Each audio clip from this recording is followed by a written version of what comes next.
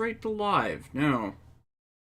I don't even know how much of the, people see before we start. And we are live, and look at how big this is! Look at it! Look at it, it's like, this is an old-style Master Grade box. This is a modern Master Grade box. I can stack both of them right next to each other on top of this. This is how big it is. It's so big! It's so big! The only other thing of comparison is the Archangel Catapult deck box, which I haven't built this yet. So yeah, I've been teasing that we'd be doing this if and when it came in, and Mandarake got one in early this week. So yeah, we're here doing it. Yeah. It's like I can't even get a portion of the box on the overhead camera. This is how big it is. So huge. So huge. Like, even by other comparison, quarter of the box versus the mini plug Galioria Road, which I also haven't built, which is the size of the SD kits. It's gigantic. It's so huge. Hello, everyone who is popping in. Yeah. Yeah, we're in for a nice little build and chill sort of stream. Oh. Yeah. Being one of those. They subdivided the parts, which I'm thankful for.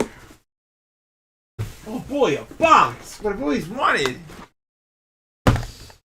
Yeah, so since I haven't actually posted any of the build recordings that I've done, this is going to be a bit different, but usually I look a bit at the parts, and yeah, all this padding definitely explains why the box is so huge, on top of just how large the Goldion armor wing parts are. Like, two of these boxes are just the final GAOGAIGAR parts. These are the original, well, I should say modified Genesis parts. Yeah. Ronin Rider, they actually got their figurized Tajador today at their local comic shop. Oh, congrats. I got my figurized Tajador in today because I bought it through Collectibles. If you actually buy from the site New Type, they got them in last week, which is inexplicable to a lot of us who are aware of the Bandai model kit distributors out there, as New Type is faster than USA Gundam Store, but they tend to be inconsistent in what they get. Mm-hmm. Or rather, inconsistent on the quantities they get, and you can't exactly pre-order through their site. DJ Toku, so Des, Alexis, how are you today? I'm hyped. Yes, we are hyped. We are very hyped. We're, like, I'm a big fan of this trend of making ridiculously big model kits for no other reason than to see if they could. And when we saw images of Final GAOGAIGAR, and it was like, they're actually doing this. This isn't like a... This isn't a prank. This isn't a prank. This isn't like a giant statue. This is actually a fully posable model kit. It's like, boosh.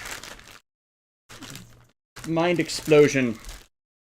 Oh no, Kier Crystal, nothing happened to John. He's fine, but we basically both agreed that if the Final GAOGAIGAR model kit came in, but it would trump priority. It would trump priority, because it's like, while we enjoy the Hitman streams, the King of Braves, he demands an audience.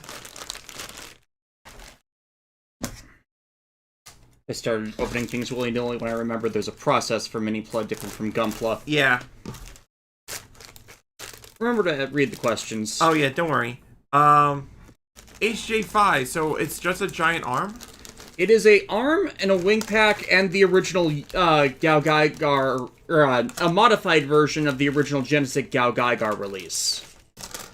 So it's everything that ever got released for Genesis GAOGAIGAR, except for this Galioria Road upgrade kit that was released with the special edition of the second volume of GAOGAIGAR vs. Betterman's manga.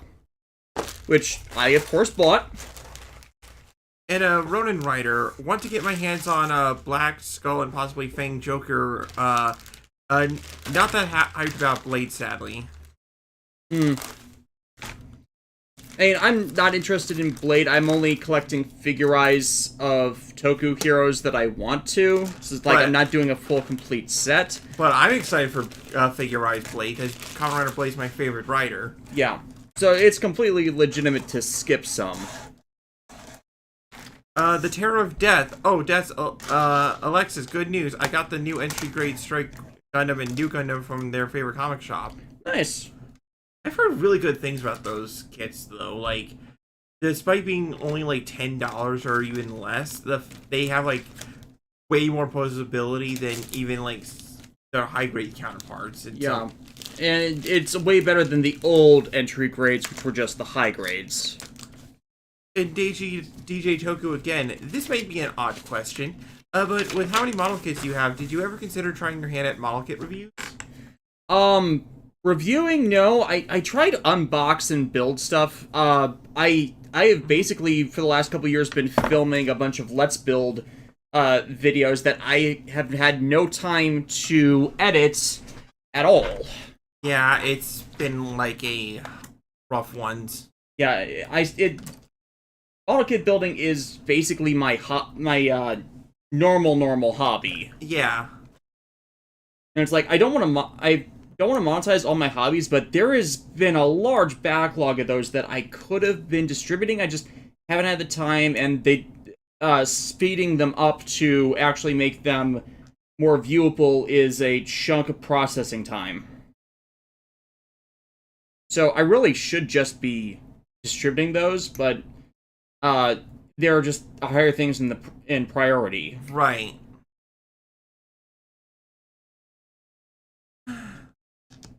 Once I do get them out, well, one of them that I did film was me live building, well, not exactly live building, because I didn't do it live, right? But me building the Neo Zeong from scratch.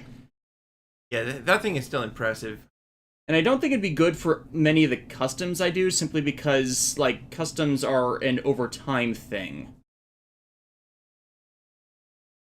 Dustin Simone, I can't pronounce your last name, I apologize, but not sure if this has been asked, but is the cross-frame girl kit of Black Magician Girl one of the team's planned purchases? I think they're asking if we're planning on getting that kit at some point. We did at some point, but we never saw the it's like distribution for it. Yeah, it's one of those like, I think we missed it. Yeah, we probably missed the distribution of the Black Magician Girls model kit. But if we were to like see it in the wild or something like that, then we would get it. Yeah, the West Dallas Hobbytown USA is kind of crazy in that it gets all sorts of things. It's gotten garage kits in. It's gotten Kotobukiya Zoid kits in. So, and from what we were told from the owners of that place, they get in those because the person who orders them kind of got a special supply chain when Bandai started to struggle getting stuff out during the pandemic. Yeah. Oh, this actually makes me feel a bit happy. Cure Crystal. So I just got High Dive, and the first thing I watched was episode 1 of Majestic Prince, and I'm hooked. Yeah. Like, Japanese dub of that, you're immediately indoctrinated to Junya Ikeda being a fanboy again. Plus Yoko Hikasa in one of her few roles that doesn't feel like typecasting. And yet somehow also is. Because, you know, she's playing the big sister character. Mm-hmm.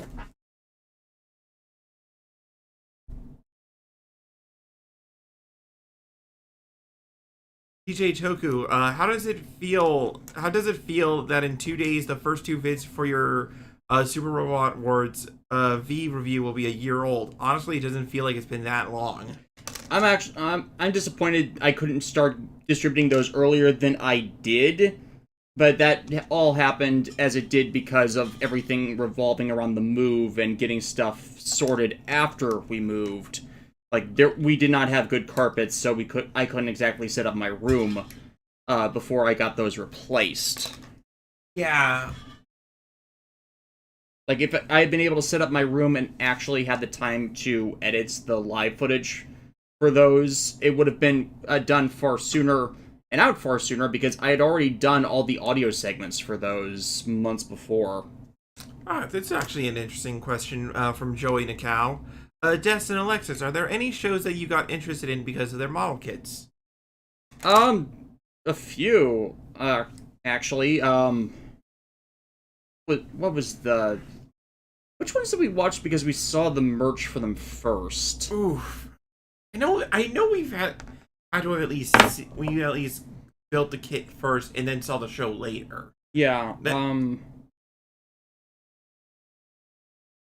what was it? It's not GAOGAIGAR. I saw GAOGAIGAR through YouTube clips before those were released in 2020. Right. I know there's at least one. Was it Kaiser, perhaps? Possibly, because we still have not seen that OVA because it's not been redistributed. Or Kaiser's Skull? Oh, yeah, I'd seen Skull. Oh, okay. It's hard to... I can only speak for me that if the show Zoids ever came out on Blu-ray, I'm gonna, like, throw it, like, place it on the table and be like, yo, we're watching this. It was... Yeah, Zoids is one of those where I got the old model kits of that because I'm old enough for that. But yeah, Zoids, if it ever got a proper distribution, fingers crossed for either Viz showing they still have the license or Discotek sniping it, because that will be a shut up and take my money one. I really like those shows. I guess we could count Zoids Zoids Genesis on. No, I take that back. I watched a few of TV Nihon's sub of that series, so that doesn't count either. Yeah. While we think about that one, Hellstorm Reaper, just got a question for Des. Did you hear that they were releasing the Mega Man Battle Network collection next year? Yes, I did. If anyone actually watches my follows my Twitter, I was being hype about that a few days ago. It actually was announced while I was asleep, and I got hyped when I checked my messages after.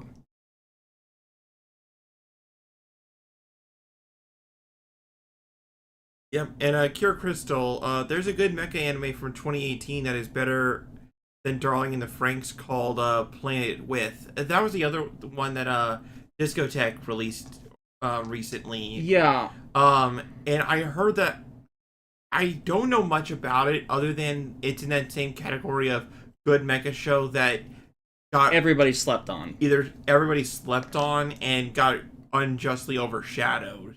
Mm-hmm. Yeah, because I can't think of many mecha shows in 2018 besides Build Divers, which wasn't great, and then later in the year Gridman, which only counts as mecha in hindsight, or retrospect.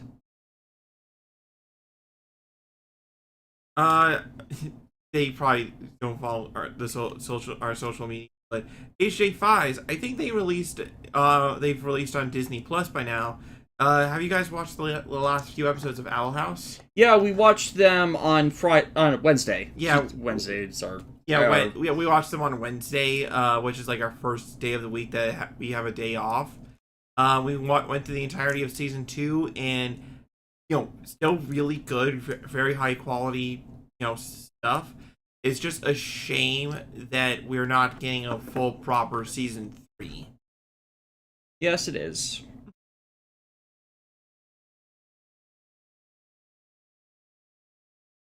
And Ronin Writer, thoughts on Spy Family, Love After World Domination, and the upcoming Futo PI anime? Okay, I've seen the Love After World Domination clips. We're not watching it until the dub's completely complete because that's how we tend to marathon stuff because I'm always working on shit.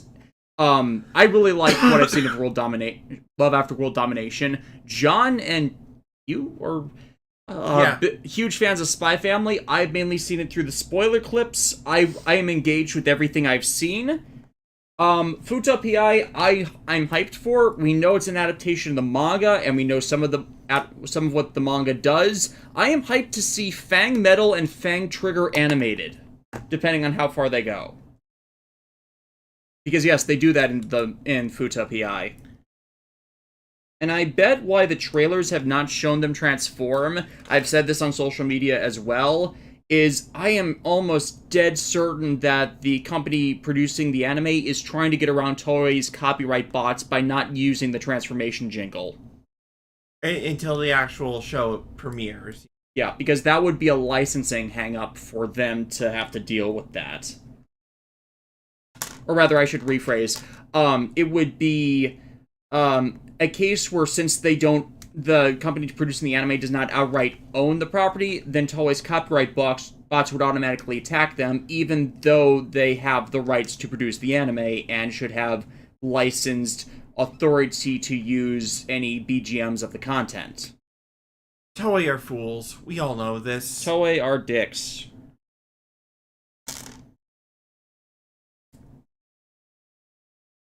Yep, and Cure Crystal also brings up a very interesting point. Even though you can buy it on Blu-ray, how come Garo Armageddon isn't available for streaming? I don't know. That is same thing with Neo Shin Getter versus Neo Getter or Neo Getter versus Shin Getter, whatever.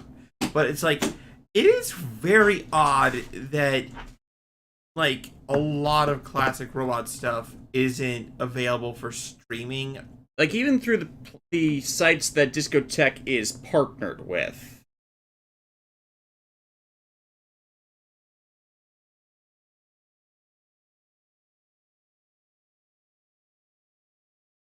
For those wondering what I'm doing, this is a fountain pen and panel liner. Yeah, because you want to make this thing pop, right? Yeah. It's much easier to get into these crevices with the fountain pen's nub than with the brush that comes with the panel line accent color. It's like you're doing the penmanship kind of thing. Yeah, plus it spills a lot less in the event you overdo it. Like, just getting into these lines so easily, so smoothly. Just the only issue is then allowing the stuff to dry. At least with the ink distributed like this, it's easy to just wipe off with your hands or a... According to Cure Crystal, the mic keeps cutting off. Fuck. Why is it doing that this time?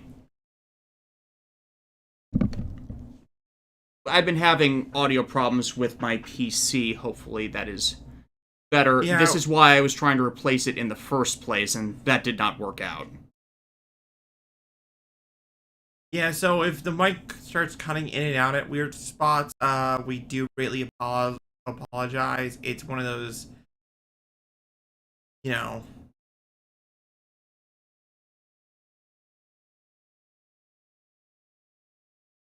You think only doing snap builds is fine instead of meticulous cleanup / making customs from TTK Dagwon? Yeah, it's like, customs require experience, so it's not something you can just get into blind.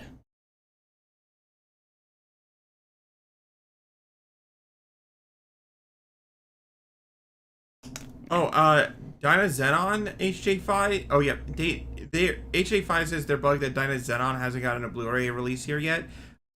They did release it on Blu-ray, at least in America. Last month for us, yeah. So I'm not sure where you are, but I know for a fact that I have a copy of it upstairs in my room.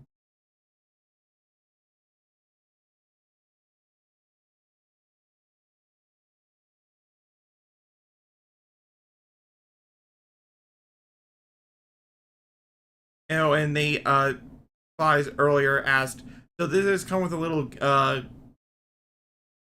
is it Gaigo or yeah, GAOGAIGAR. This is GAOGAIGAR, like the main lion body. Galleon is the lion. GAOGAIGAR is when it combines with Guy, and then it becomes GAOGAIGAR when it forms up with the other mechs. But yes, the great thing with the Super Mini Plo line is that you're not just building like a straight figure. You're actually building each component of GAOGAIGAR, and they can actually all combine together in a in very interesting ways, and I think that's so cool. Yeah, that's what the mini-plot line does, instead of just making it the simple robots. Unfortunately, a lot of the other ones Kotobukiya has licensed to make model kits out of the Brave series units have gone the way of just building the robots. And even the SMP Alternate Destiny one for the first Brave mecha,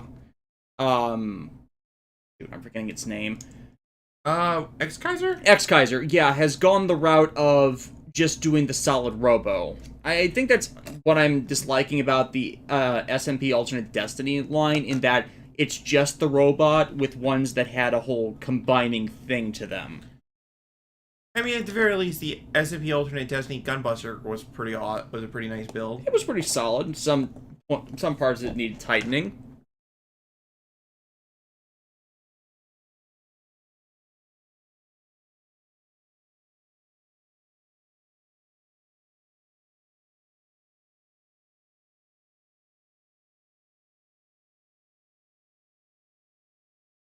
Ronin Rider. So, Garo's been dormant since Versus Road. Is the series dead or just taking a break? What actually happened, I actually contacted the studio, and it turns out that they actually used real-life Garo armor, and they overused it so much that the powers that be said, nah, you gotta take a break for, like, ever, since you kept armor spamming.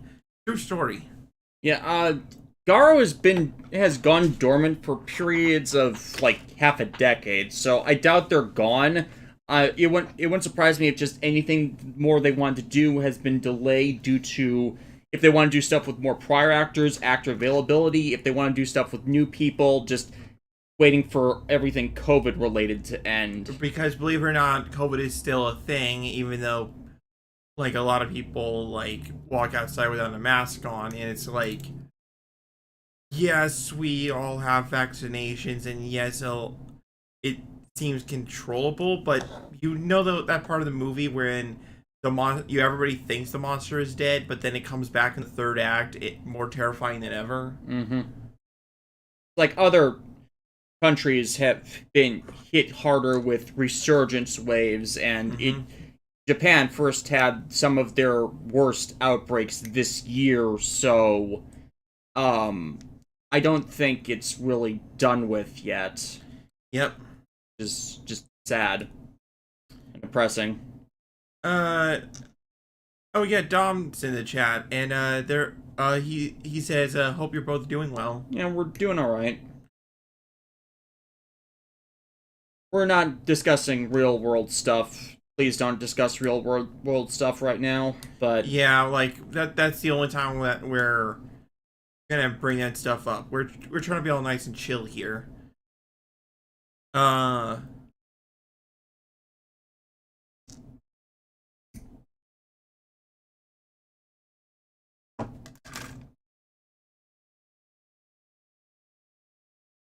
That actually, John 556. Let's hope they fixed Battle Network 4 on the Legendary Collection. I'm hoping that they do what they did for the other Legacy collections and add in a cheat mode, simply so we don't have to deal with the nonsense that is the Battle Chip collection. Like, I like these games, but there's a reason that there was agreement among the players of the GBA games that there will be no stigmatizing people who just chose to GBA all the chips, especially since so many of the chips were locked off as event exclusives. And Gear Crystal is saying, I hope that when the real grade GAOGAIGAR does well in sales, they might do a real grade Might Gain. And that would be so funny to do a mini-pla of Might Gain and then a real grade of Might Gain. Yeah, it would, especially since we're hoping the mini-pla Might Gain line releases all the Might Gain related mechs simply to do the Joint Dragon Fire combining attack. If you don't know what Joint Dragon Fire is from Might Gain, look it up. It's amazing. It is. It's one of the reasons why I love super robots and mecha in general. That some people got in a room and thought to themselves, what would be the most ridiculous attack we could do with a bunch of trains? And then they do it. Yeah. You know? The reason I did not feature the Joint Dragon Fire attack in my review of Super Robot Wars V is the attack is not in Super Robot Wars V. For some reason. It only got added into as an attack in Super Robot Wars X and T, but though, surprisingly, they did not use the original Joint Dragon Fire. The original Joint Dragon Fire was a 5-member attack instead of the 6-member attack it's shown to be in the games. That's because in the series, Black Mite dying was not a regular.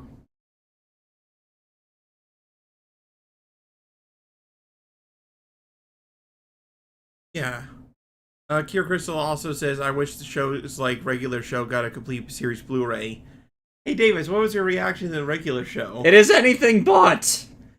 Davis, Des kind of like lost his mind while me and John were watching the regular show.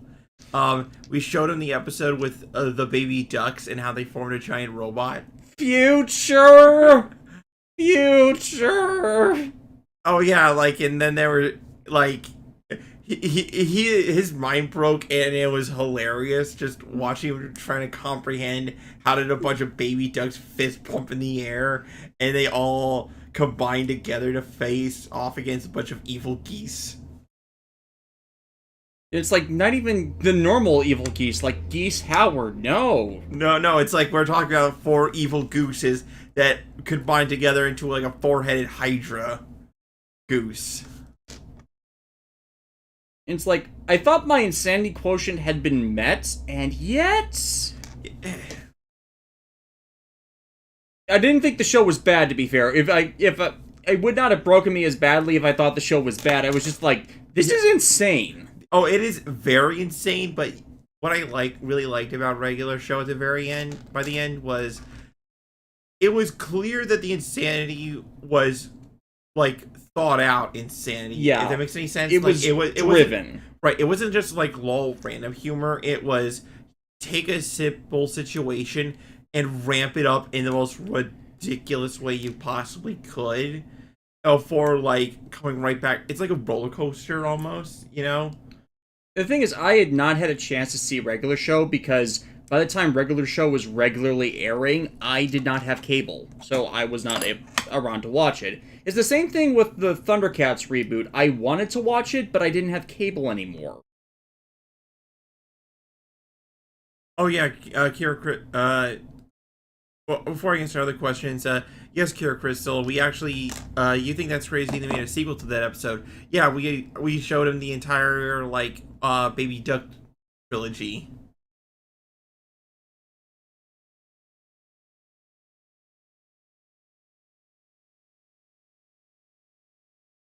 Oh, and yeah, Double Zeta Gundam is on Crunchyroll, but I'm not sure why, because it's not anime. Hate that meme. I genuinely hate that meme. Nighttopian Fox Girl, I'm excited to play Battle Network for the first time, but dread 4 with my entire being. Yeah, if you can play Red Sun, the irony is that because Red Sun is the generally better experience thanks to the power of Roll Soul, but Blue Moon has some decent combos. It's just the Woodman stage and the other bugs are just unpleasant. Mm-hmm.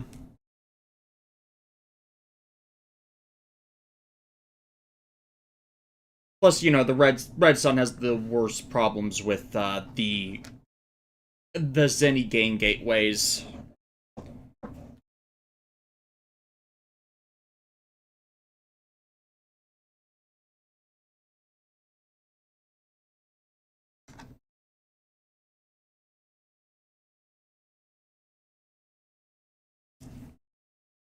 Yeah, the chat's just basically talk about like how if you saw the review regular show, your brain would break and you just do the Squidward future thing over and over again. Yeah.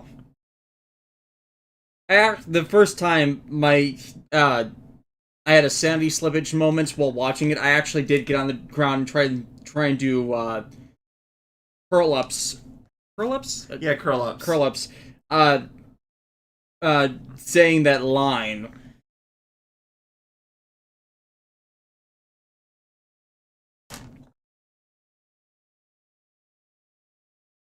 Oh yeah, in Desmond Malone and in Amphibia, there's a Shin Getter Robo. Reference, Yeah. yeah. Steven Universe had a end of Evangelion reference out of nowhere that involved pizza, so it's kind of expected that modern animation just have those illusions scattered throughout them. The Terror of Death. How did Death's head not explode from the weird yet awesomeness that is Hyper Duck from the uh Baby Duck Robo special where they blew up the moon?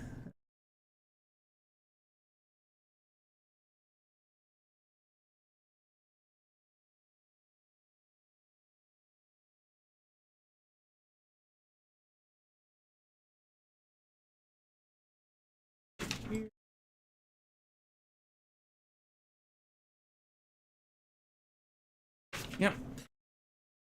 It's been a couple years since I've built any of the GAOGAIGAR SMPs.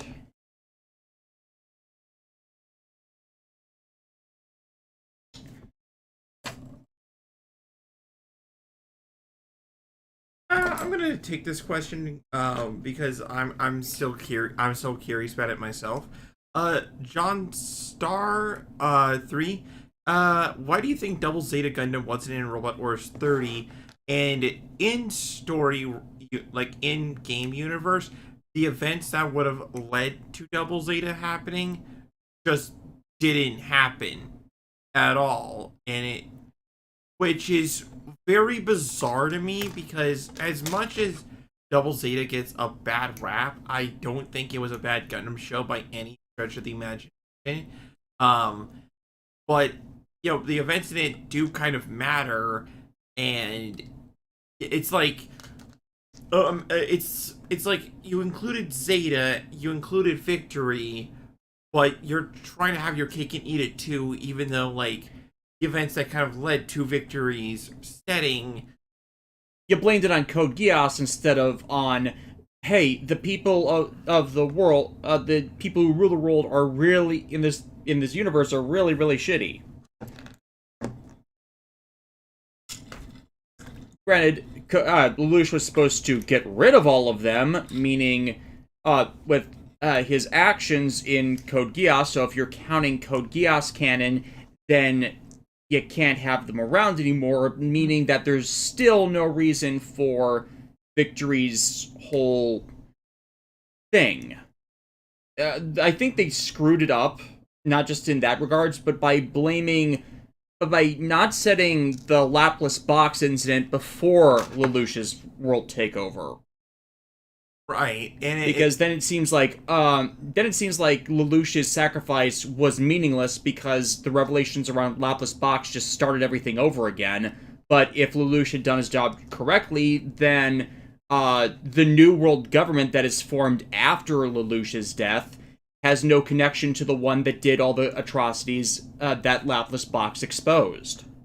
And that just kind of brings back to my general criticism of 30, where if you know a good chunk of like this, like a good amount of the series involved, you'll start to realize that a lot of what the game says happens can't actually happen, even if you were to fudge things a bit. You know. Granted, they were dealing with like 3 or 4 series which are in complete conflict with the other content around them. Victory and the Code Geass movie timeline being among them.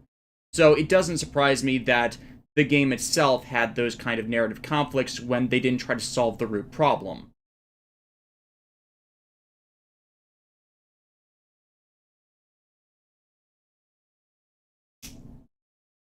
And I can also agree with this. John Starr said, or no, it was Kier Crystal. I hope they make a complete style gigantic of Excalibur. As the Fate Sword. Or no, Excalibur. You know, from Kiva. Oh, yeah. The gun sword thing. Yeah, the gun sword thing. I heard Excalibur, not Excalibur. Yeah, my apologies, but yeah. My hope is in the middle Jalibur, because I want them. Oh right, the Ixa driver did get a CSM, so I kind of hope they're prioritizing weapons for belts that already did get CSMs and not doing them at random.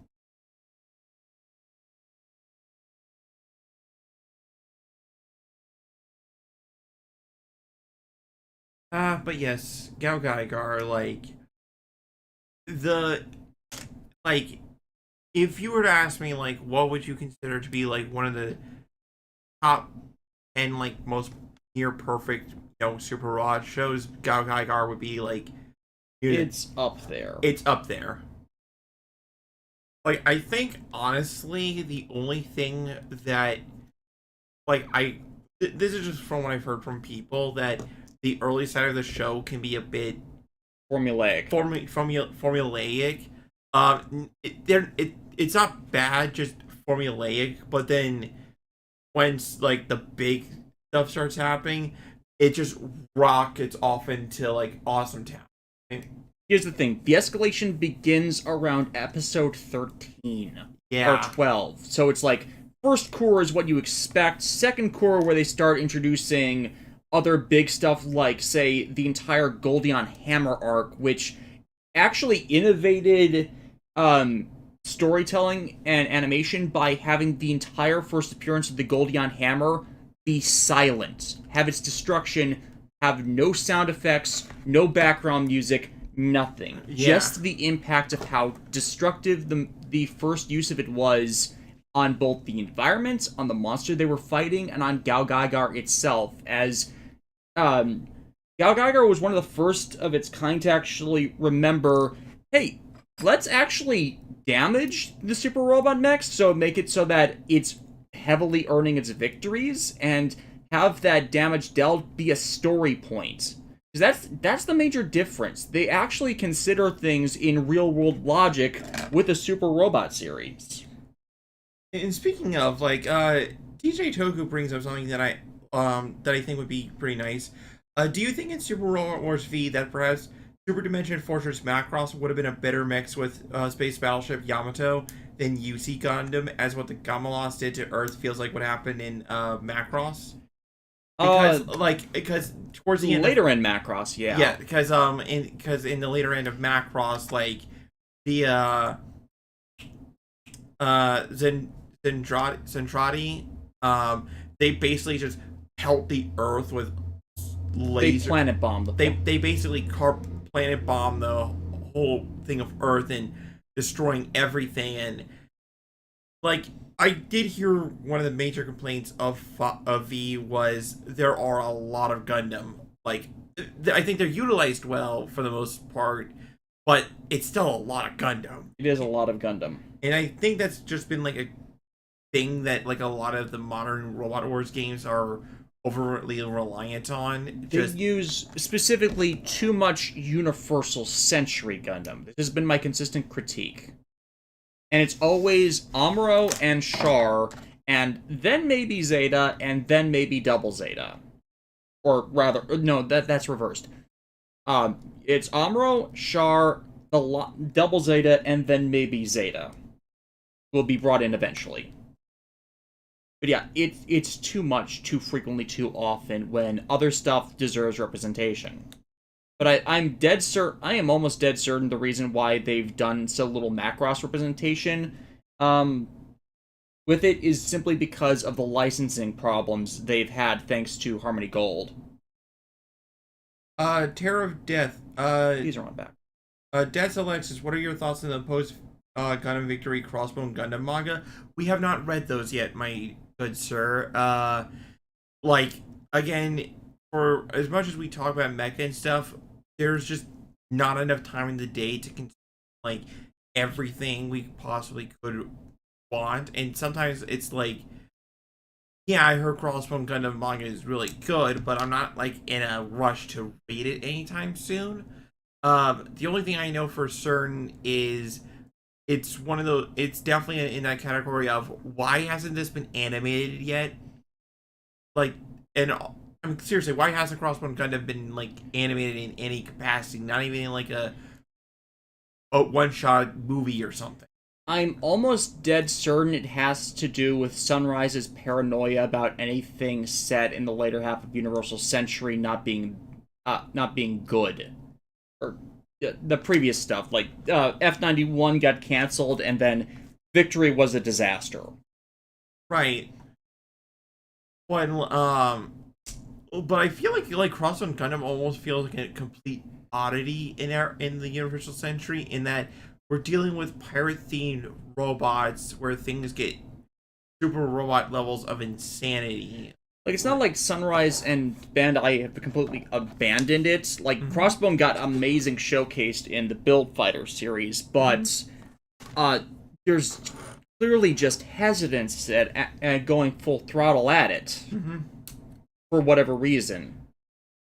If nothing else, I do know that in the Crossbone Gundam, Judao Ashta is still alive and kicking as, like, you know, the badass grandpa trope, and he still has the double Zeta, but now it's called, I forget what it's called now. Gump, I believe. Yeah, Gump or whatever, and it just has a different head and a peg leg, and it's like, something about that just puts a smile on my face that, like, out of everybody in the, like, out of all the protagonists, he's the one that's like, ha! I lived! Like, he jokes if Joe started, you know?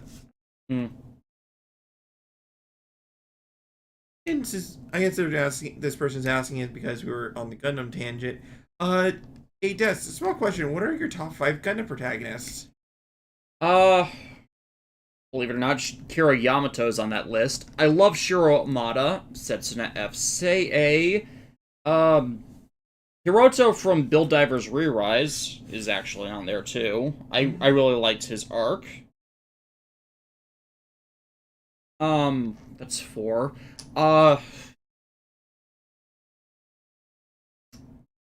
Forgetting his name. I hate that I have such a terrible time with names.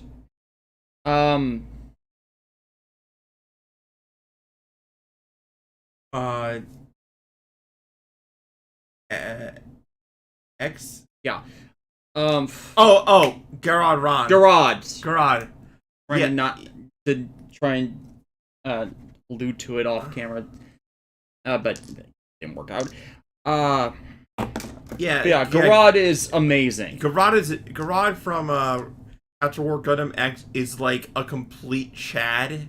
In the best of ways. In the best possible way. Like, we're talking like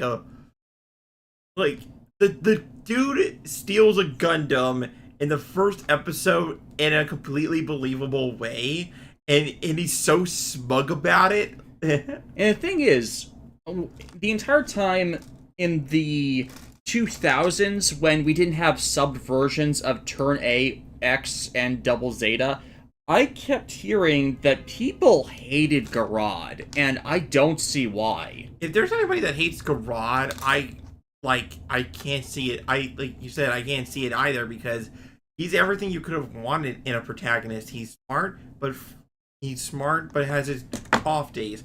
He's very competent in some areas, but he's not like a bona fide genius archetype, you know? And he has his priorities in the right place. Yeah, like his relationship with Tifa is like so freaking adorable, you know? So adorable. And also the infamous scene where he threatens to blow up a super weapon, and it's like, give me my girlfriend back or I'm gonna blow up your space station. And it's like, okay, here she is. Don't blow us up. I lied. You wanna, like... He did phrase it in the terms that I might not blow you up. Exactly, but that's what I'm saying. Like, it's just... That is such a Chad thing to do. It's like, I said I might not blow you up, but I'm gonna do it anyway, you know? Because there's nothing saying that they wouldn't have just used it on anyone after that anyways. Yeah, and for me, top 5 Gundam protagonists are Domon Kashu, Hiro Yamato, Setsuna, it pretty much like mirrors what Des's top 5s are, except my number 1 is Domon, because G Gundam is like my favorite anime and show of all time, so it's complete biases.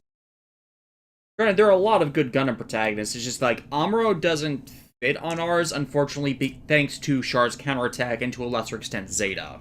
Yeah, I know Amuro is a lot of people's favorite Gundam protagonist. He remains the most popular character in the franchise to this day. And I think some of that has to do with the, like, he was the first, so it's like the Optimus Prime kind of effect. Mm. You know what I mean? Like, while he can be a decent character on some days, other days he's like not written the best, and there are other characters that are far more interesting than he in the years since. Yeah.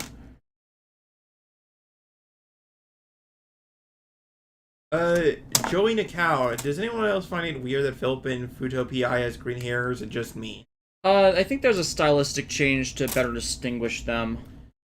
And also, like, Philip changing his hairstyle to his hair to green through, like, dye or something, I think does fit his, quirky character. Like, maybe one day he woke up and was like, what if my hair was green, Mm-hmm. Because he always did have that tendency to just, like, find a random subject and then just go off on a, on a tangent on it. Yeah, I've heard rumors that his hair might have been intended to be green in the series as well, but they just decided not to do that. It might have been a standards and practices thing, because Toei's kind of anal about things that go against certain societal norms, and generally dyed hair fits one of those societal norm issues. You want to, like, have a character's hair dye to, like, get people the wrong idea on. Yeah. Like, it's why you see people with bleached blonde hair in anime being kind of the abrasive jerk. It's a social trope.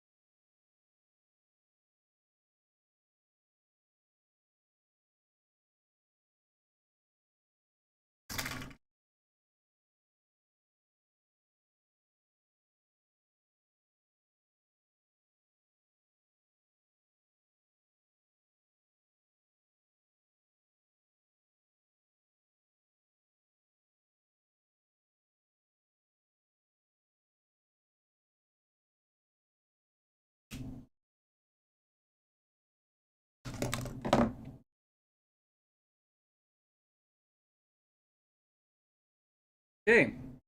Part 1 done. The North Pole line Gaigar? Hurts?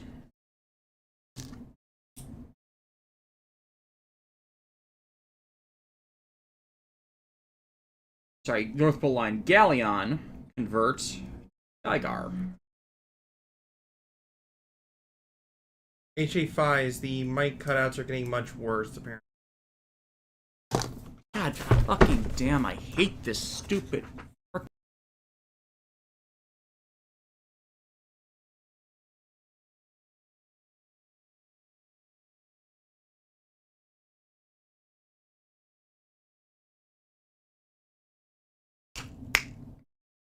Can you hear us now? Yeah, can you hear us, okay? Like, nothing's cutting out? My Yeti mic is old.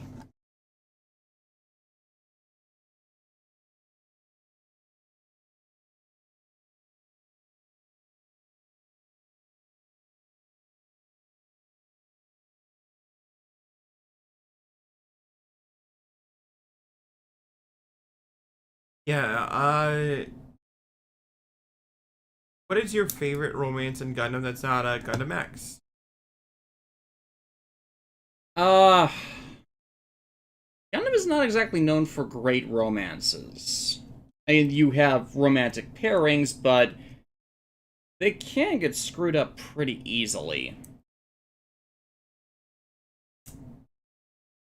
Joey Nakao, what's that yes in response to? Like, as in, like, we're coming in loud and clear?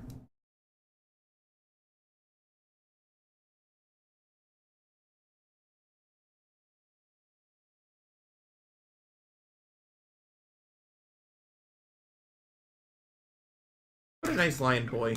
Yes. Also, like, pretty impressed with the turnout in the chat, so. Yep. Again, I have no idea what the problems with the mic are. I have adjusted things so that there shouldn't be cutouts. There shouldn't be the mic not catching us, which would cause it cutting out from the audio canceller.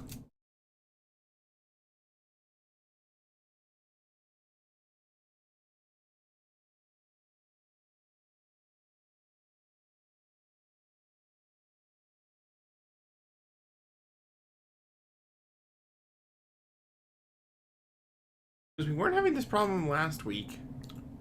I have completely removed the noise gate. Let us know if it's still happening, and now you get background noise. I swear, if it's the fucking noise gate.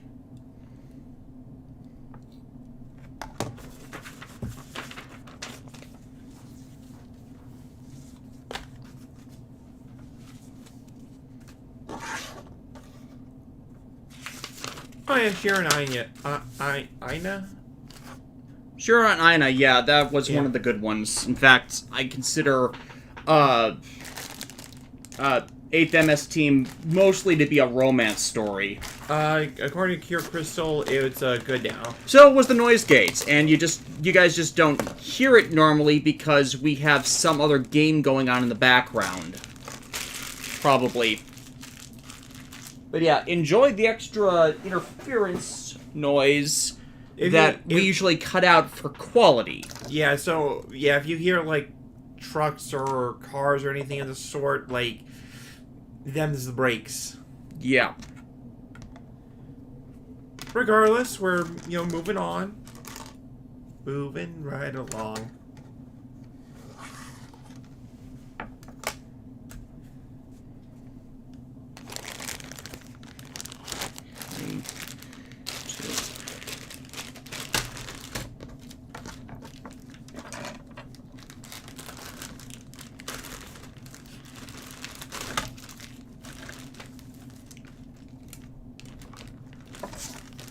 Huh. There is an extra Condor piece. Huh. Or Condor Eye wing piece, probably due to the new final parts. Oh yeah, definitely has to be due to the new final parts. I'm gonna leave that alone for the moment.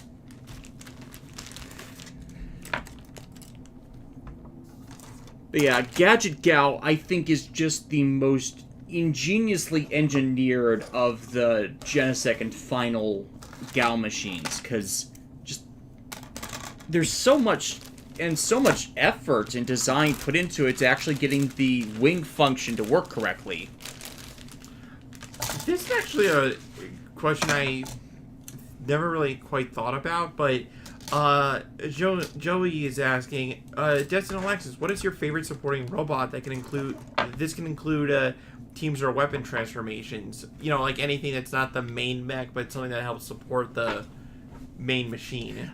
I honestly think Goldie Mark has a fantastic character arc to him, so that's definitely up there for me in regards to super robot characters. Mm-hmm. Also, it's like half the robot cast of GAOGAIGAR honestly counts for this, because there's a lot of attention paid to giving them distinct defined character. Let's see here.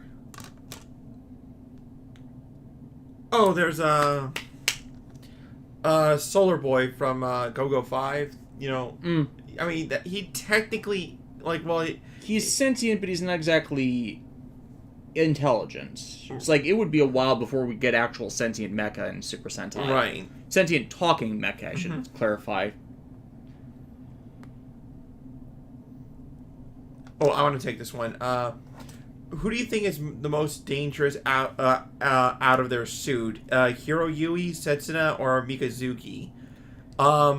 Okay, sadly we're gonna have to take Mika out of the equation because through the events of Iron-Blooded Orphans, he starts losing he loses control of like most of his body's functions unless he's in Barbatos. So, I mean, but before that happened, yes, but prior,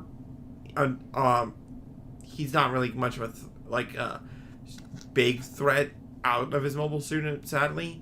So then it would come to the question of like who's the better child soldier, right? Hiro or Setsuna, and I'm willing to bet Setsuna would be able to deck Hiro. You know?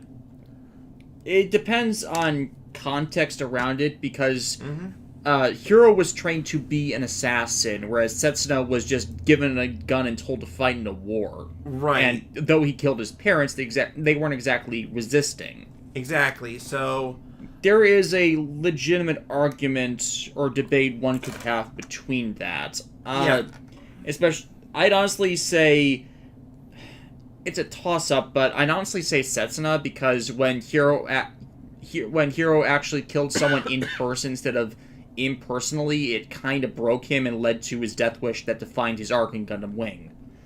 Which, unfortunately, a lot of people in the West didn't really catch because they weren't aware of the story actually starting with a tie-in manga, and context that tie-in manga was not given until Endless Waltz.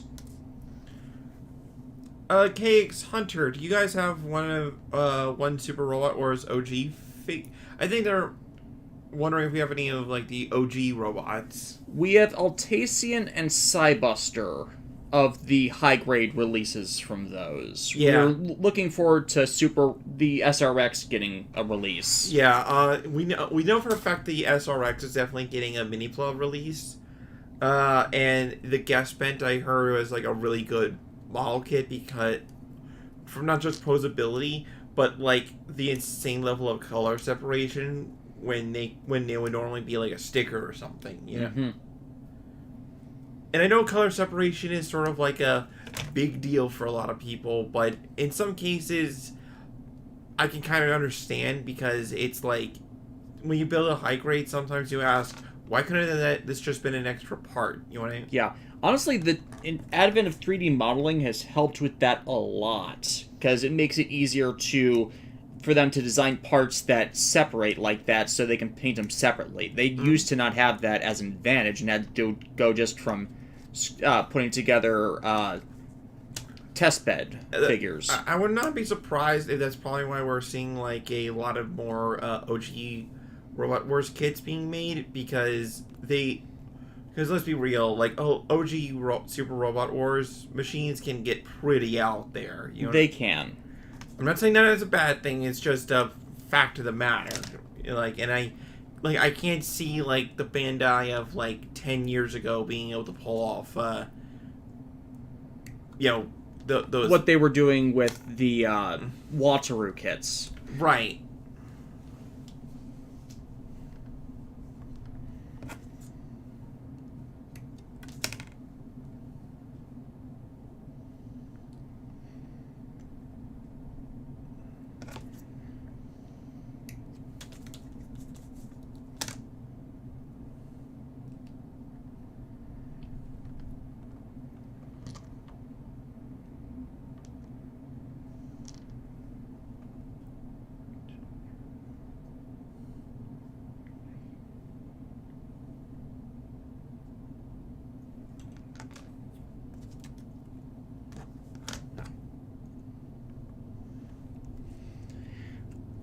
I love the design of the head and tail because of how it's Posable? Yeah, it actually feels like a tail with how it can Right. bend around. And I feel like it's a better version of the Epion's Heat Whip, because the Epion's Heat Whip in the Master Grade is pretty flimsy. There's a reason I had to buy a second one that I haven't actually built yet.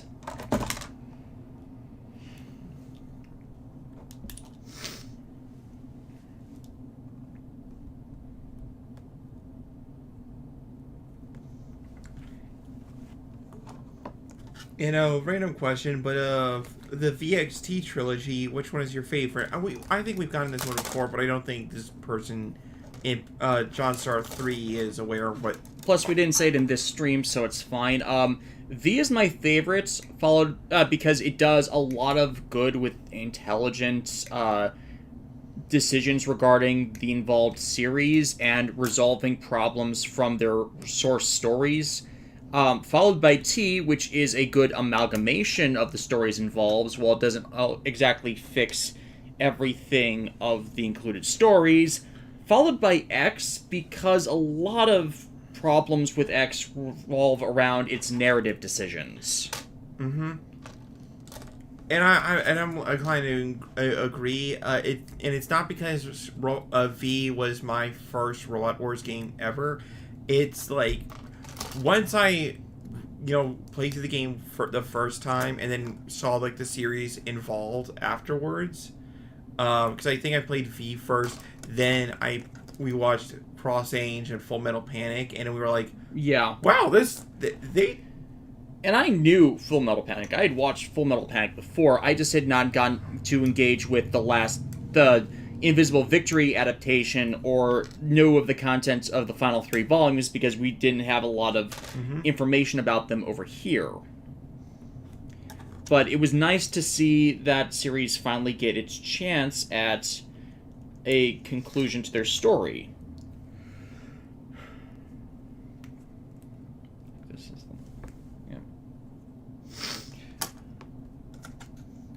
And DJ Toku's also asking, how do you think the Barbatos and its upgrades fare compared to other leading Gundams? And personally, as much as I really like the machine from the perspective of how it just beats everything to death, it doesn't really hold a candle to a lot of other mobile suits, even on the lower end of. The issue is war of attrition with its armor tech, because we've seen that it is destabilized over time, versus, the Strike Freedom is mainly a beam spam monster, but it has a much longer longevity to its operational time, where its phase shift armor isn't just going to go away because you hit it really hard. Whereas the coding, as we saw with the episodes revolving around the Barbatos' shortcomings, it can be worn off of it. Right, and it's a case of in universe, Barbatos is like a high class machine, but take it out of its universe, and then the cracks start to show. Like, short-term engagement, and then the Build Divers Re-Rise battle log is perfect for it, but it's not going to fit for everything. Mm-hmm.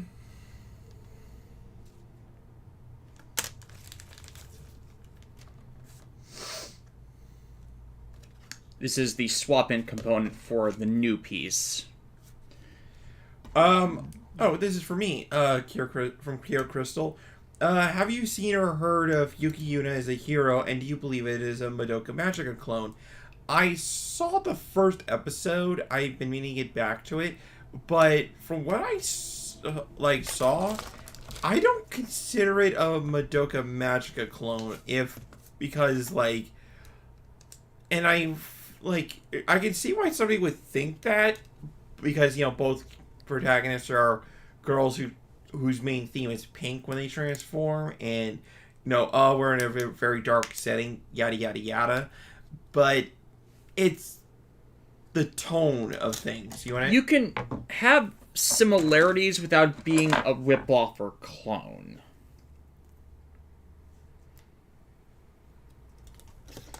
It's like, also got to remember that Madoka Magica first got big over in America in 2013, 2014, whereas Yuki Yuna didn't premiere until 2014. Mm-hmm. So it's like, even if they greenlit it right after Madoka Magica got popular, it just doesn't line up. It's something I've come to realize is that you could have two different productions of a show, like two different productions of completely different shows, both have similar themes to each other, and nobody is, like, they're not copying each other. It's just like a weird coincidence. You know what I mean?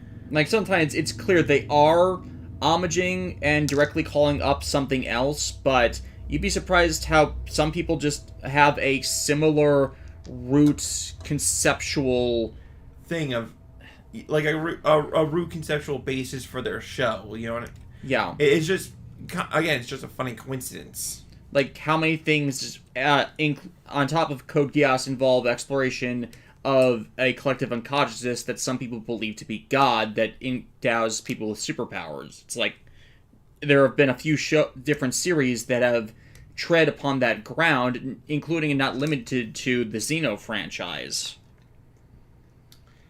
The trailer for Volume 9 came out. Have you watched any of you's watched RWBY Ice Queendom? I've been meaning to. I've been busy. Yeah. Wasn't exactly engaged with the people arguing that this is how the first season should have been done, and this'll be so much popular than the how they did it originally. When I'm like, it got popular because of storytelling, not because of however they wanted to animate it. Right. Like, if anything, I heard, like to be fair, like, I heard a lot of very positive things about RWBY Ice Queendom so far, but they apparently, like, sped run through a lot of the early volume stuff, because it's clear that they're gonna go off in their own direction.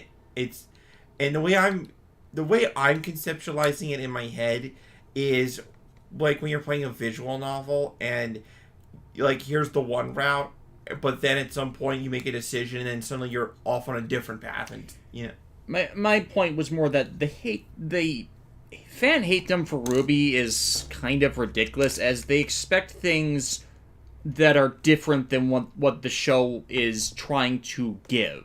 Right, and it's quite an oddity that way. Like, there are definitely things that RWBY does wrong and is flawed in. Right, no question there. But, you know, you can't, if you're expecting RWBY to be like a delicious pizza when it's not trying to be a pizza, you know, when it's trying to be a sandwich. Yeah, if it's trying to be a sandwich, then it's gonna be a sandwich. Don't get mad that it's not conforming to, like, whatever it is you think it is. Yeah. And you also have to remember that Rooster Teeth started out with Machinima, which is different in animation style than basically everybody else. So that poser tech that they used, it wasn't exactly CGI modeling in the way that large companies were doing things originally, and they swapped out of the program they originally used for that because it was not working. So it's like, my expectation for RWBY has always been, as long as they improve, like, each season, then I'm fine. But just the Volume 8's ending just did not really sit well with me. Yeah, I think that's the problem a lot of people had with it.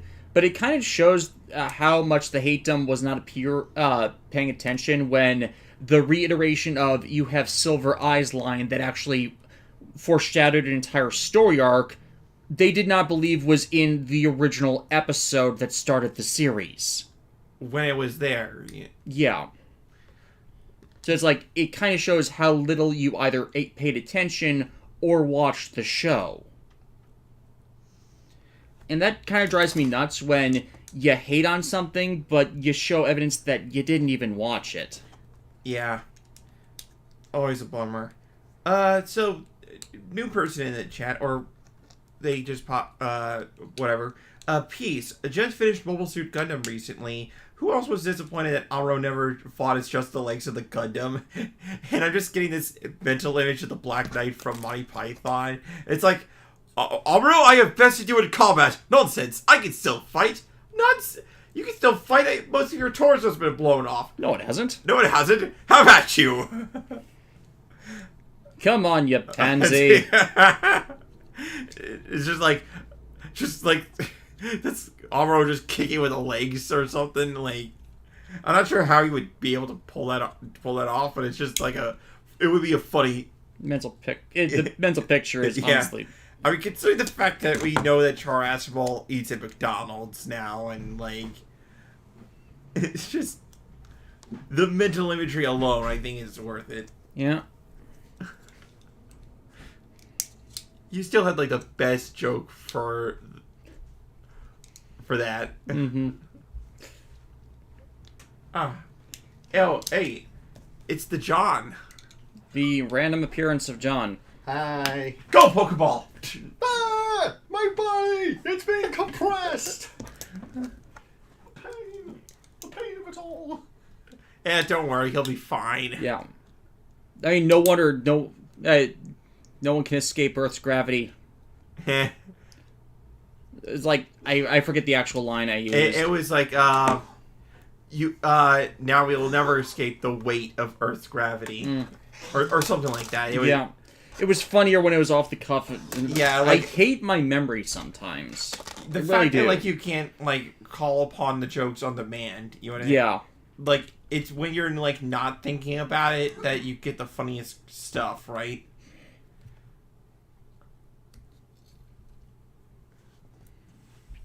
Or it's not so much not thinking about it, it's it's what's the phrase? It's situational by trigger. Mm-hmm.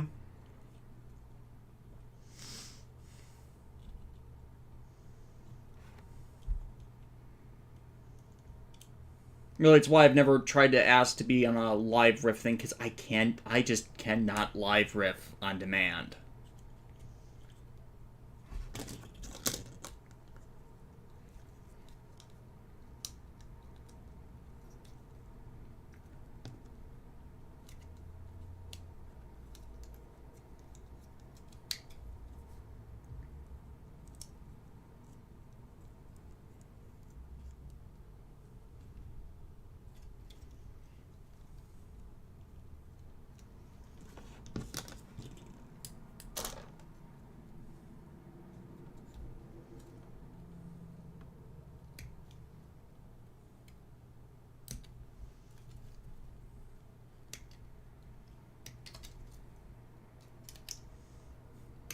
Gravity is good. It keeps us from floating toward Death Star.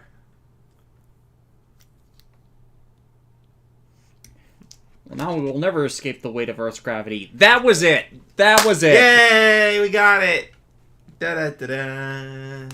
See, this is what I mean. I cannot do it on demand unless I have the trigger, the code word. You need the keyword search.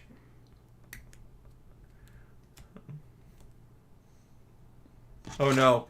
Philip uses the Gaia the Gaia library to like look up puns.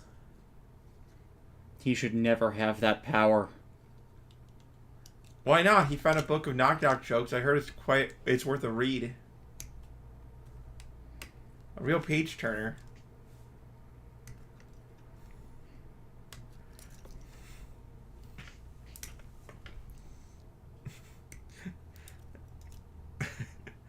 John Star 3. Damn you, Newton, for discovering gravity. Damn you. Because, as we all know, prior to Isaac Newton discovering gravity, everybody just floated everywhere. No, not everywhere. They all float down here. They all float. We all float. I love Tim Curry's as an actor, but damn, could he just have some outright creepy roles? He's good at it. He's good at it. He's crazy good at it.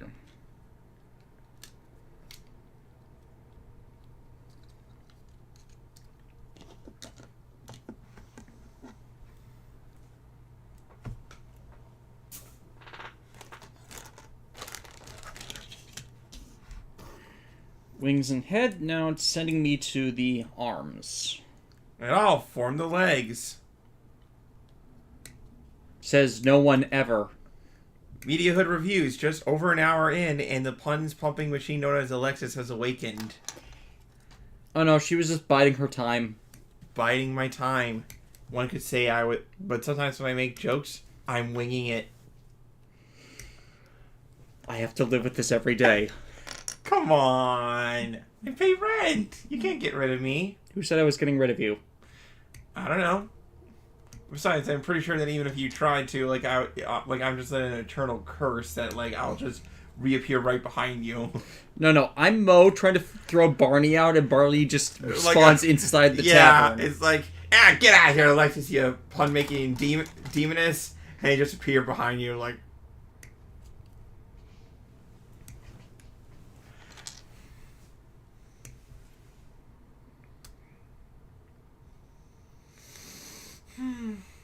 But most of the time when I tell puns, it's my way of either breaking the ice or, like, just... riffing on stuff to be funny. Yeah. But at the very least, like, we've heard some really bad puns and stuff we've seen recently. Like, I'm not, like... Like, I may tell bad puns, but I try to be appropriately timed with my... Yeah, we've been hearing some pretty bad humor. No, oh, what's that, John Star 3? No puns of that variety? You can't bear it? See, that would have fit last week when I was building Gal Panda, which, by the way, is finally complete. Mm-hmm.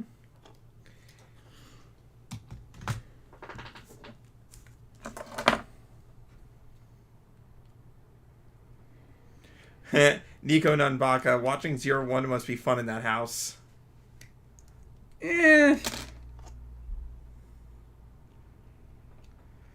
Let's not jump to conclusions, okay?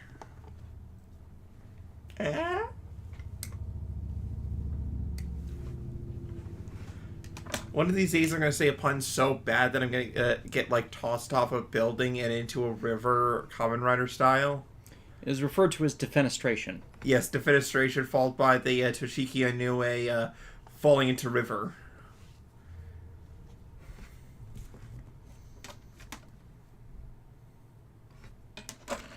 Parts of the head, parts of the head, parts of the head. Fist, the cuffs.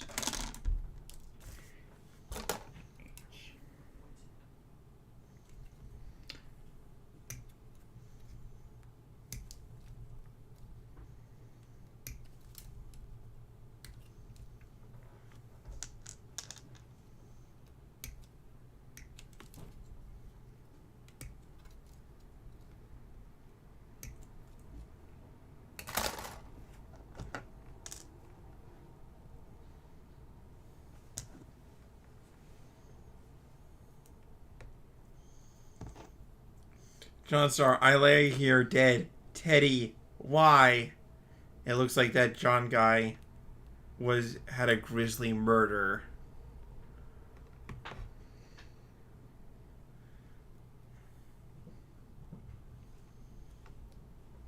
HJ Fies, so which one of you has the Fua-like reactions to the jokes?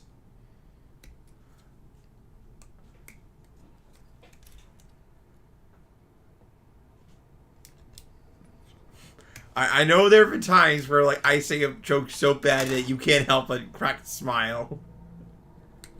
I am the Fuwa of this group, yes. Oh, Gen X, I see Shin is working hard on building Lexi's army. Oh, no, he's building for his army today. Oh, yeah. I'm just going to say this. Alexis's puns are thought out and clever most of the time. At least she's not like Terra Snapdragon from Owl House, where she just does one pun, subject, plants, and just runs it into the earth. Hey, John, she runs it into the earth because she's trying to plant the brick of a later pun. Well, wait, John, are you saying that those plant-based puns didn't grow on you? They did not grow me. In fact, This is what we mean. This is what we mean.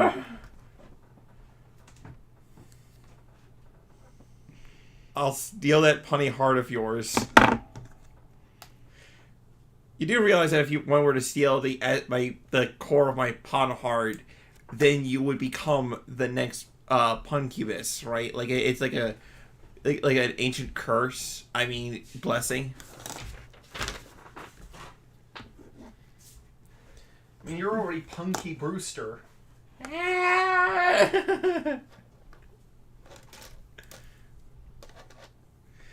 Media Hood.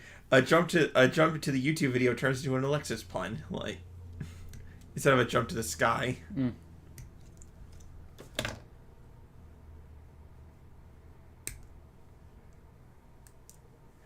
Oh yeah, you were. I don't know if you were here the last time, Joey Nikau.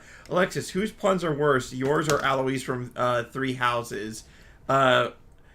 I don't know. Like, his puns are pretty great. If anybody says they're bad, like, I don't know what they're talking about. Puns are like the highest form of expression in comedy. Like, they bring us together. They drive us apart. No, they don't. Don't they, though? Don't they? But don't you? Sometimes all you need is drive. That's something completely different.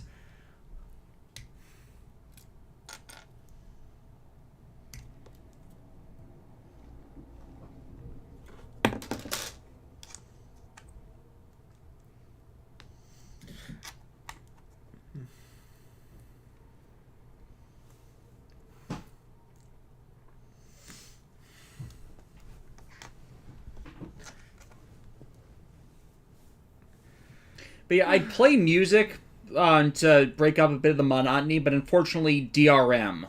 Right.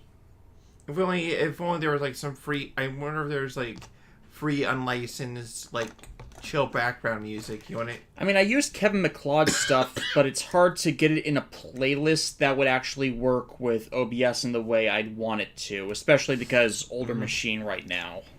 And I actually disabled the from the desktop audio on OBS because it kept causing interference with other stuff.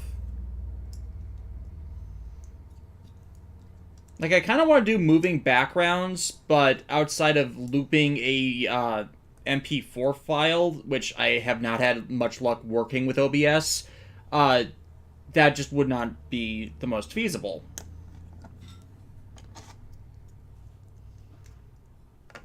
Oh, I'm gonna get some water. Yeah, go ahead. You don't hydrate enough. You should. Yeah.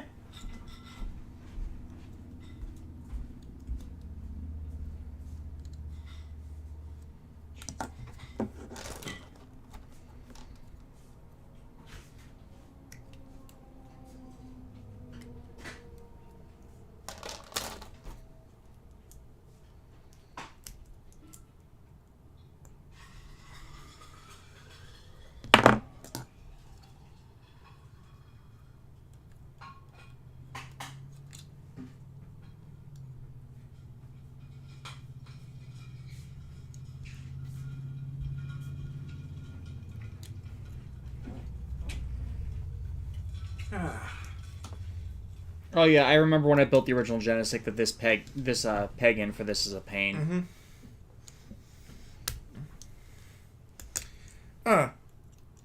DJ Toku. So Alexis, what are some of your favorite ships in Three Houses? That's actually a good question. Other than Byleth and Edelgard, which is to me is like the most canon ship, because go Black Eagles.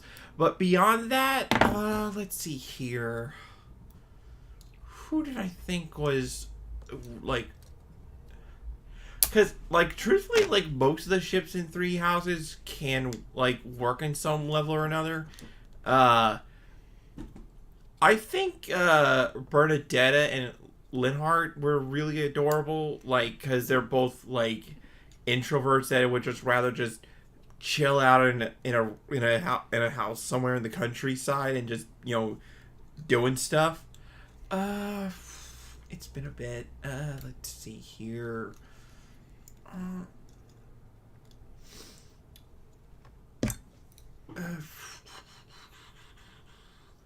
Oh, Dorothea and Petra, they would be cute together.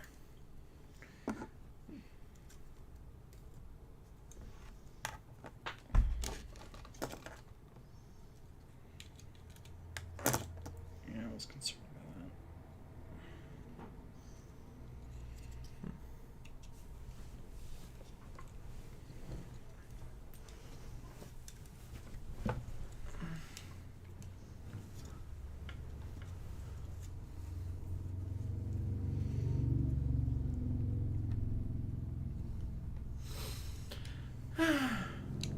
But yeah, this has just been a nice, relaxing, chill stream. Mm.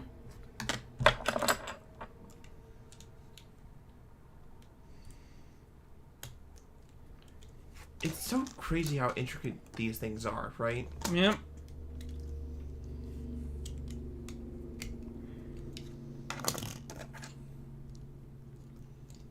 Here we are.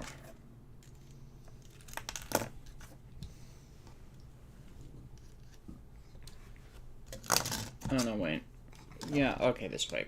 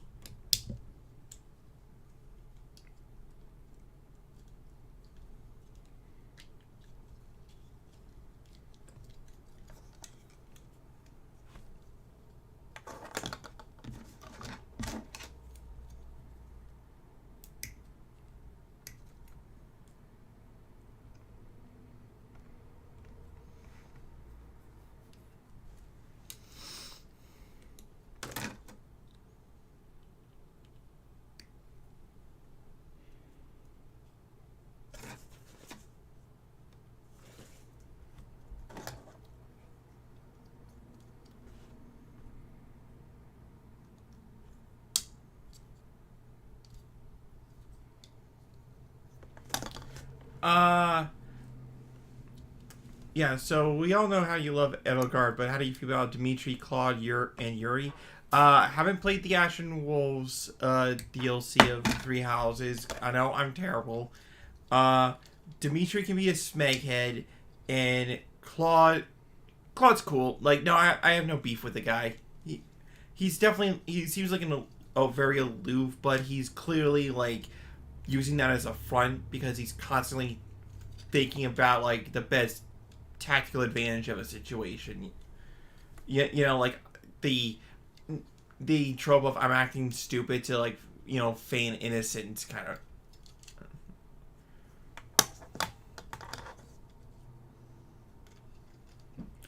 Fold back.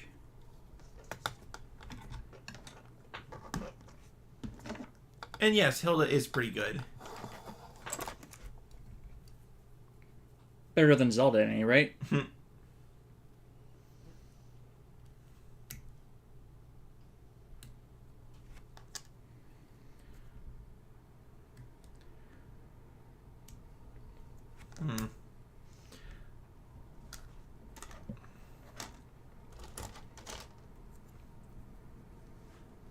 And yes, that was a Chilling Adventures of Sabrina reference. I have not seen the show myself, but I have seen a bunch of videos deconstructing its problems. I actually thought you were talking about a Link Between Worlds because there is a Hilda in that one. Oh yeah. It's like I looked up a bunch of videos because I'd heard about so much of the CW show problems that I just got curious finally. It's like, what is the actual root problem? And it's like, oh, it's a bunch of executive producers and writers that probably should not have been hired.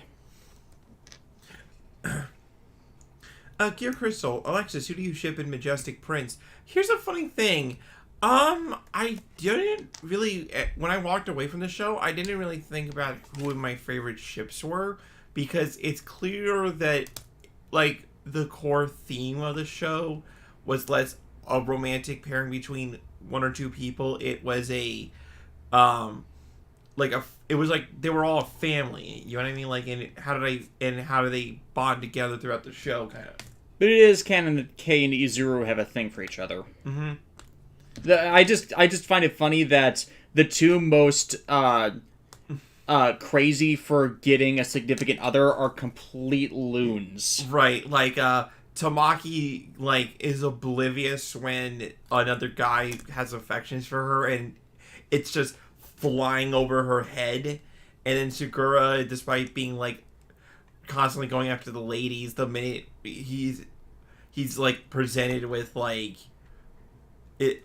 I don't even want to spoil it, and it's just what I think makes the comedy of that show work is that it's not based off of belittling anybody. It's not being malicious. Right, it's not being malicious, which I can never stand when the supposed comedy of a series derives from the pain of others in a very, like, mean-spirited way, right? Like, it's like you kind of have to have them be in on the joke. Mm-hmm. It's like, I know this is a problem, and then is the humor of them overcoming it, or is it just beating them down with more of the same? Oh, Jonathan Johnson, are you excited about Digimon Survive finally coming out? We will be streaming that. Just letting you know, we will be streaming that. Yes, we will be streaming that because I'm not sure if anybody remembers this, but like a few years back, when I actually first moved out to the Great Midwest, me and Des streamed Digimon Cyber Sleuth Hacker's Memory, and I still have fond memories of those streams. Yeah, and those streams were a sequel to me doing the original Cyber Sleuth game in like 2016, 2015? Something like that. Yeah. 'Cause I really enjoyed doing those, even though I had to skip a bunch of stuff because grind. Right, but like it was still like a very enjoyable experience, and just chilling back, playing Digimon, because it's like, because of obviously there's so many reasons as to why Digimon is not as big as like Pokemon or whatever. It's still like a franchise worthy of like discussion and like especially since the games finally figured out what they wanted to be. Exactly, and if Survive is going for like a visual novel tactics style, I'm curious to see like how that plays out. Mm-hmm. Like, we won't stream the entire game. We'll probably just stream a bit of it over time, but I'd like to see how far we could go. Mm-hmm. Like, we'll probably have that replace Pokemon Legends of Arceus outright. Yeah, depending on how much engagement we get from it. Because Pokemon Legends of Arceus is like still a good game, but what makes it good may not translate to like the best stream, because it's like we're hunting wild monsters and leveling up through that, and that requires time investment, which only doing a few hours a day doesn't exactly get us a lot of time to really adapt the best to the system. Right. And JX Demon 21, while on the Digimon topic, any thoughts of the current anime Ghost game? I still need to get back to that. I hate being reminded of like all the things that people I know are watching, but it's like so much stuff is coming out and I have so little time, I have not engaged with it in any way, shape, or form, period, because I am just like sick of Toei right now. So I'm trying to just step away and not ruin other people's fun. And which is I can respect, because it's like sometimes you just gotta dust your hands off and go like, I'm just walking away from this, Yeah, so I just had to walk away. Yeah, and recognizing when to walk away from a situation is just as valid as anything, in my opinion. JFKLH. I'm missing an M. LMNOPQRSTUVWXY and double Z. D.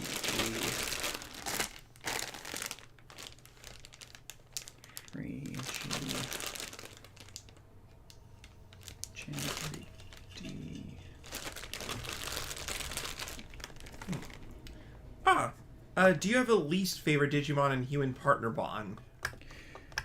Not that I can remember off the top of my head. At least in this stuff that we recall, that we have collectively seen.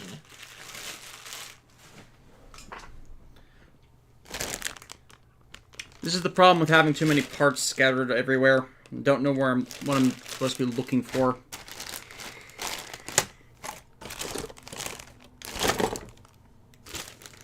Let's go, shark. Shark, shark. Shark, shark, shark. Shark's counterattack.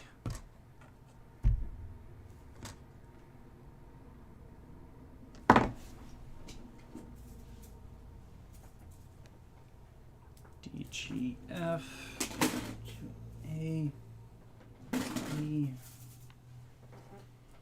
C. E. B. See, I have a system that normally prevents me from losing parts. It's just not really seeming to work today.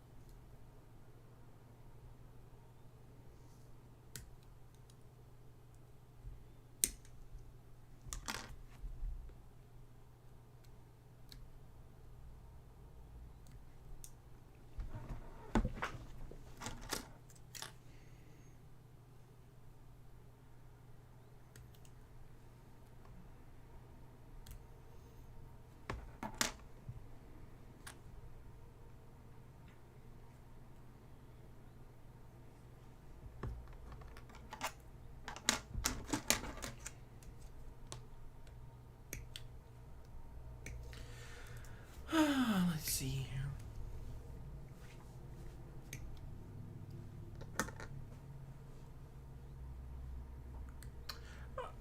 Okay. Oh, hey Alexis, are you still watching Sevens? Still need to get back to that. And how do I feel about Three Houses not having a route where you can save everyone? I'm okay with that, if only because, while I do, if there was a save everybody option, I would have done that. But I don't think that was what the game was going for. So, like, you know, because sometimes in a story, you can't save everybody, even if you could try to save like a good chunk of people, but sometimes you just can't. You know what I mean? Yeah. And it's like, I would rather have a story, you know, still, like, I would rather for a story to just be told well than for it to bend over backwards to justify a why is everybody not dead kind of. Yeah, it's not like, from what I've heard from Alexis about Fire Emblem Three Houses, it's not like a Mass Effect 3 situation where the entire theme of the story is your choices make the impossible possible. Right. So finding the right choices will allow you to get around these calamitous circumstances. And HJ5s, I'm thinking I was at like episode 6 or 7 when I stopped. Again, it's like, I've been going through like a lot of personal stuff that I don't really want to discuss on stream, and when you're going through a lot of stuff, like, it becomes hard to focus on something for a long period of time, and it, you know what I mean? Like,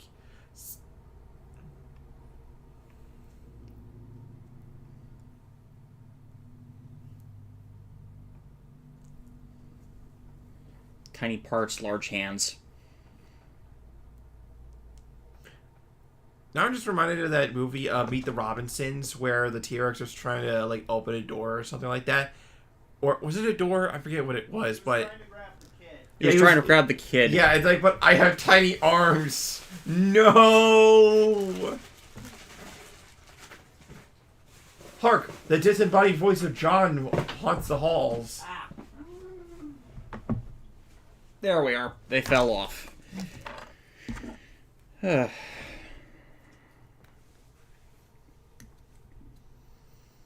By the way, can I just say thank you for everybody who's tuning into this, like, nice stream, watching us. Well, not us, I mean... Watching me build and having Lexi entertain. Yep. For I am the court jester. Woo!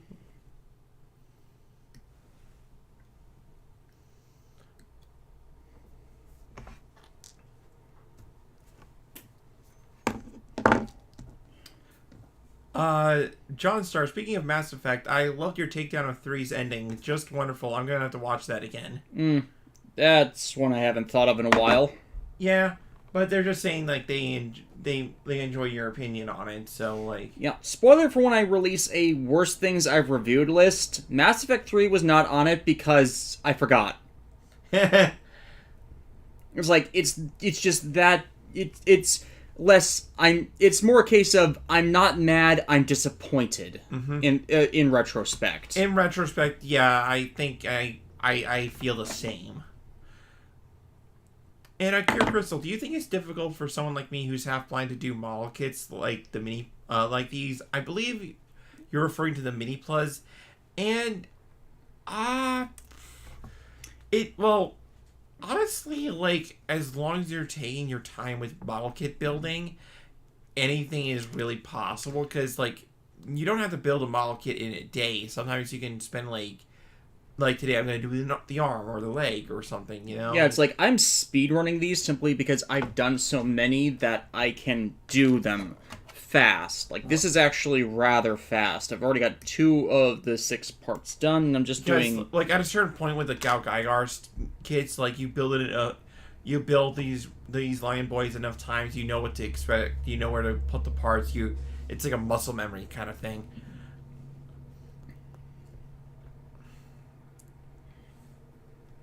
But my advice, Cure Crystal, when it comes to model kit building, if you do decide to take up on that, then just take your time. Like, yeah, find something you like, find something your speed, take your time. And, like, if you haven't, I'm not sure if you have built model kits before, but the entry grade line is probably, like, the best place to start, if only because they are, you know, you can snap build them. Like, you can literally just push the parts out of the runners with your fingers, and, like, the constructions are super simple, you know?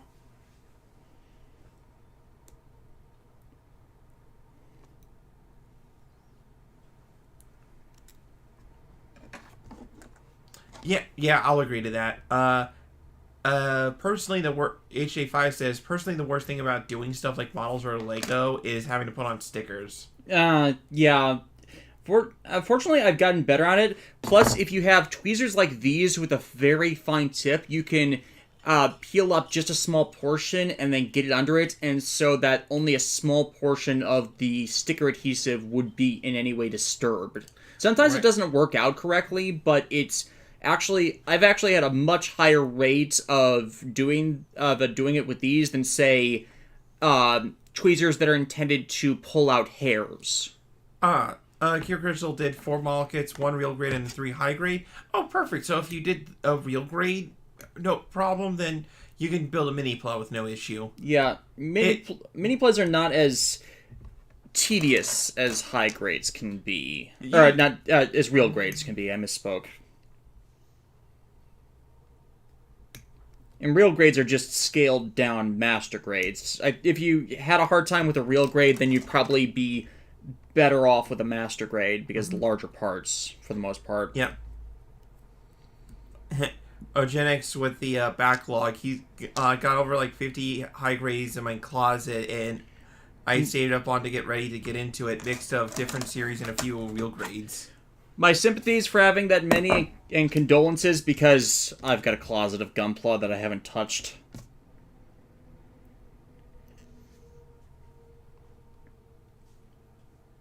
It's the same problem. I should get back to it, and yet other things are taking priority. Like, case in point, we're almost done working our way through Xenosaga. I am almost perfectly 2/3 of the way through Xenosaga 3. I have opinions. We have opinions.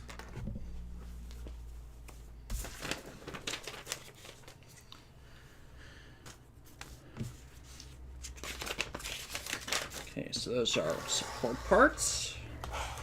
And got it go done. It's like I really want to take apart the spare one I now have to use it as a mold to see if I can't do something with making additional Gao Ranger mechs. It's like this has been one of my thoughts in my head, considering I just got specific type of mold thermoplastic to do molds of the bears, since I got to do Gao Bat, which is made out of a bear mold, or was originally designed off of a bear mold. Let's just say, like, what is that, Condor? Yeah, Gao Gadget. Yeah, Gao Gadget, like, it is Gadget so, Gao. Gadget Gao is so cool.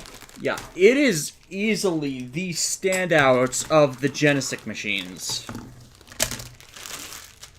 Joey Nakao, favorite sci-fi helmets? We don't really think about helmets in sci-fi. That's like... Well, okay, there is Lord Helmet, but... okay, we can't all be Lord Helmet, okay? He is the pinnacle, like the zenith. We can never reach, okay? Yeah, we can't all be Zenith Warrior Princess from Linkara's friend Zenith, who I've interacted with a few times, and she is very nice. I hope they're doing well.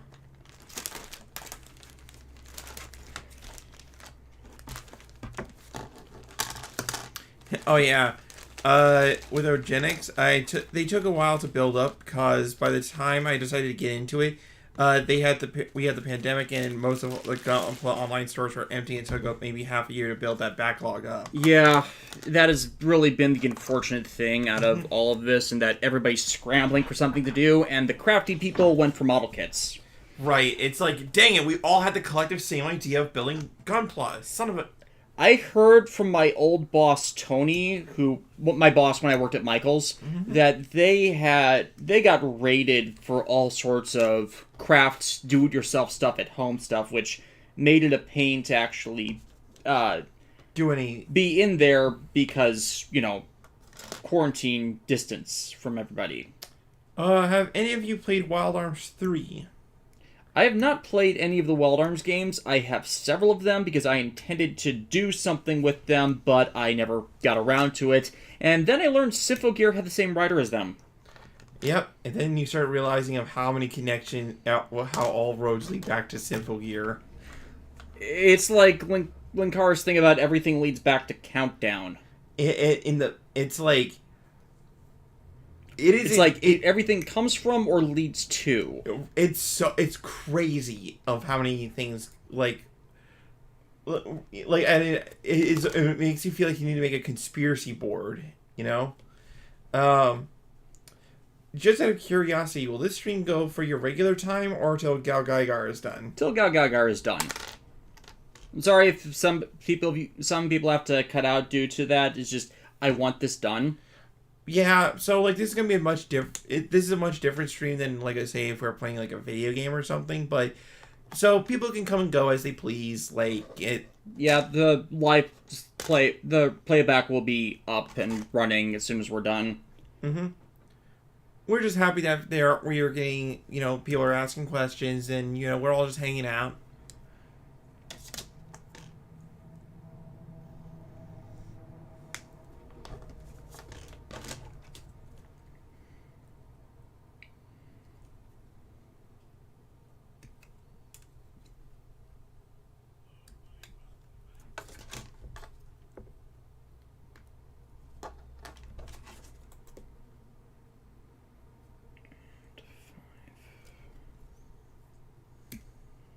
Yeah, the mini-play kits, to me, really are a sign of how ingenious the Bandai engineers are for model kits, because you see how truly intricate...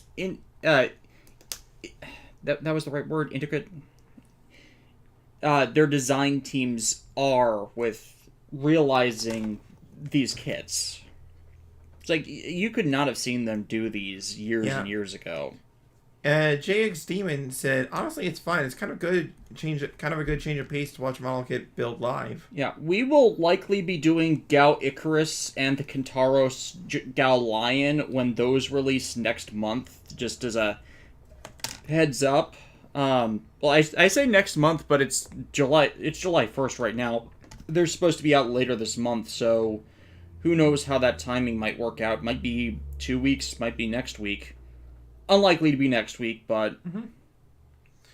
Oh, and Genix grabbed the real grade Wing Gundam, high grade IBO Osmodeus, and the Amazing Strike Freedom. They're hoping that the Amazing Red Warrior comes back in stock. Oh, yeah, I have not gotten that. Like, I heard that was a good model kit. Like, I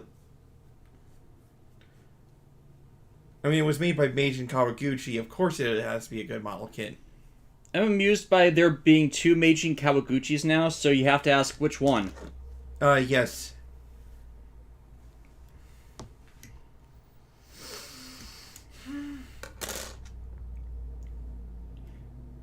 But he's famous. How do you not know which one it is? Yes. Yes, Meijin Kawaguchi is all around us. They surround us.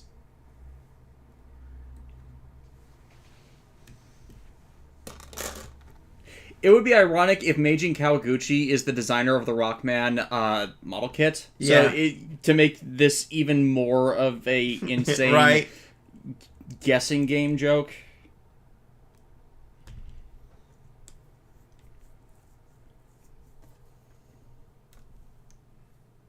Because the joke is Meijin Kawaguchi is the name of an actual model kit designer for Bandai and is also Mr. Famous from the Battle Network series.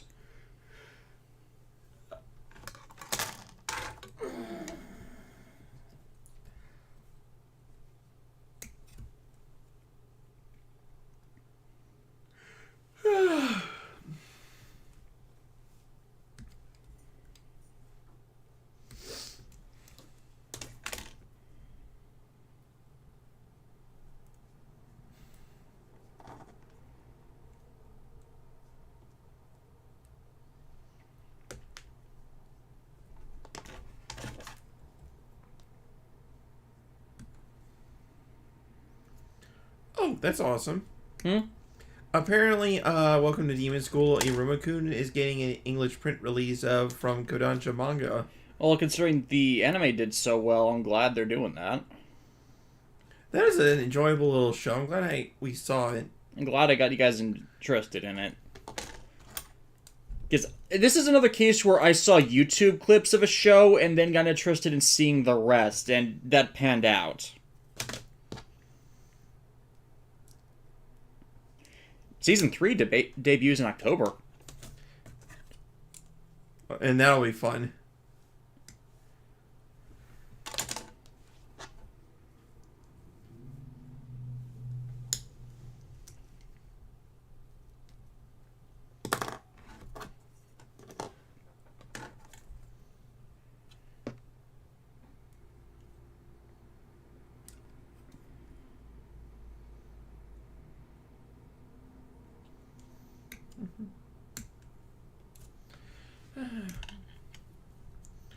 Oh yes, Persona 5R coming to the Switch. Thank goodness. Along with Persona 4 Golden and Persona 3 Portable. And let me answer this question, JX Demon. Since we all know what people were talking about from the yeah. So before I forget, have you guys seen the recent Nintendo Direct Mini Partner Showcase? And what are the thoughts on what was announced? Long and short of it, the Persona stuff, the Mega Man Battle Network Collection stuff, like, are all really good. Because, like, Persona 3 may not be releasing in its most ideal version for some people, from some people's perspectives, but, you know, I'm always a big fan of, like, re-releasing older games onto platforms where, like, as many people can play it as possible. You know? Because this is the thing we've heard about the difference between Persona 3 FES and Persona 3 Portable is you can actually control party members in Persona 3 Portable, so you don't get screwed over by the AI, and there was a lot of flack against the Answer story extension in FES, which has led to them not including it in Portable and onwards content. Even though Persona 3 Portable in turn includes a storyline, if you play the female character, where you can save the male protagonist from their fated demise. Also, I'm just gonna say it right now, chat. If you're asking if we've seen like a more recent anime, unless we directly say if we have or haven't, the answer is most likely no. If only because we're busy with other stuff, and or we just may not have a passing interest. Yeah, it's like a lot of the time if we don't watch stuff, it might have not been dubbed, and due to how I work on stuff constantly here at home, if it's not model kit building to relax, it's home repair or actually working on videos, as I should have been doing the entire first half of the year, but that got screwed over because of COVID and because of the fucking new computer not working. Gosh, this whole computer saga has been like... Flames on the side of my face, burning, streaking, pain. If you could just, like, explode something into it, you know... If I could explode something with my mind, it would be the entire Dell Tech Support Department. I finally just straight up returned the damn thing because even by the tech support team's admission, they had fucked up every single part of this. Every single part of this. Someone got fired. I actually got someone fired because they fucked this up so badly. Like, well, you have no idea, guys. It's when he says, you know, they fucked up.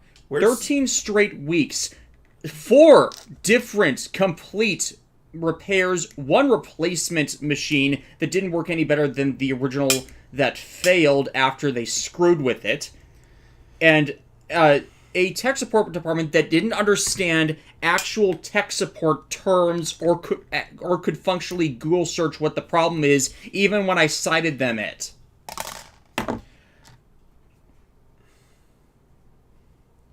The definition of insanity, like, not insanity, like a vicious cycle of hell. And the damn thing is, when I had tech support people actually in here to repair components, they were not diagnosticians. They were not experienced in diagnosing actual problems. They were only here to replace parts. But what I kept experiencing was software problems that could not be solved by parts replacement. So I needed them to send a diagnostician to actually diagnose this, because the first time we set the computer in, the person who did the repair just did a system reset and replaced some parts when that did not solve the problem. We swapped to the replacement machine. The replacement machine was refurbished, that had the problems with it not solved. And on this went, where hardware was not the problem, it was drivers and software conflicts with the hardware, where replacing parts would not resolve it. The last time it went in, it was supposed to be diagnosed for a solution of the problem. I had actually written in, specifically call me between these times so I can tell you what's wrong. They did not call me. They just replaced the central processing unit and just sent it back, which did not resolve anything.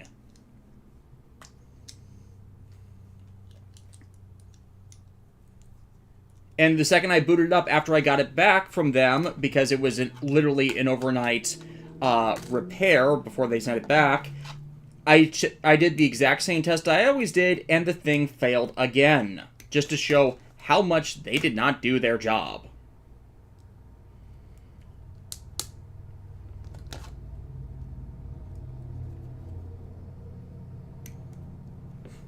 John Star 3, quick, someone play the damn meme. It's like the yelling of the damn. Like, imagine going through that for 3 months. 3 months. 3 months of, like... 3 months where I couldn't do any of the things I needed to do because the people I was talking to with Dell did not want to do their jobs. It's like, how? How are you not compensating me for something you are consistently screwing up? And it's like, I'm dead sure that when they finally refund me, they're going to refund me the wrong amount. Because that has been how bad this has been. It's like... It's just been a real pain.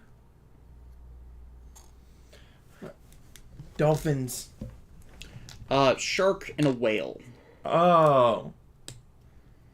I know you can't really tell. Well, No, this might be it. The projectile might be a dolphin. I always thought it was supposed to be an orca. It kind of looks like a puma. A big cat. Yeah.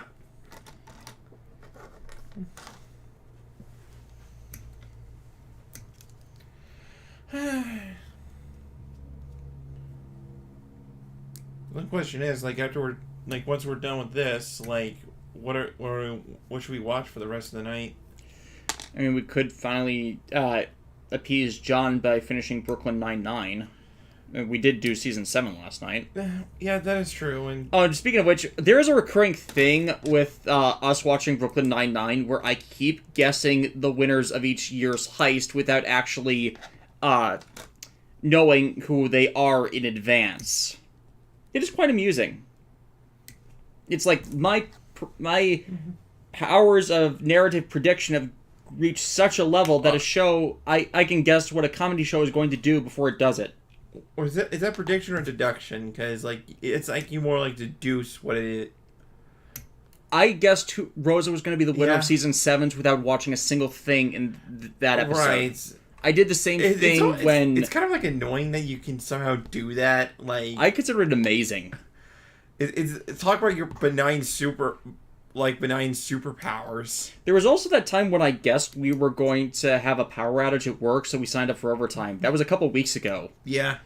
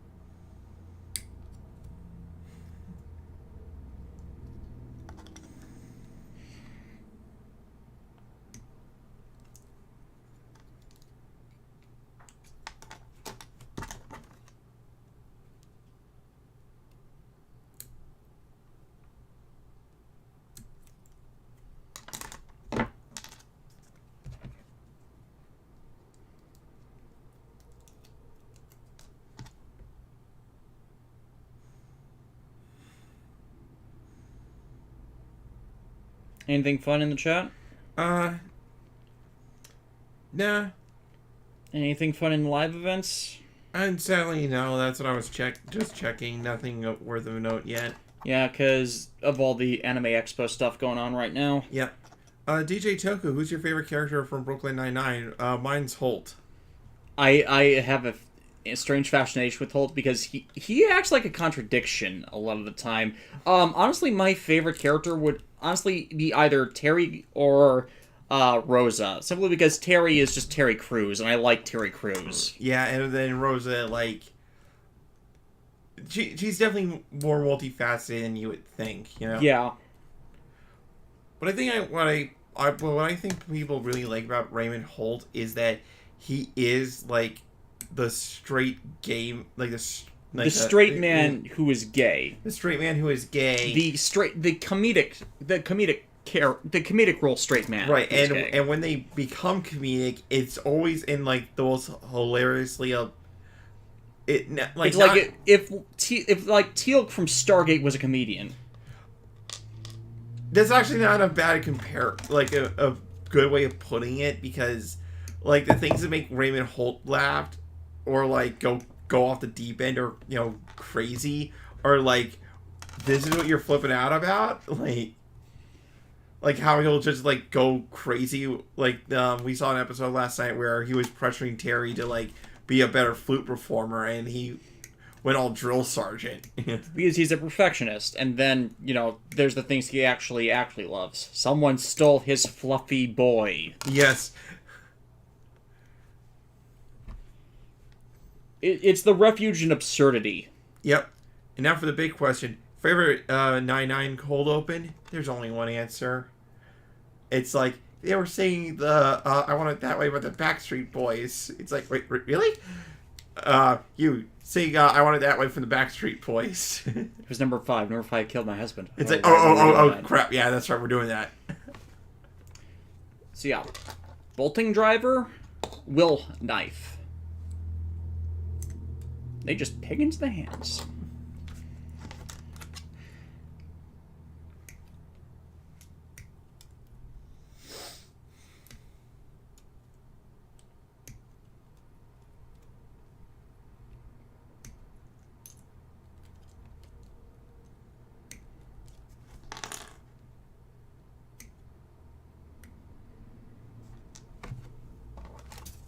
And then a bunch of different hands, because you always have to have a bunch of different hands with things like this.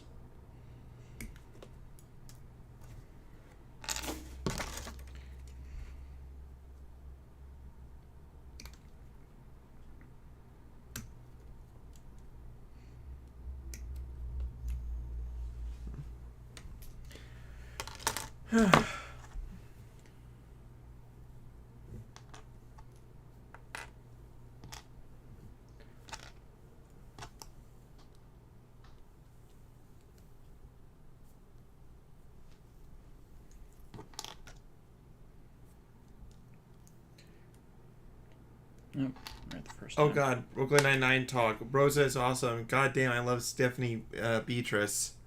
She's a really good performer in that. Oh yeah, the fact that like her Rosa voice isn't her, I don't think is her actual voice. Yeah, that she dropped the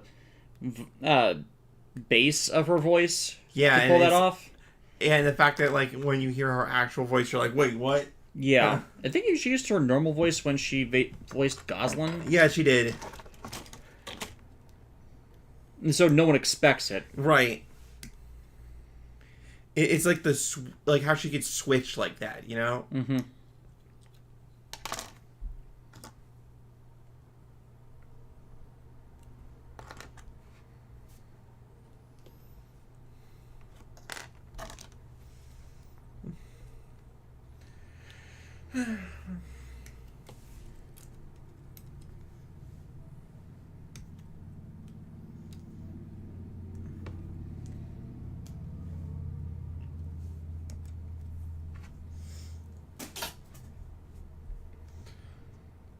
Bolting Driver's so cool. Honestly, the real fun is when we get to the actual Goldion finger. Yeah, because thus far, this has all been redux of everything Genesic outside of the emblem on GAOGAIGAR. So fairly standard stuff if you've ever seen something like this before. Mm-hmm.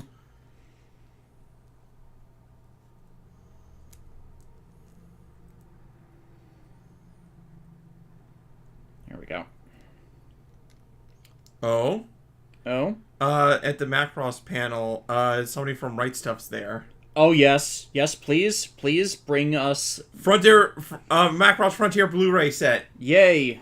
I mean, it's not the original series, but we're working our way over.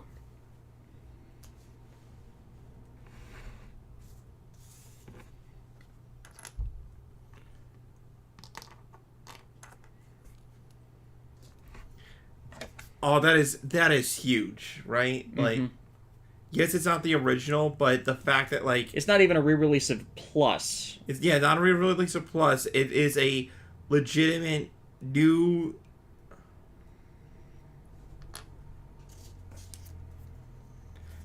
Like Frontier's my favorite Macross entry, so like that's like a slap them across the face with my wallet, like, yo, shut up and take my money, you know.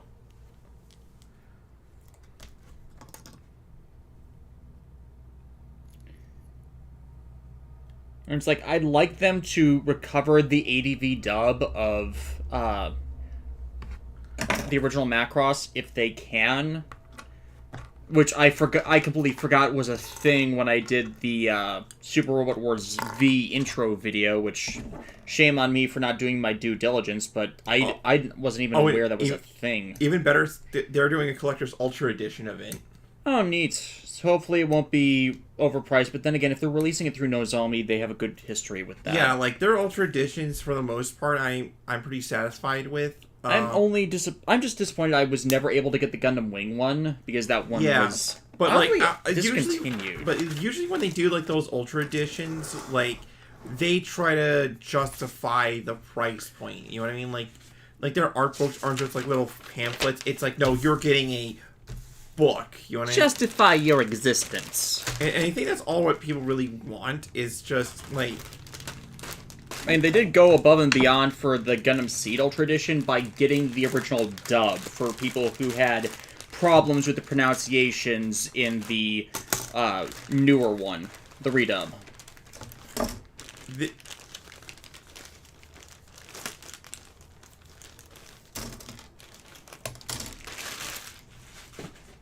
Oh, cool.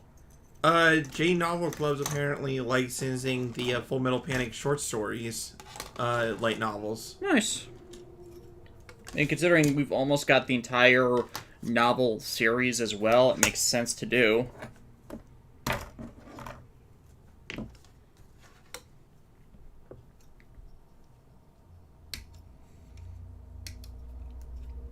And Macross Delta. Manga or the anime? The anime. Nice. So all the satellite series, which will just leave everything related to 7 plus the original.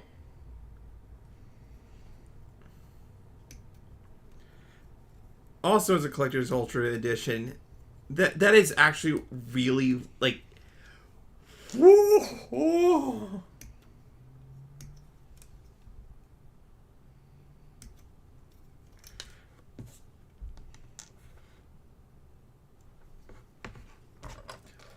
Yes, we're buying those, by the way. We're so because... buying that. Like, I definitely want to like do a watch through of Macross Delta.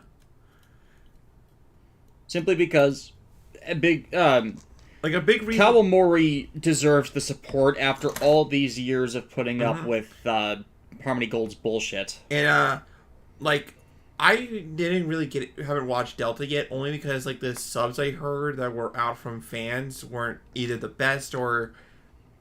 You know, there was just it wasn't like the truest. They weren't like the best in the world. You know. Yeah. Also, wait a minute. A series featuring, featuring idol girls fighting evil, and they have transformation sequences, and there's mechs involved to some degree. Does Satellite have a type? We wonder. Yes. Speaking of which, I still have to take Alexis through Aquarion. So this really might actually be the case people were asking about earlier. If there was a model kit we had bought but hadn't watched the series for it yet, because we did order the SMP Aquarions. They're hoping for an end of the year or early next year release. Yeah, considering December can get hectic, I would understand if they wanted to push it till next year. Mm-hmm. Regardless, that'll just be another day or two of overtime for us. Oh, yeah. Like, Delta's, I think, is worth a watch, if only because the main heroine, Freya, is basically a space Hibiki. September meme. Yes. Well, yeah!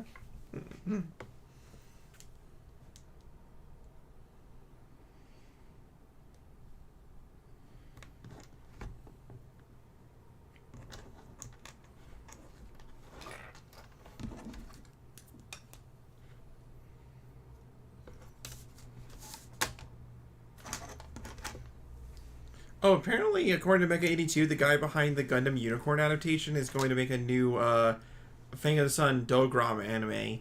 That was the, I forget his name, but the guy who's behind Photoms, Takahashi? I forget his first name, but he's the guy responsible for a lot of mecha shows where, like, they're definitely in the more they're definitely, like, in the more fantastical side of things, but there's, like, a edge of realism to the proceedings. Like, you know, in GAOGAIGAR, it's still firmly super robot, but a lot of it is super robot working under real world logic. Yeah. Yeah, it's basically that, and the plot of Dogram is kind of interesting. It's essentially a desert planet where there's a ruling class, and the titular Dogram mech is it's something that you've heard before, but it's on the whole plot device is it's a giant desert planet. You know what I mean?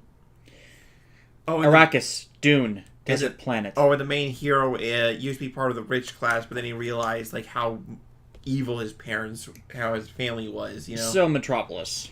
Yeah. Oh, speaking of which, for those who are watching this live, we will be I will be releasing the review of Big O tomorrow, so look forward to that. We unfortunately have a 17-minute starting discussion on the mess with Konaka that happened last year. If you don't know about it, let's not get into that in the chat right now. Because, like, that's a thing. That is a deep thing that I hated having to talk about. I'd rather just move past it, if we can. I am so happy Nozomi were the ones who got the Macross license, to be honest. Yeah. It's like, nothing against Discotech, but Nozomi has done consistent quality work. And the fact that they're also for these re-releases. And the fact that they also do Gundam, the Gundam stuff they've done too, like... Yeah. It is clear as day that Nozomi, like, cares a lot about the stuff that they release. And, like... Like, it needed to be either Nozomi, Sentai Filmworks, or Discotech that got it. Sentai Filmworks would actually make the most sense, considering the revived ADV. So it would be fun if Sentai Filmworks were the one to end up re-releasing the original Macross without the Robotech's mangling. Though it would suck if the only version we ended up getting was the Robotech cut of that. And apparently both Frontier and Delta are going to have like their normal episode edition, their normal episode ones, and then the extended cuts. That's good. Mm-hmm. Always include the extra versions.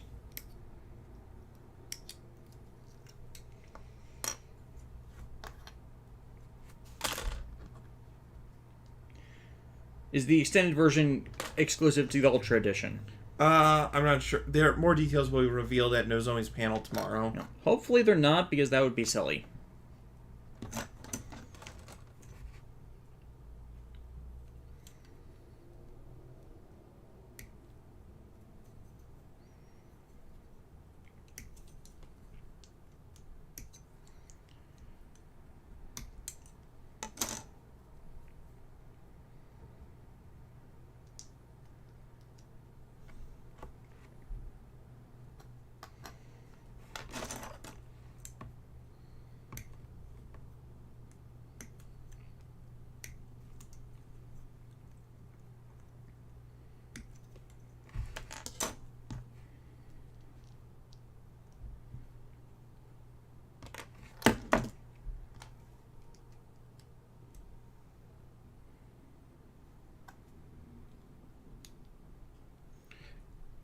I just don't feel real right now. Like, I didn't think this would actually happen, you know.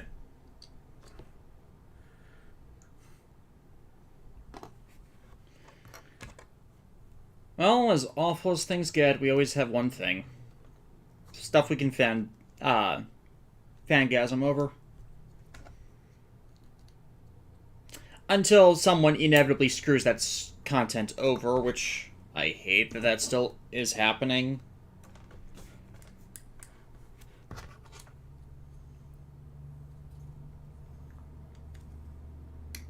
Coming to Blu-ray in the US, Canada, and Europe, Macross Plus Blu-ray. Yay.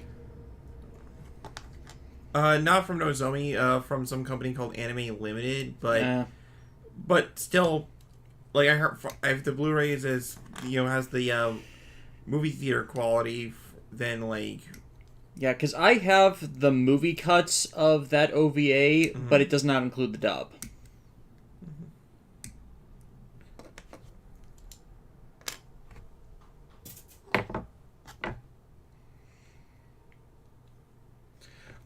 Actually, that's a good question, DJ Toku. How do Gundam 0079 and SDF Macross compare to each other? They honestly, they're effective for their era. They're very effective for their era, and they go for their stories go for different things. Honestly, though, I kind of prefer Super Dimension Fortress at the end of the day, if only because it's it's trying to go for a more hopeful angle, but it's still showing how dark things can get. Whereas, like, it's like if you Universal Century Gundam 0079 is hard to look back on thanks to later Gundam content. Right, it's hard to like think of 0079 in a vacuum because, like, with Macross, it only gets better in my opinion with like the more content that came out, because it just they're not like, you don't need to watch every single Macross series to like get what's going on. But if you do, then you start picking up on references and thematics, and it's like, oh, I see what you're going for here. You want it? You know? Yeah. Like, if you can watch Macross 7 completely nonchalantly and all well and good, but then you're like, who is this character, Max Genus? And then you realize, then you see the original series, and you're like, oh, it's that guy. You know? Yeah. Whereas with 0079, it's like it's still a solid show, but when you learn about what comes after the 1 year war, and then you learn about like how much it's like, and you realize, bar the Zabi family, that Xi'an failed their war of independence, and that's all they really wanted. They didn't want to conquer the world; they just wanted to be independent from a fascist authoritarian global nation state. That's when things kind of start breaking the setting. Mm-hmm. And Jonathan Johnson, are you going to see the new Dragon Ball movie when it comes out? Dragon Ball Super Superhero already came out, and we already know the big twist in that the final villain of the film is a new version of Cell. I think that you're referring to when it comes out in theaters for us. Oh, probably not. Mainly because the most likely theater to actually show it is a bit of a drive. In fact, we didn't go to the Macross event because it was a bit of a drive, and gas prices are still painful at the moment.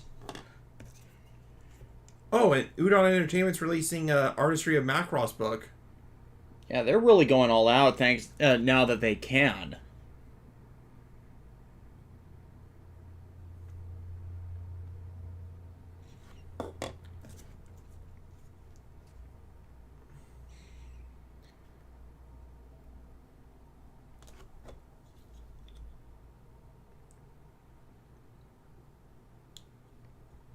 Yeah, it's like, it's only a matter of time for...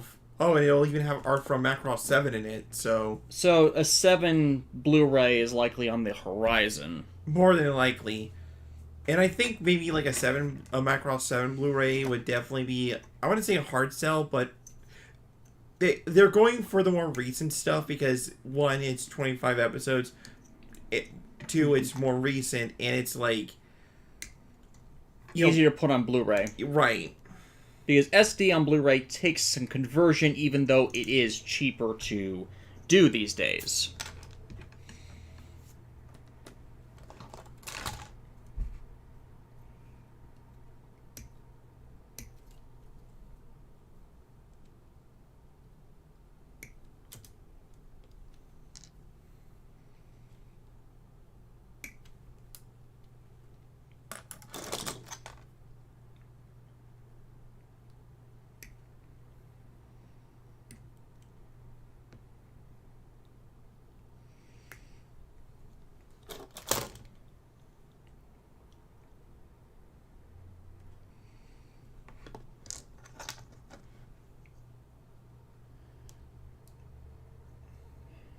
Oh, they're planning on doing multiple volumes of it too.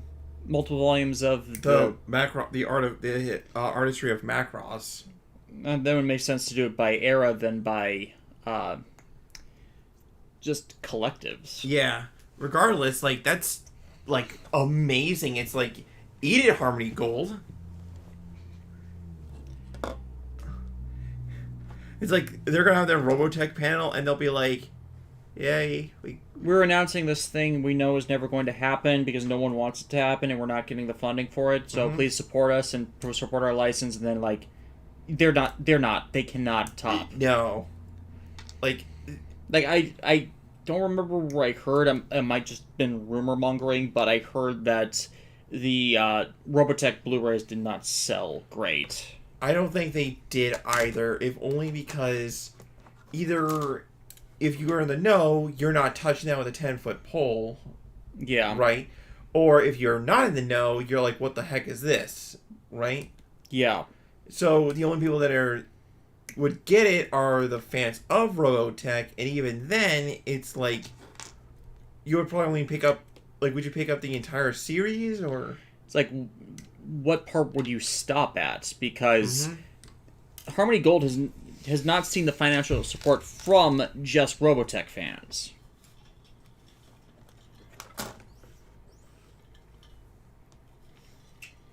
And I honestly feel like, even though we may start off small, like, right now, the word of Macross will, like, spread more and more. You know what I mean? And hell, if it gets Kawamori to do one last season... Yeah.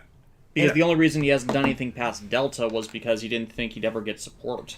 And also, the other thing with Kawamori that I've come to learn is he's a creative where if he's going to do, like, a completely brand new entry in the series, he wants to do something different. Yeah. And, like, and not different for the sake of different.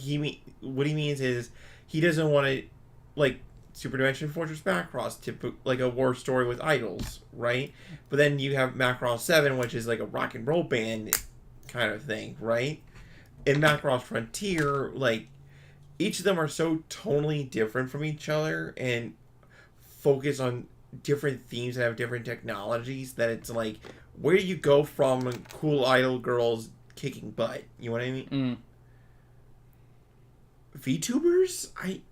I don't think that'd really work, because how would you get them in the planes? Well, exactly. You get what I'm saying? Like, I think that might be part of it. It's like finding that right angle. Mm-hmm.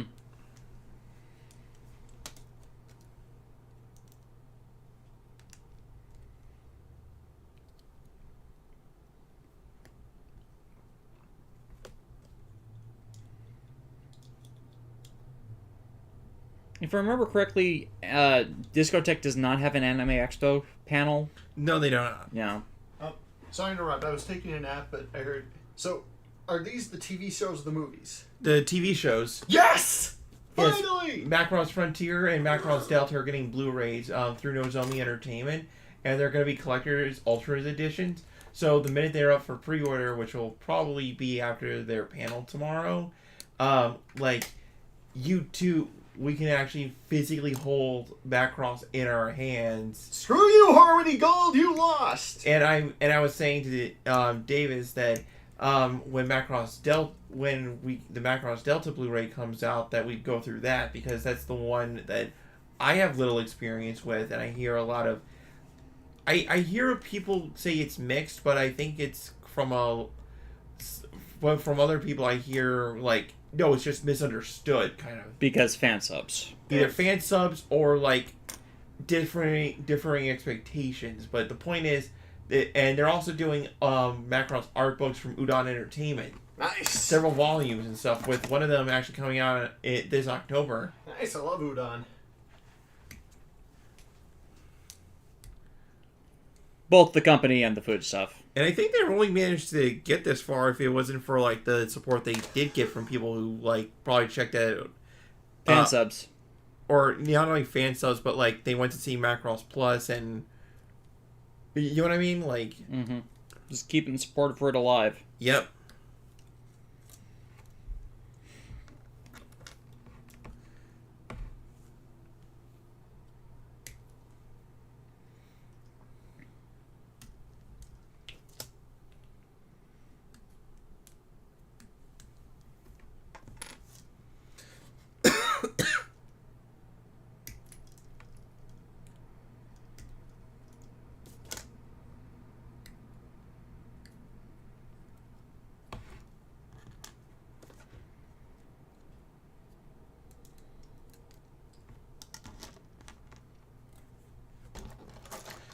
What do I think of the Frontier movies? I'm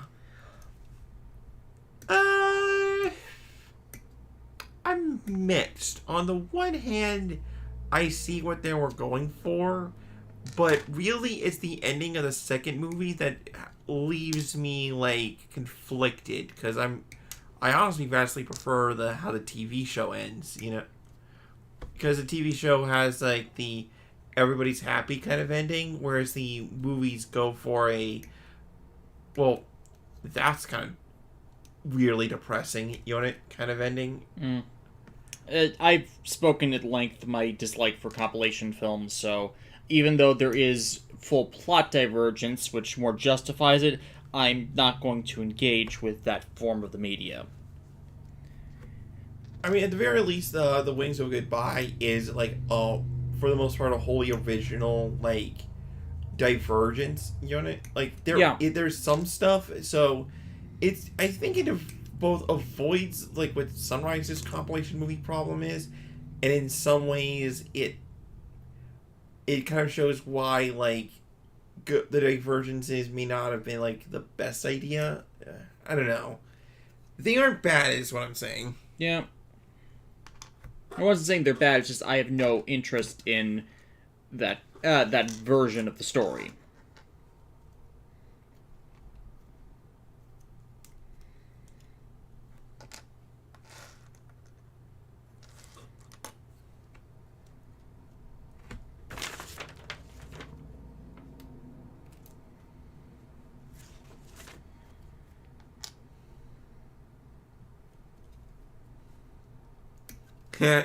Dr. Mecha, the only thing that... Pure Crystal, is it weird that I'm imagining a Macross Magical Girls spin-off series? Dr. Mecha, the only thing that comes to mind is Symphogear. Yeah. I mean, same production company.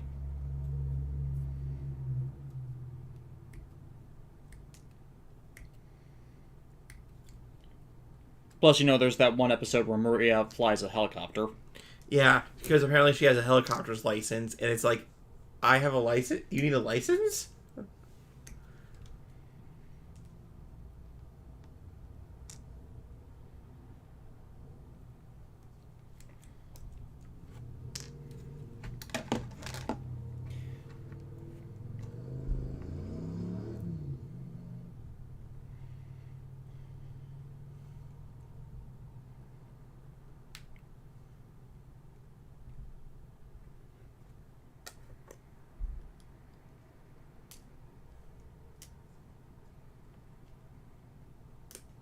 How would you feel if Symphogear got another season? I would I think a lot of people would be on board with another season, but the question would be what I think the common consensus from a lot of fans and a lot of people that I've talked to, they want Symphogear to continue at least for one last hurrah. The question is, do you do it in a movie? Do you adapt the mobile game into an anime? Or do you do a completely original 6th season, you know? Like, it's how you do it. Personally, I think maybe a one last hurrah Symphogear movie would be more than enough, but I would still be happy. Yeah. One thing everyone wants to see in it would be Hibiki and Miku kissing. Mm-hmm. Just confirm the relationship, be done with it there.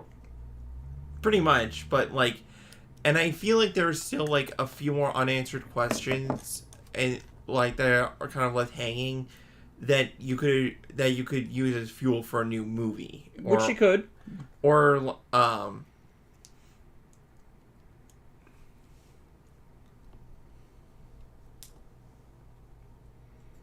it's like you killed God. Where do you go from there?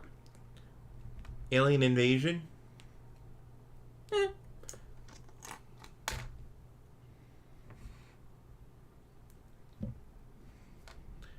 I always imagine that if you did do like a Symphogear movie, or 6th season, it would either be like a custodian coming back to like reclaim Earth, or like just a straight up, you know, alien invasion plot.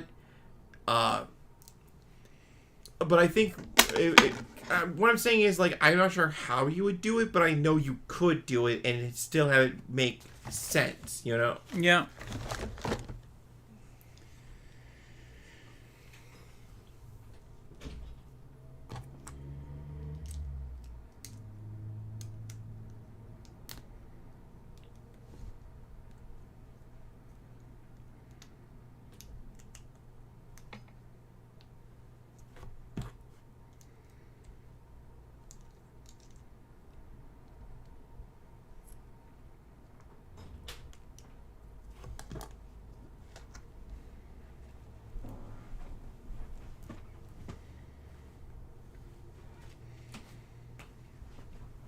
I'm actually surprised Odette hasn't jumped on the table to see what we're doing.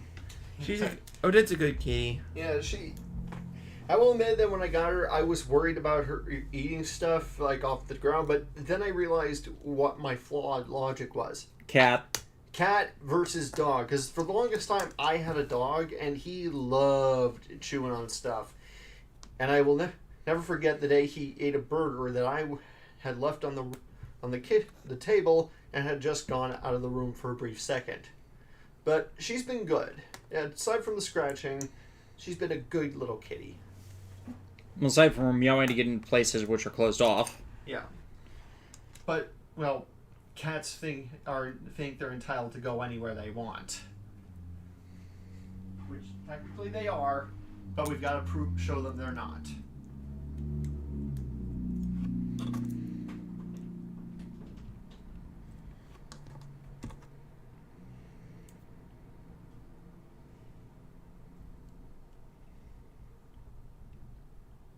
But yes, we're almost done with all of the Genesis parts, meaning we will be able to soon move on to Giant Goldimark Hand.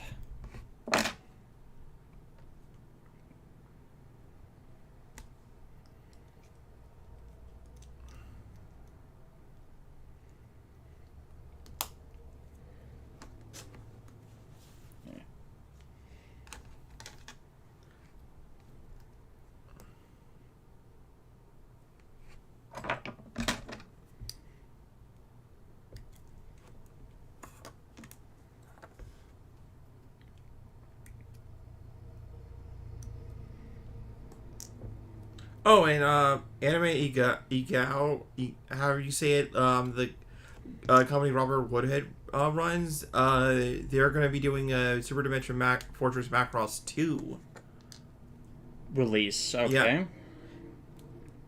That sounds like something that they would do, though, because like they're always like Robert Woodhead's company tends to like release anime that are like important but pretty obscure. You want to? Yeah.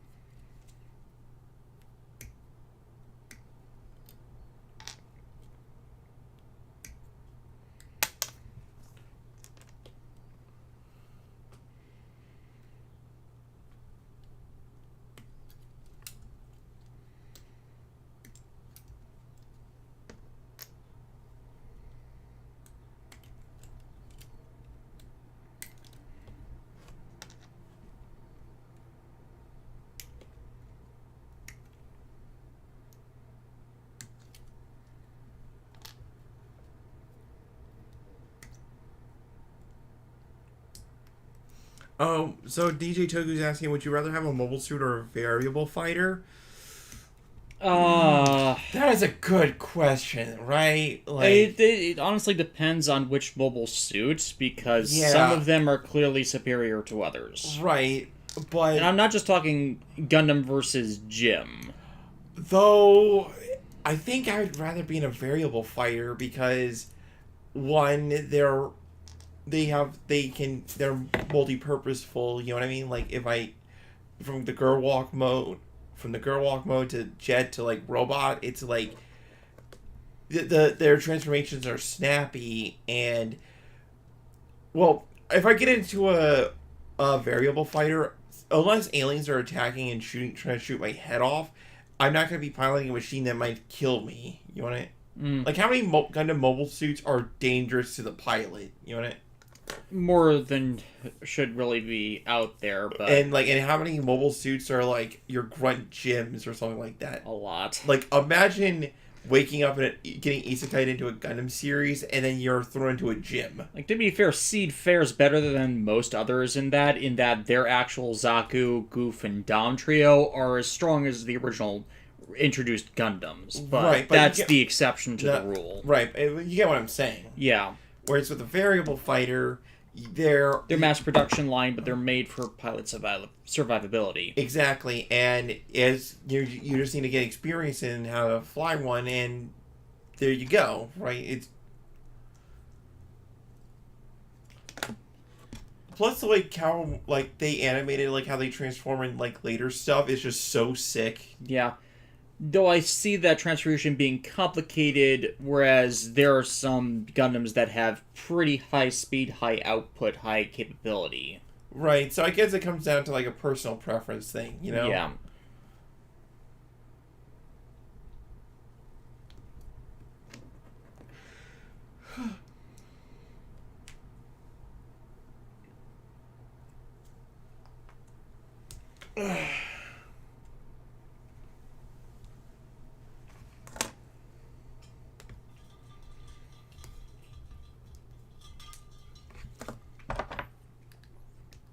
Put these on backwards. Yeah.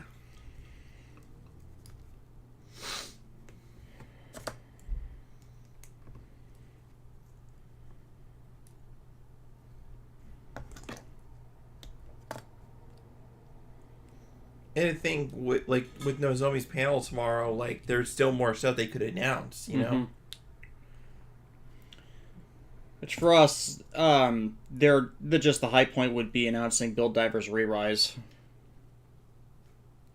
Or like maybe like another Mecha series or some.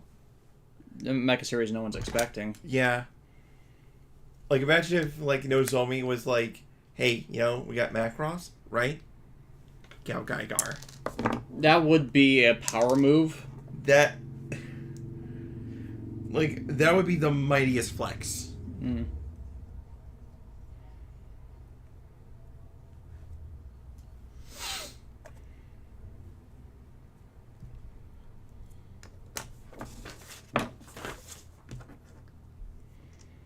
Sorry if I sound a bit off. It's like I've been talking a lot and I've not been. Because admittedly, you're focusing. It's just I'm not used to having to do this much talking. Yeah.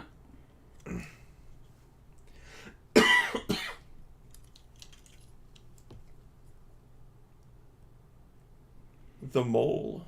The moles. The Morocco mole? No, none of that.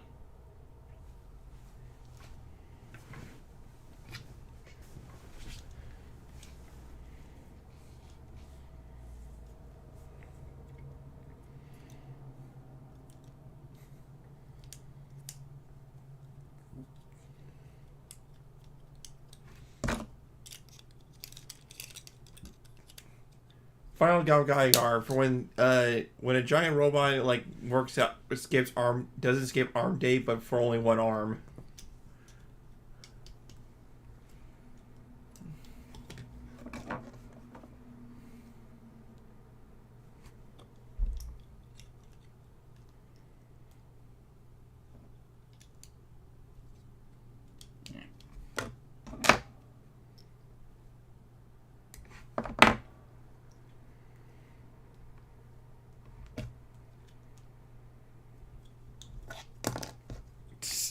That's even more pathetic. What? Big West, we're releasing 4 series, including 2 that had never had an official English release at all. Art books, model kits, everything. Harmony Gold. Look how much money we could spend on a show car. They literally just... Really? That's all they did. They apparently the biggest... Seriously, how can people support them? I do not understand that.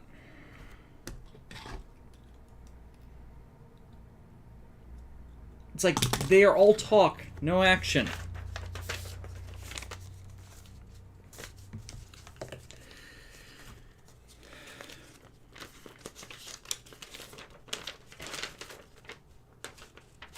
Okay, that's elaborate, but we're going to combine GAOGAIGAR first, so I need to find the specific manual for that. Not it. There we are.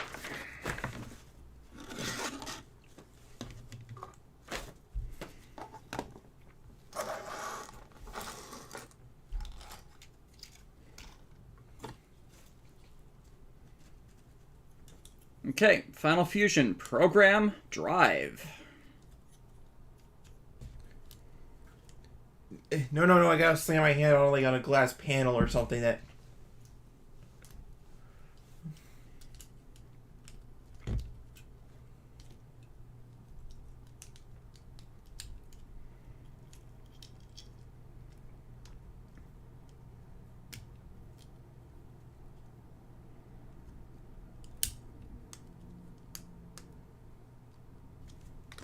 Jonathan Johnson, which Digimon would you give a Sniffle Gear character? Have Hibiki and Guilmon eat all the bread, and then everybody collectively goes, "Oh no, they're Bread and rice. Oh bread, no, there's two of them. There's two of them."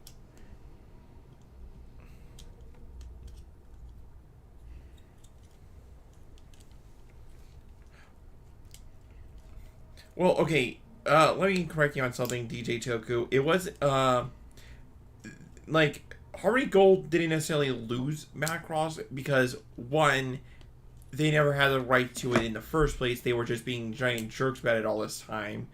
It took a lawsuit for them to acknowledge that the company that they originally got the Macross footage from did not give them exclusive distribution rights for everything Macross through Robotech. Right. The part that everybody was cheering over was that Harmony Gold was finally gonna like stop being jerks and let Big West actually distribute Macross to like the West. Not so much they stopped being jerks; they literally had no legal claim to stop them anymore. Mm-hmm. And it is like it's a shame that it took so long for that to come to pass. But the point is, like, Harmony Gold is done. Like, they're owned by a Italian mob. The Italian mob. That's not a joke.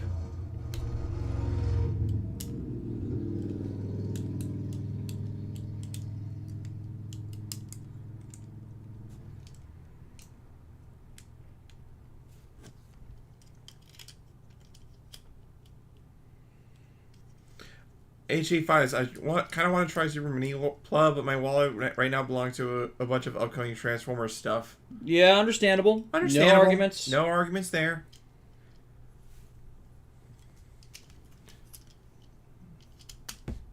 I'm forgetting how I got these to lock in place.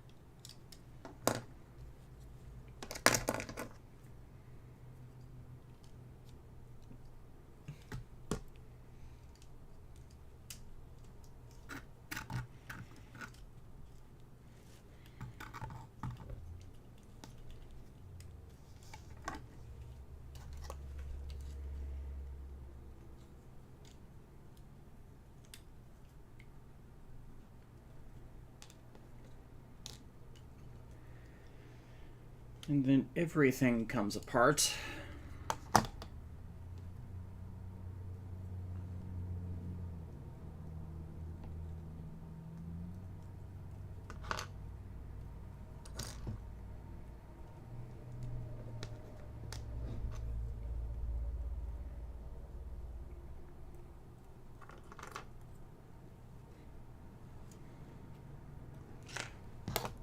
Oh, that's awesome. The panel apparently ended with a thank you video and mentioned that whenever the next Macross entry is in production, they intend it to be worldwide from the start. Awesome. So it's not an if, it truly is a when. Yep. And really, that just... it's something... It's like a... That's the win. That's the win. That's like a... Things aren't great right now, but it's the little things.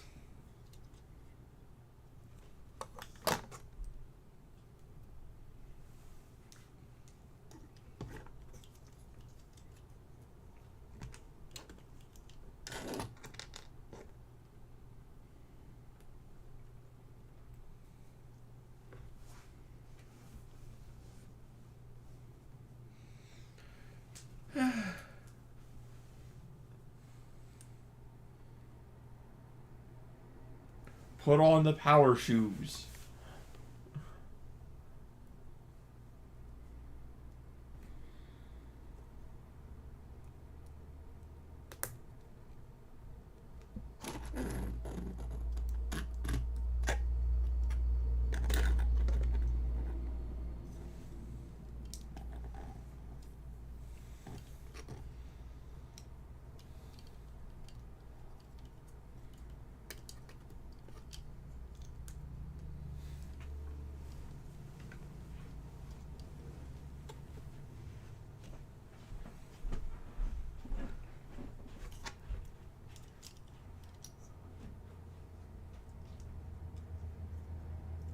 That's not right.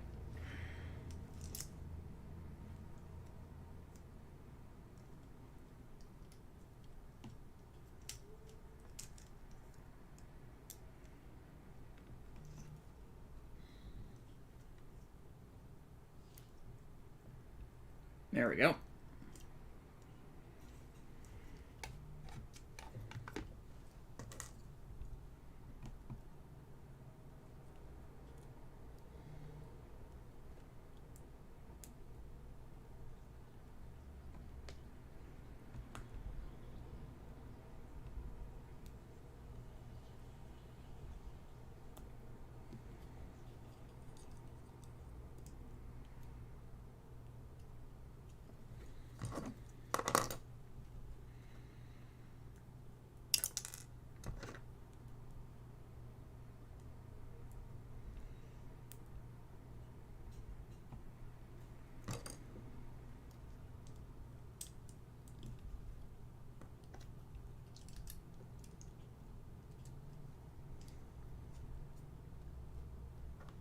And just imagine having to deal with the DX toy of this.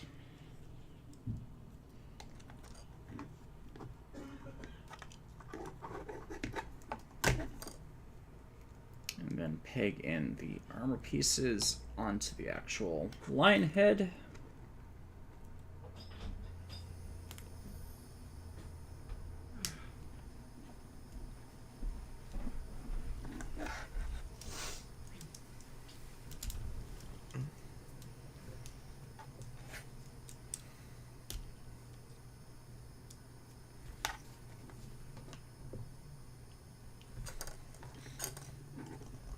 Arm goes on. Arm goes on.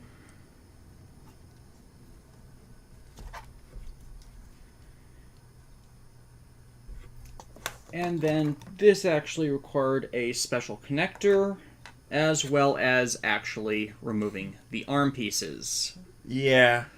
Which is unfortunate, but it was the only way they were able to cheat this combination in the end.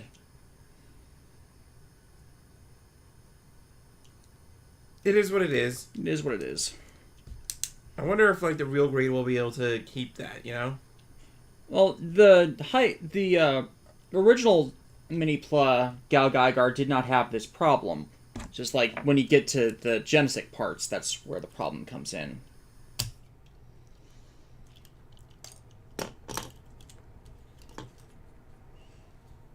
Like, if they do a real grade Genesis, that'd be amazing, but I'm not expecting that.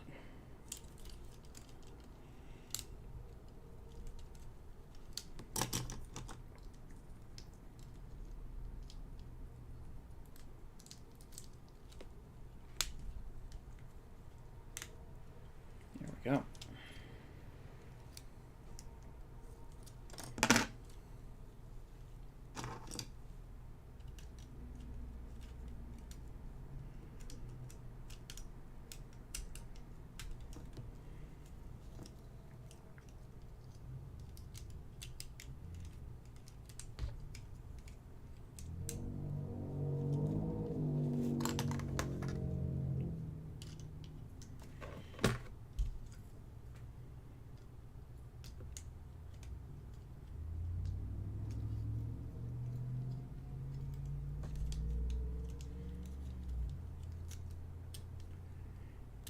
There we go.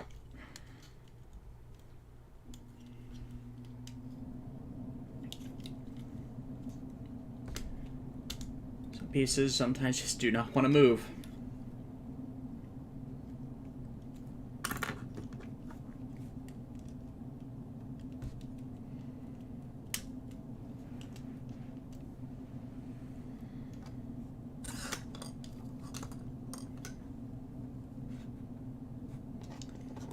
And then between the two heads, we have one that goes over the existing GAOGAIGAR head.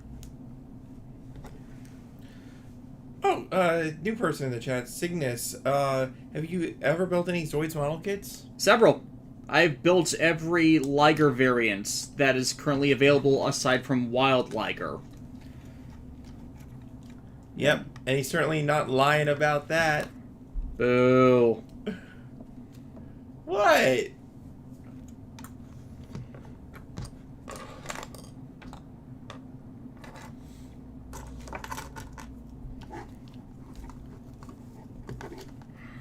The King of Braves.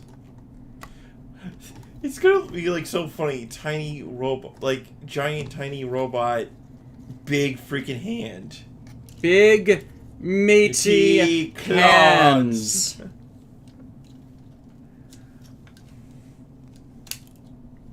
He lost his face.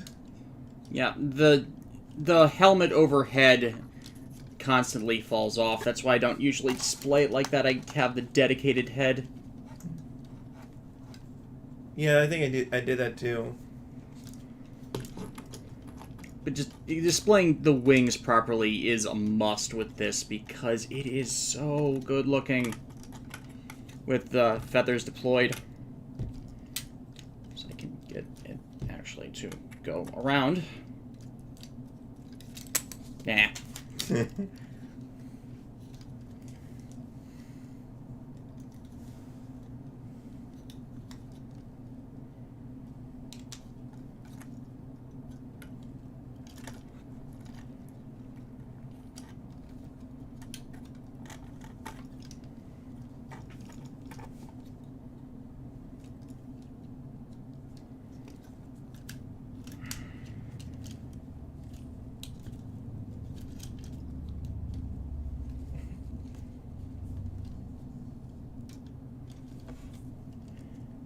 In fact, I'm going to swap out the heads right now.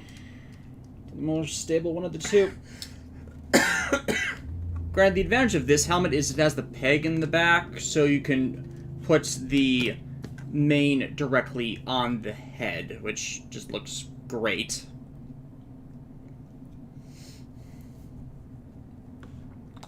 It just doesn't work quite as well for staying on the actual head, which is the problem. Oh, there it goes.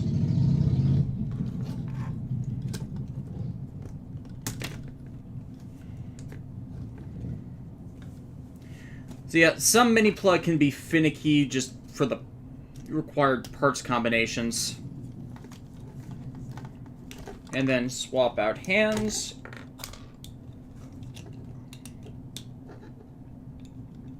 And you get the bolting driver.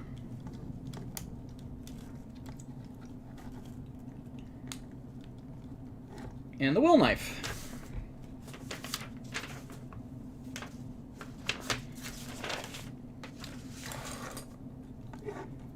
But that is not what we're all here for.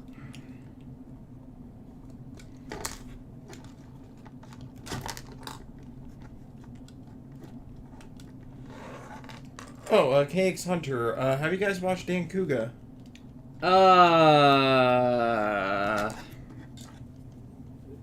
Did we watch Dan Kuga? No, we have not. No, we have not. Okay, then that would finally be a true example of we bought the model kit but did not watch the show. Yeah, because we bought the mini plot of Dan Kuga, but we didn't watch the anime first. It's like it's something I've always meant to do. Yeah. So anyway, slide to the side. Slide to the left. Slide to the right. Crisscross. Cha-cha, real smooth. What? What? Don't look at... Don't ignore me.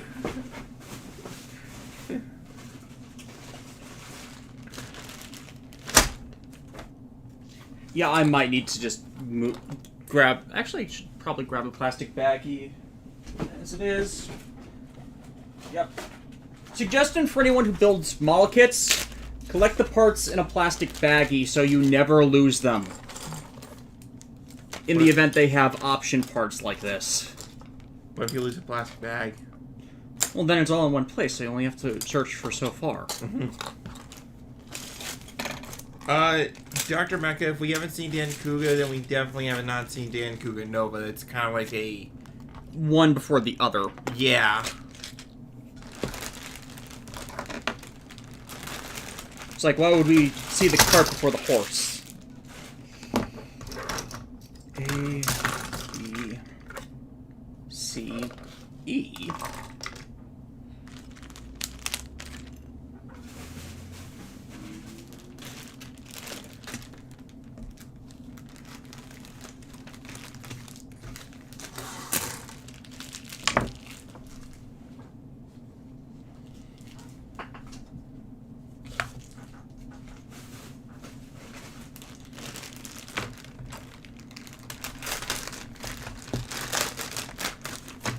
We've been at this for 3 hours and we're only now getting to the mark hand.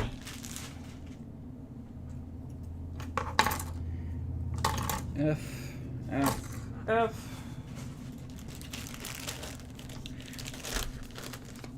Yeah, considering these are giant parts, I doubt this will take a huge amount of time more. Then again, what am I saying? Davis, why did you just jinx yourself?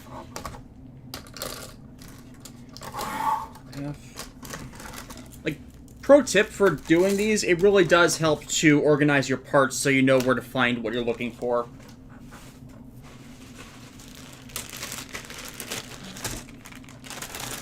But yeah, I feel like I got my money's worth with this, just for the scale it's on. Like, this feels like a master grade build.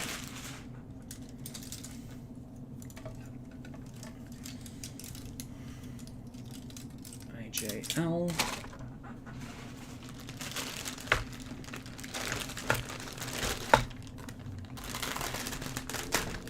Hell, you know what actually took me forever, despite being really fast at it? It took me 8 hours to build the Master Grade EX Unicorn. Excuse me, I burped for a second there. I'm expecting the MGEX Strike Freedom when it releases in December to actually take me as long. Like, holy cow.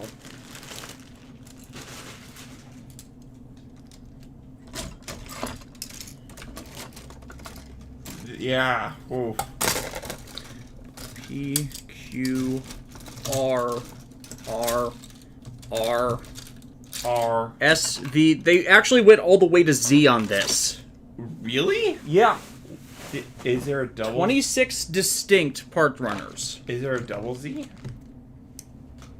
Might as well be.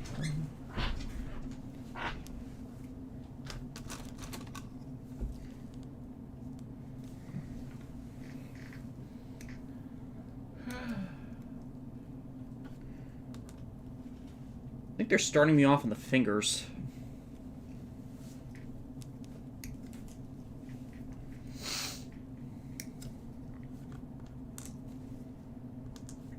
which we'll build at the same time.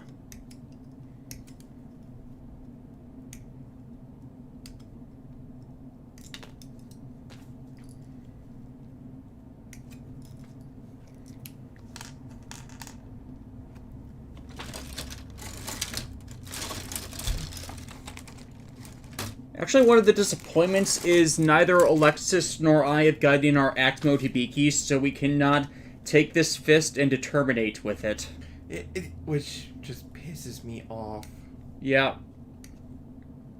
The unfortunate thing with that is we both ordered ours through USA Gundam Store at a time before USA Gundam Store had all their supply chain issues, but it's been 2 years since they started having their supply chain issues, so it should have been resolved by now. Or at least mediated by now. And yet, with them, you still have to wait like 6 months after something releases for them to actually get it in.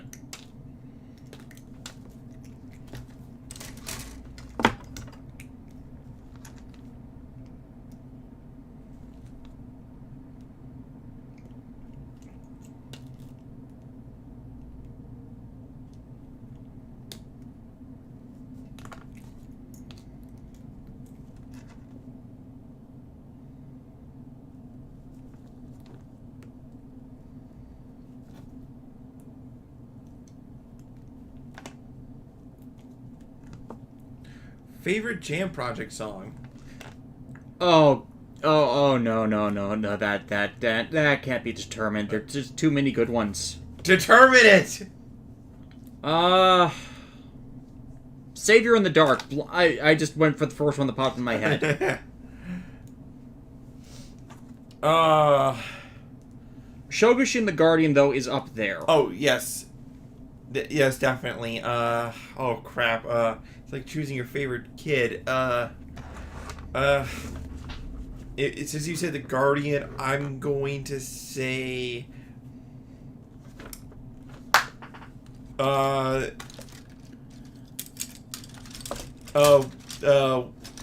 Warriors from, the theme from Robot Wars X.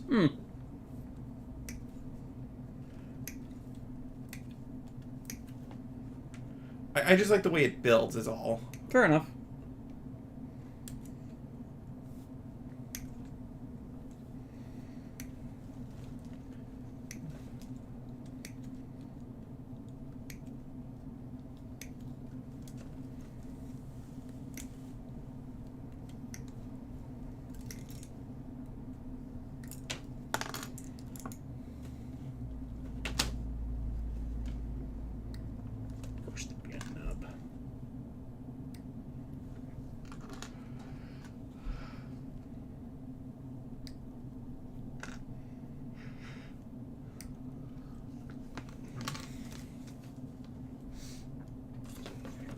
Oh yeah, Transformers Evo is pretty good. Transformers what? The Japanese Jam Project did the opening for Transformers Animated in Japan. And it goes unreasonably hard. It's like... Granted, I'm one of those people that didn't really care for Transformers Animated, so... Yeah, but like the theme song they did for it kicks butt.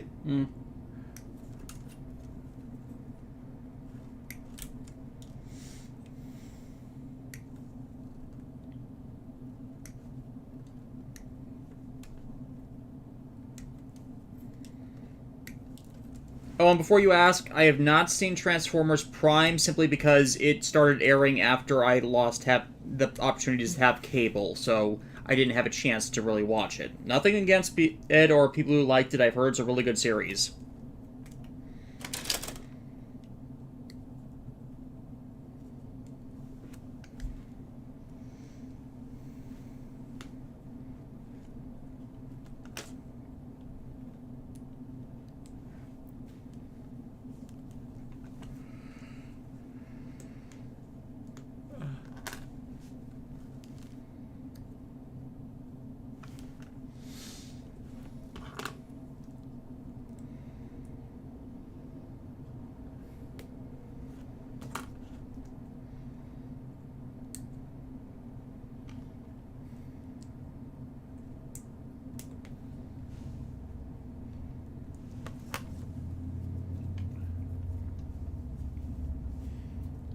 Okay. J4s and 1.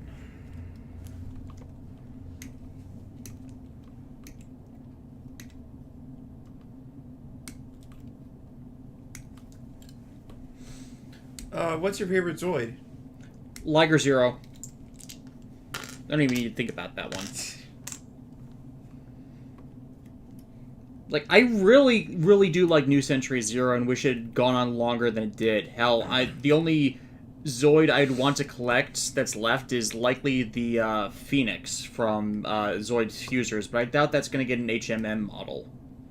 But I more want to collect that simply because I like every Liger armor variant. And I'd like to display them all together. In fact, if you see on my Twitter, if you go to my media posts, you'll see that I only just yesterday dug out my New Century 0 collection from storage because I needed to reconstruct Panzer and Schneider because they'd been, through years and years of storage, they'd fallen to pieces, literally. Found all the pieces, fortunately, but it was not... It took me most of the afternoon to actually put them back together.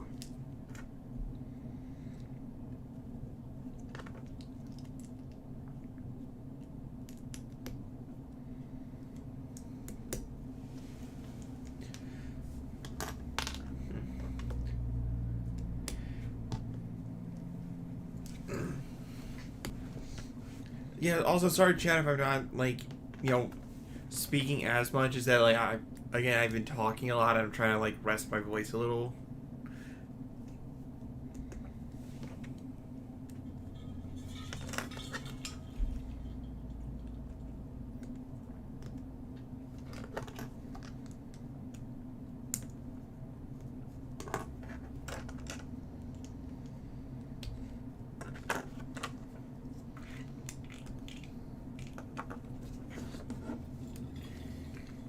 And then in 4s and Q5s.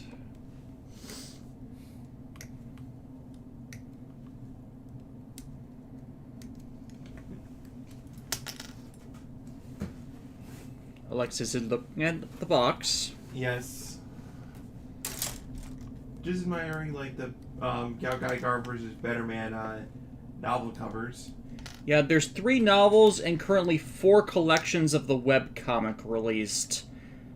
And the webcomic is nowhere near sight of ending, because there's a lot of the novels they have not adapted yet.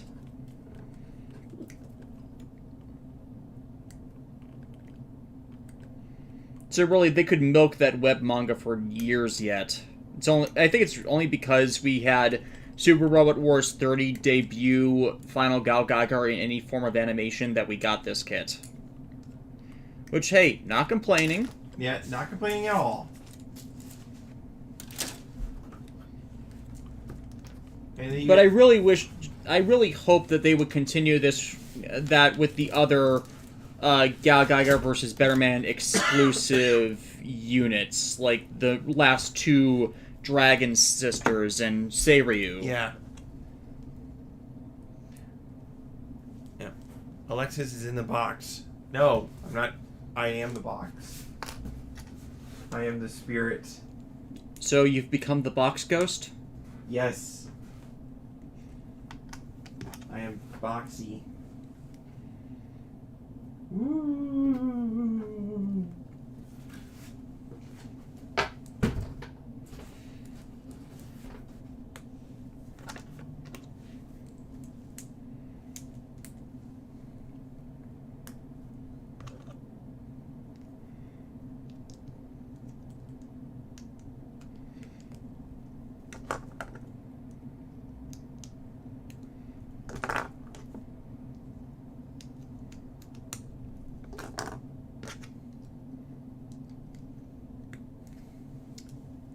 Okay, just to give you an idea of how big this is a knuckle.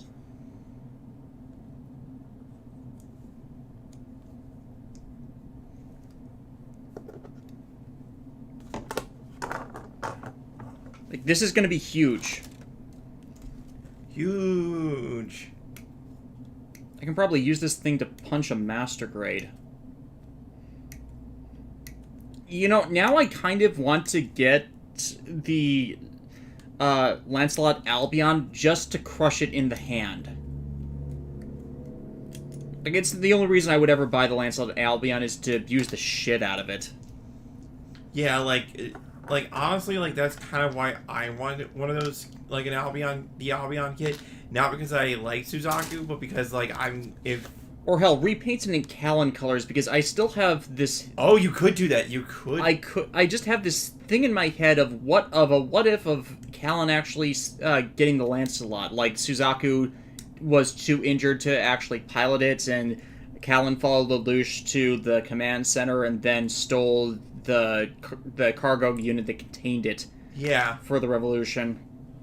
Of course, then you'd have to get Suzaku the Gurren, or have the Gurren destroyed, which would be unfortunate, but... The Gurren... Just... And you wouldn't get the themology of the whole traitor to their king thing that calls up symbology for the series. But I still feel like Hokiyasu is definitely ripe for the what if, storytelling, I mean, they have done a few in the manga, but not a lot. Like, I know somebody made fan art of what would happen if, like, Callan embraced her Britannian side versus her, Japanese heritage, and like I said, unfortunately, a lot of those are based from the reality that the people making the art didn't know about the Red Tracks light novel that explored her backstory and how she was never involved in her Britannian heritage. Mm. But that's just an unfortunate reality kind of thing. I think that's just a reality of them. Like, it's okay. I think when it comes to those sort of things... No, it's okay to explore it. It's just like... No, I was going to say... It... Excuse me. That if there's a piece of media or lore that somebody's not aware of when they made a piece of fan art, then it can't be faulted for it. Right, like, because, I didn't know Red Tracks was a thing until you told me, like... Honestly, I prefer viewing it from the timeline of Callan follows Lelouch and joins with him in taking over Britannia and preventing his bad end because they are around each other, and she wouldn't have gone for the Requiem plan. Yeah, she would have slapped the shit out of him. Yeah, I'm actually going to avoid panel lining this for now, simply because we're running so long, because there's a lot of little divots in here that I really want to panel line. Let's just see. Oh, jeez. Yeah, go ahead and rest your voice.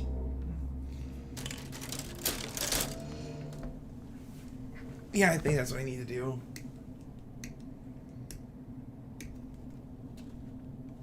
No idea where I put my lozenges. Actually, I do have an idea, but they're kind of buried.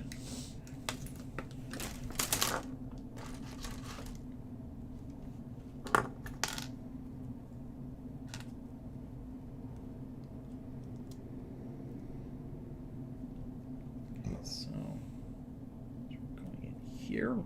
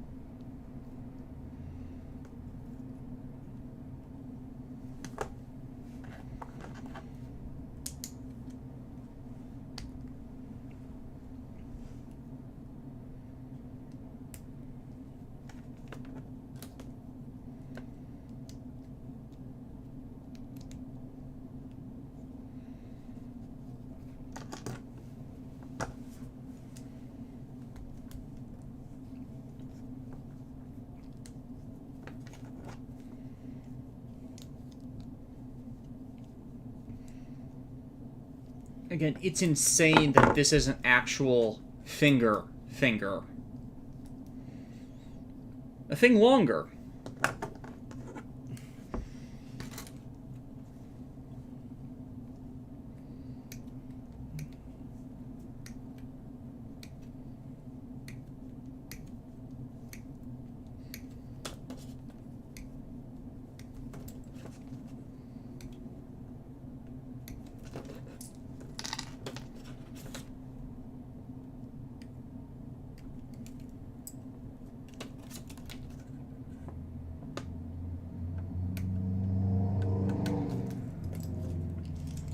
What if Lulu's trained to be more physically capable?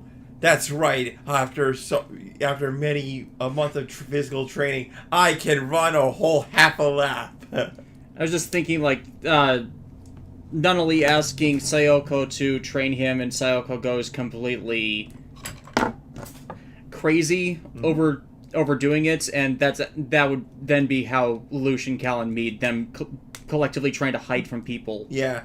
No, do what Lelouch needs? He needs to watch action movies. Action movies do teach them everything you need to know about life, but the problem is, action movies in that setting would probably be Britannian propaganda.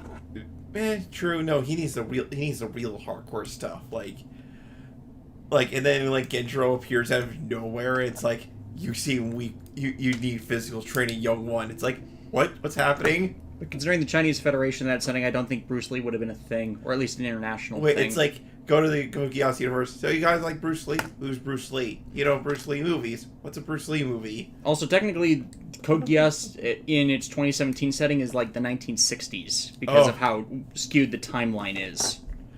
But basically, like, just going in there and like, it's like asking for basic stuff, and it's like, do you guys have waffles? What's a waffle? No!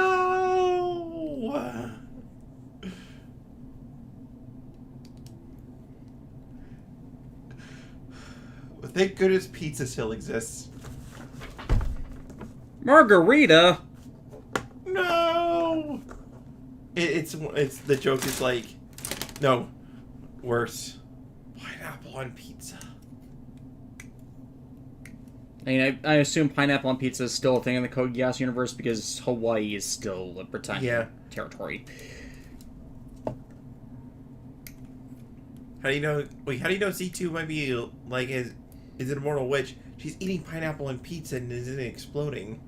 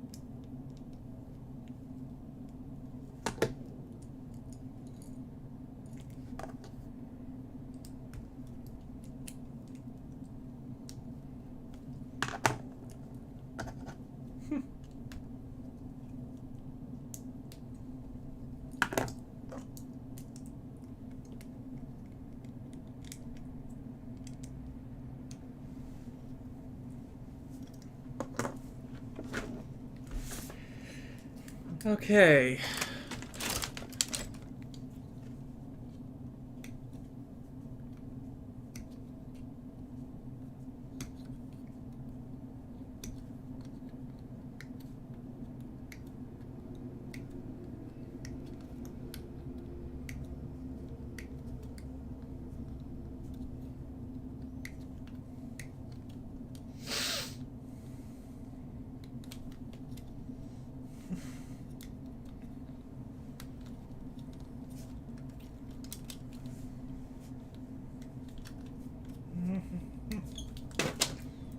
Somebody, truck or monkey? One of my friends, monkey that transformed into truck. So, Go Busters. Or something like this. Oh, that, too. That could work. Actually, that basically is just a black repaint of Bulkhead. Bulkhead Prime?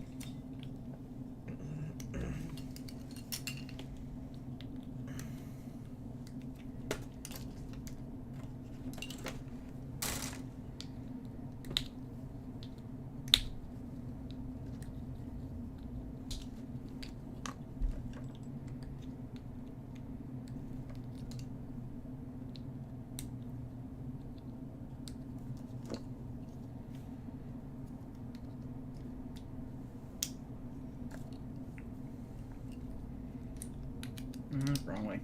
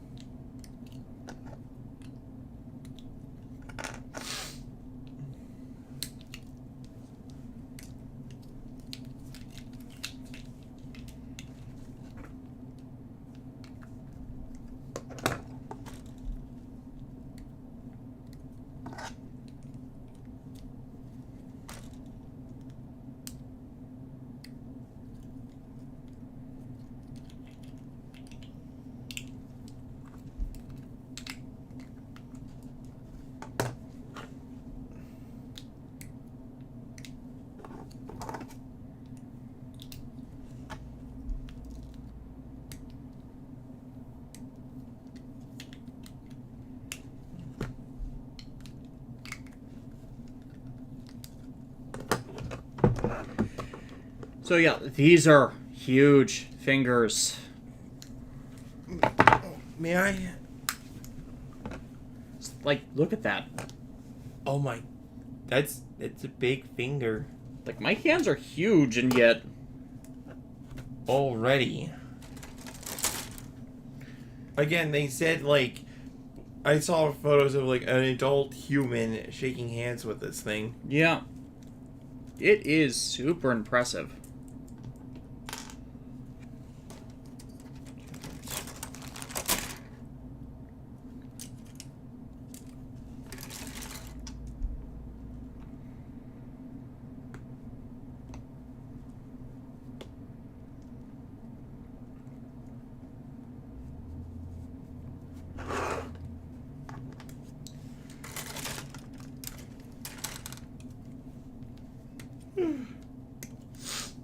Anything going on? Not much. Not much. HJ Fives was saying how articulated is the hand, and the fingers are gonna be fully posable when it's all said and done.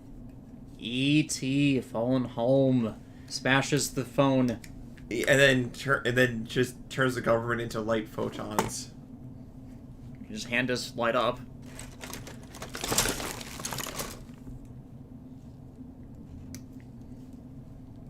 With Kung Fu grip action.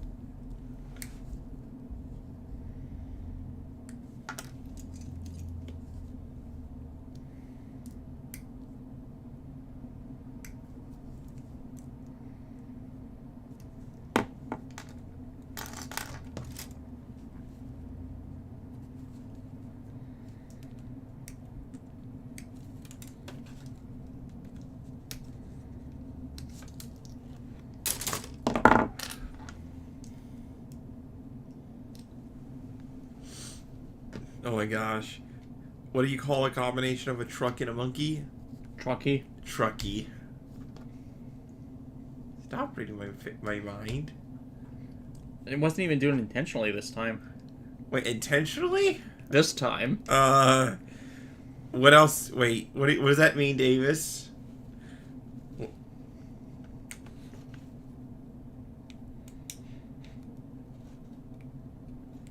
Whose idea was it at 3G to make a hand out of a goalie on it? Out of goalie mark? Well, Crusher was too slow to really be well implemented, so I honestly think that it had to be workshopped. Like, I just imagine they're all in a room like this. Because you gotta remember that all of GAOGAIGAR's weapons throughout the series are different types of tool. So, what is the ultimate tool? The hand. Yep. Metanoia this.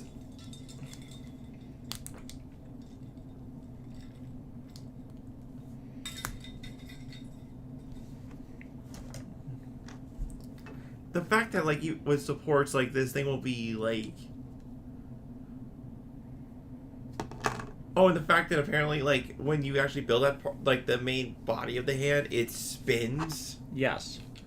Walter, make it spin. You spin me right round, baby, right round. No, go back in time and change the lyrics from spin me, baby, right round, change right to left. Okay, that's mischievous evil. Yes. What you did? You traveled back in time, and all you did was just being mischievous? Yeah. You didn't try to change history for the better? Maybe killed Hitler? Nah. That's somebody else. That's another guy's problem. Incidentally, I like the thing in Legends of Tomorrow that explains why no one ends up trying, or at least succeeds in killing Hitler. In the whole fixed point in time, Guardians of Preserved Time stuff that they introduced at the last minute.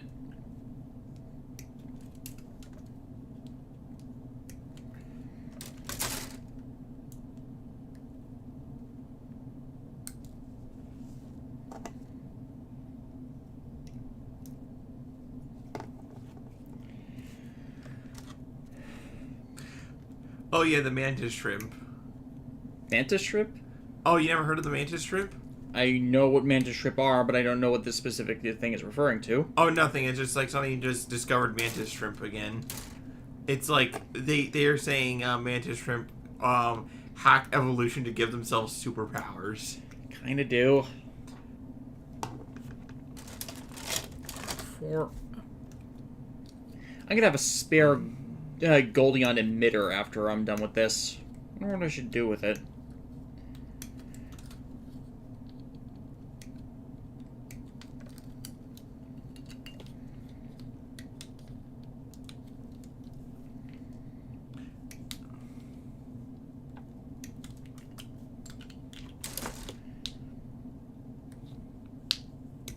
Stupid nubs. Like, mantis shrimp are so, like, why did evolution say, and this tiny little thing will have to be the ability to create a jet stream of water so hot that it can reach the, like, boiling temperatures? Like, its claw can, like, snap with such a force that it, like, literally shoots out it's not like a literal beam of water, but the force of it causes like a little, essentially like a column, like a heat column to eject out of it that like just kills things on sight. Convocation. Man, that would make Cloverfield a much different movie.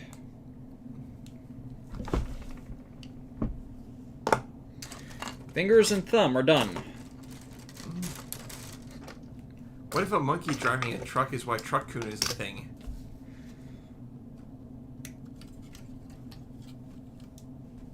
That would be bananas. It would make some people go ape. Yep.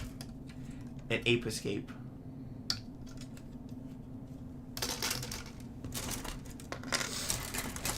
Ironically, John is probably playing Ape Escape. John's just existing in his room right now. He's Schrodinger's John. Ironically, with a cat. Yes. Yes, Schrodinger's John cat. Is he alive or dead in there? We don't know.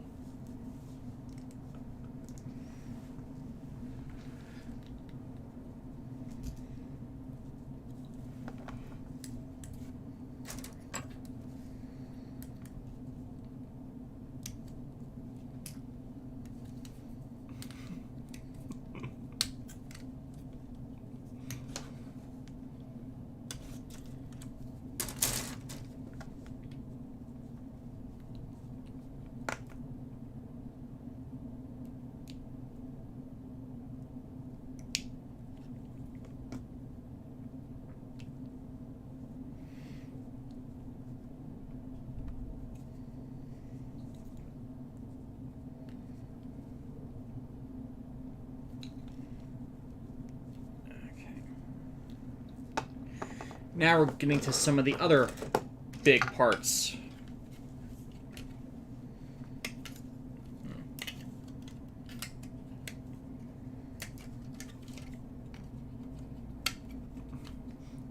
Joey and Cow plot twist, John is the cat.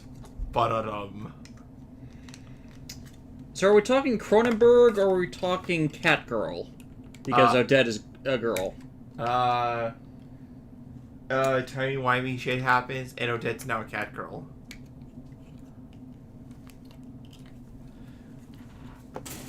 We still need to return that library book. No, you see, that only works in Frozen Man stories, not time travel. Mm.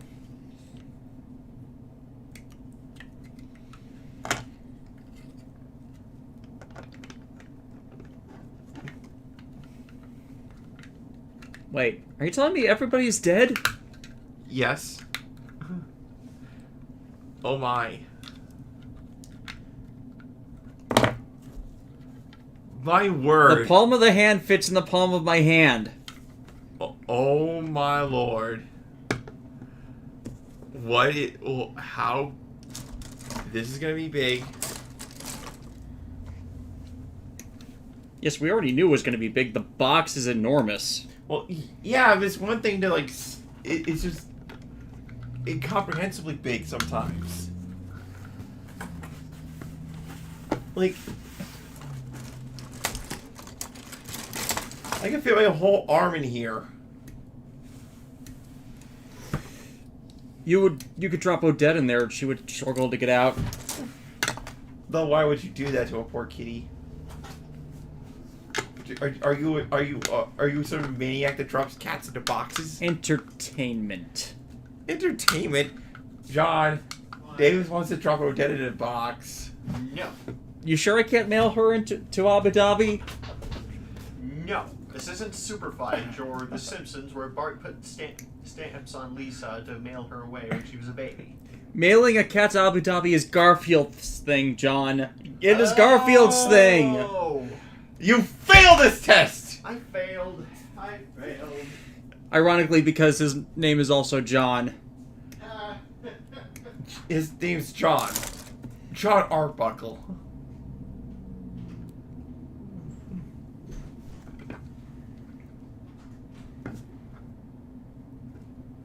Oh, speaking of Red Dwarf, did you guys watch the cat movie? We have not seen that yet. It's on our list. It's a long list. HJ5s, man, is this figure even going to be able to hold a hand up? And they actually included support structures, which you're supposed to set everything in and on. There's the I am redesigning my set backdrop for this because there is no way in hell I am not displaying it. Well, yeah, because how much money you spend on it, and it's so freaking cool, right? Goldie Marg! And I'm bored. I gotta hand it to you. This is pretty cool. Did you just... What? Are you just what? Are you gonna give me the finger? I can't. It's not built yet.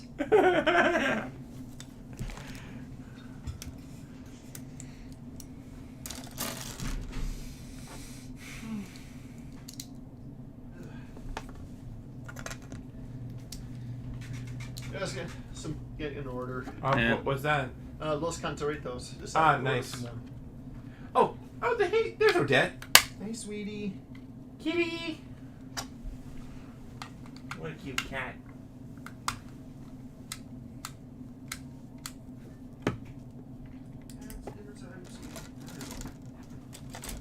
She wants her food, meow.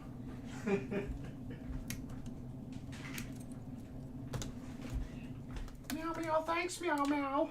Like I keep doing. I don't remember what was the cat from Mr. Rogers' Neighborhood. That will be a mutually collective blank. Yeah. Just don't think anymore.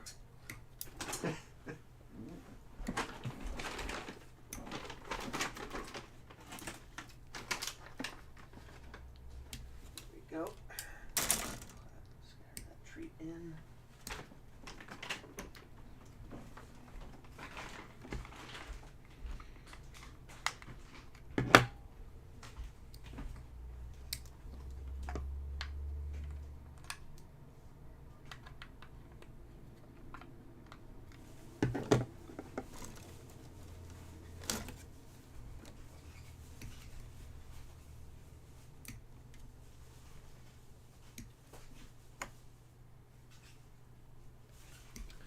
Terror of Death, show Kitty. Hey, John. Yeah? Can you get Odette? Chat wants to see her. Chat is hungry for cats. What? Chat wants to see cats. Okay, I'll get her. Because she's a baby. Yep.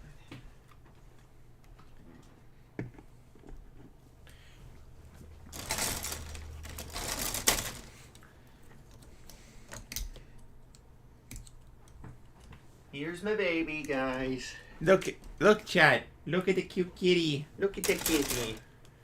And she seems to be ready to get down now, so here we She doesn't like being Hell. held. Yeah. Which is going to be difficult when I eventually have to trim her nails. How much has the puns increased since you guys got the cat? By a meowthful. Hey, John, are you feeling good tonight? I'm trying to remember this reference. Feeling good? Oh god, I missed the feline part.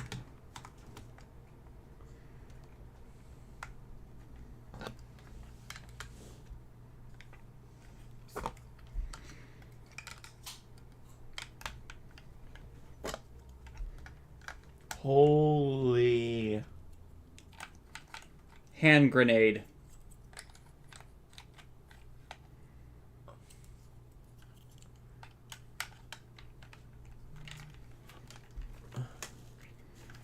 It is the size of my actual hand. Oh my god, it is actually Davis size. Oh, really? I did say the hand wasn't constructed yet.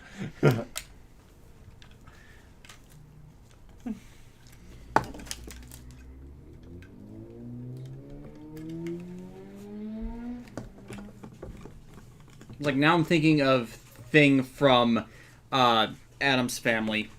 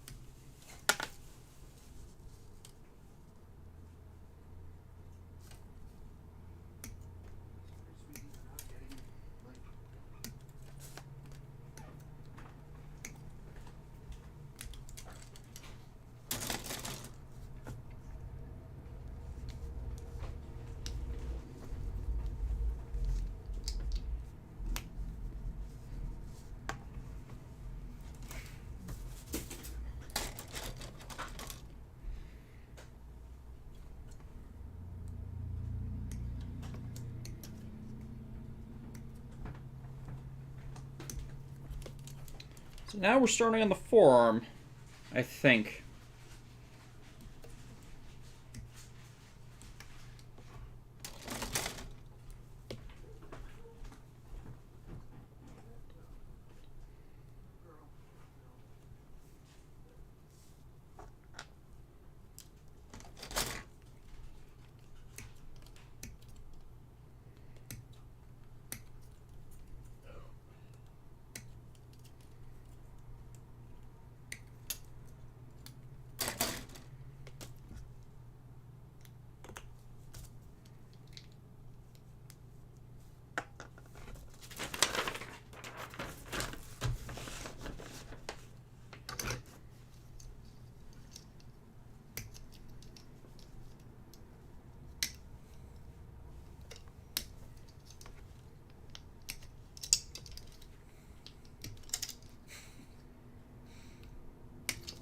Something funny?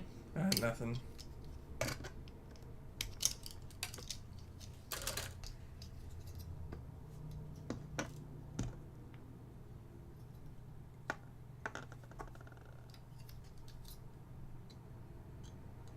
Oh, by the way, Terror of Death. Oh, by the way, anyone know if we're going to be seeing the rest of the new 3G mecha that we saw in GAOGAIGAR vs. Better Man? I have no idea. I'm hoping they do them.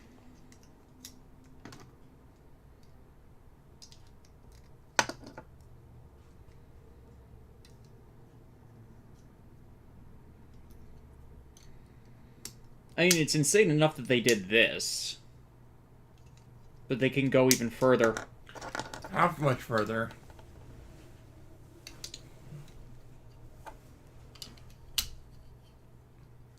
Honestly, the real question is, can we get beyond Thunderdome? Can we? I don't know. Like, do you know the way? I'm not sure I know the way. Well, does anybody else know the way?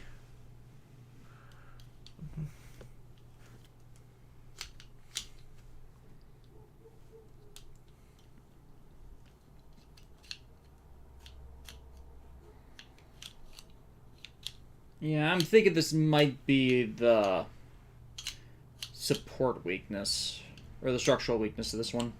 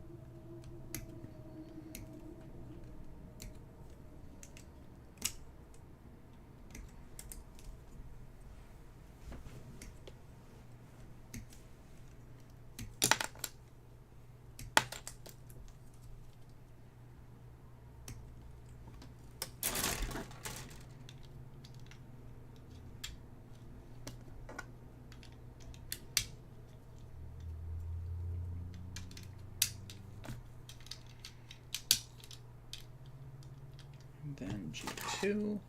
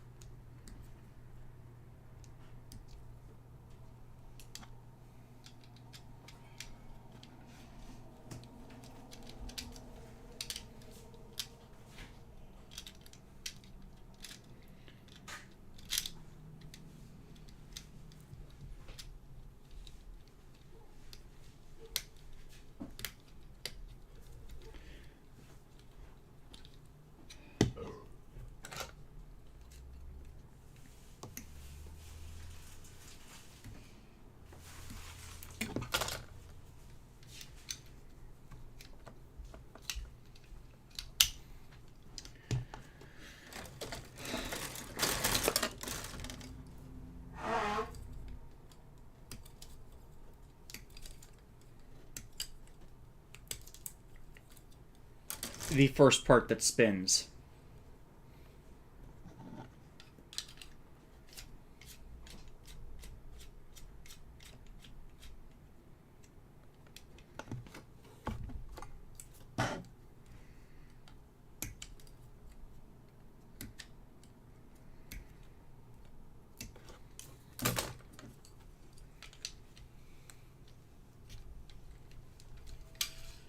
There we go.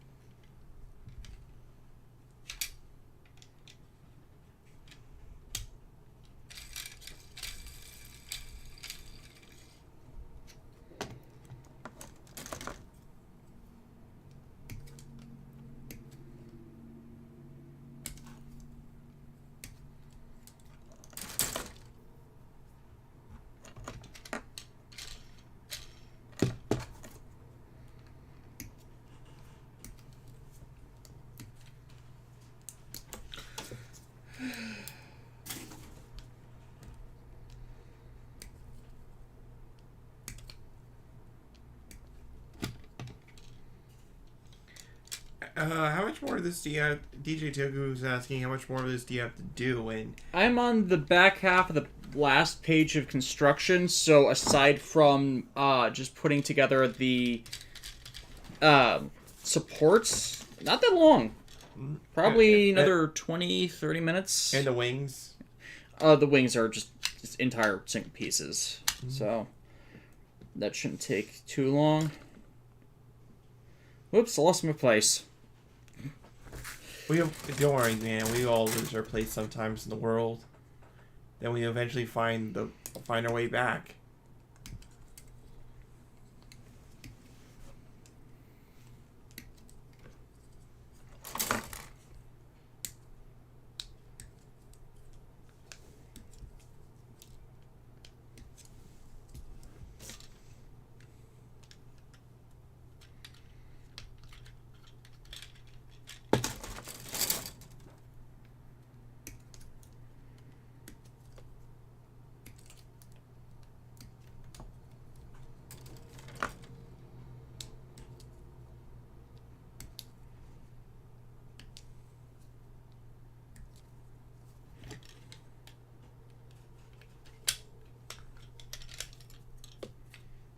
Missed the peg.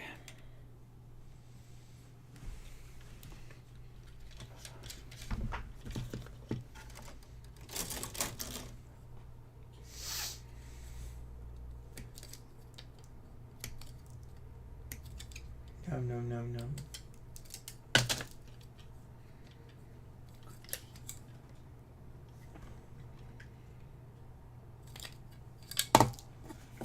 Yeah.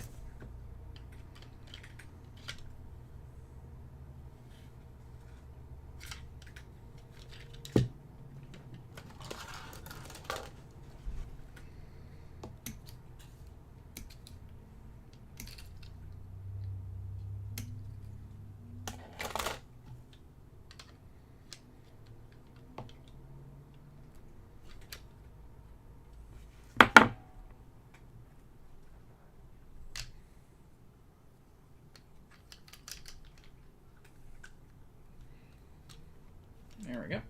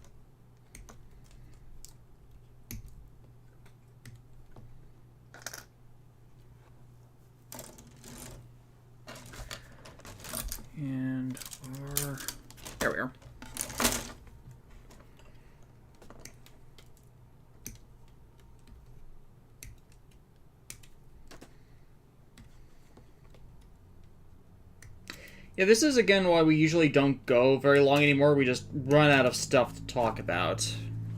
Yeah, it's...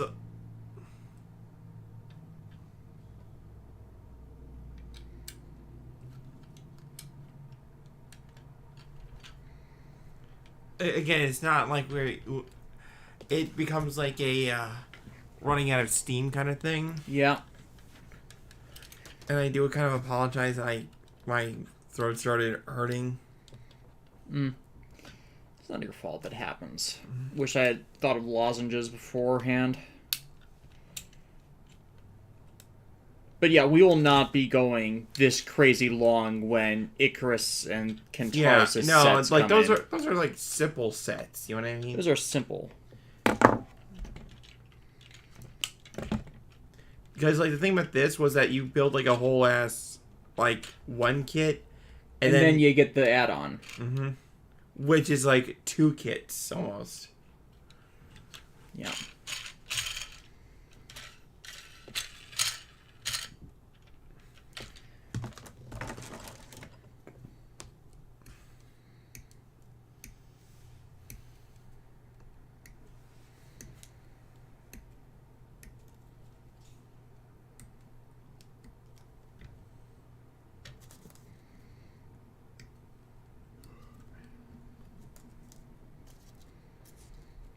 I like at least with modern kits they remember to tell you to remove the nubs from the undergating. Like I hated older kits that had undergating simply because they forgot to tell you that they had undergating. Remember when you used to absolutely despise undergating? Yep.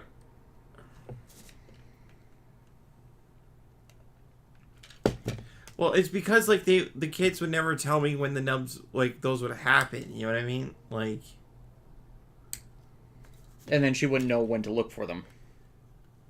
until it was too late. Until it was too late!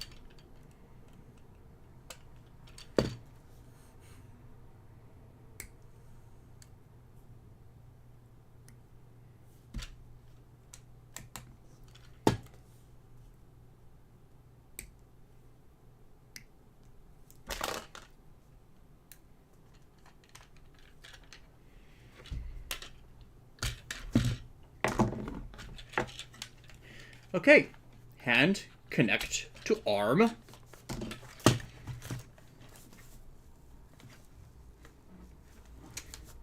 My hand went bad, so I lopped it off with the wrist. Wait, can I hold that? I gotta like. Oh my.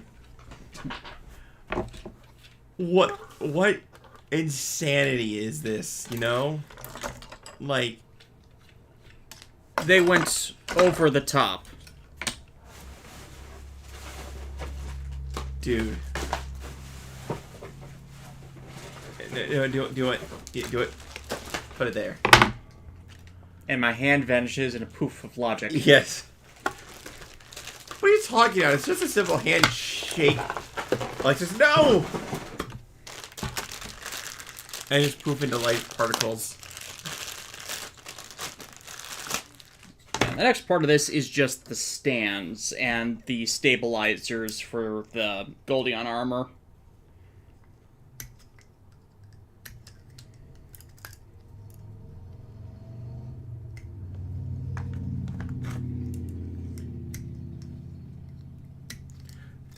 I mean, DJ Jogu, you don't have to like keep asking like these random questions. You can just always just, chill and vibe.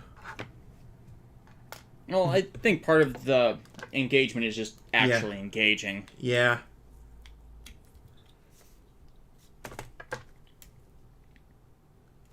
You know, do what's really lewd piece. Hand holding.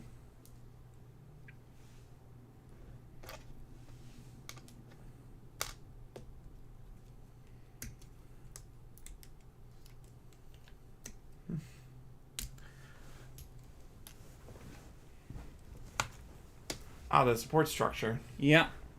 It's like, it's thick for what you expect, for more than you expect from these display stands. It's gotta be thick. It's got, like, it's holding the weight of the world. Specifically the hand that holds the world. The fact that you can hold, like, this thing by itself. You know what I mean? Yeah, just a hand. Yeah. Speaking of, I forgot to do it. Like, look at this. This is the original Goldion hammer in its hammer mode. Yeah, it's like you can have the Goldion finger hold the Goldion hammer. It's like which is doing what at this point? it's like what is that? Did we hit actual overkill? Nonsense. It hasn't faced the Getter Emperor yet. Oh, that's true. That's true. Can this thing poop the Getter Emperor into light beams? Man, Glover looks a lot more intense than I remember.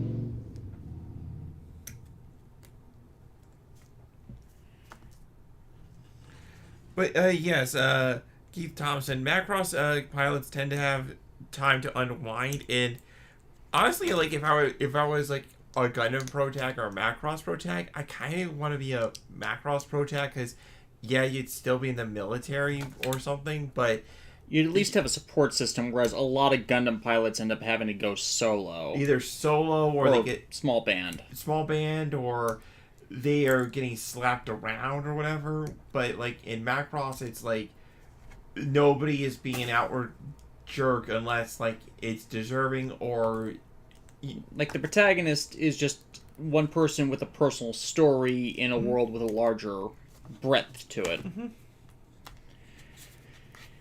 Okay, so that's the primary parts of the display stand. Unfortunately, now I need the emitters, which is everything else that needs to be done. You're doing good, Goalie Mark. Doing good.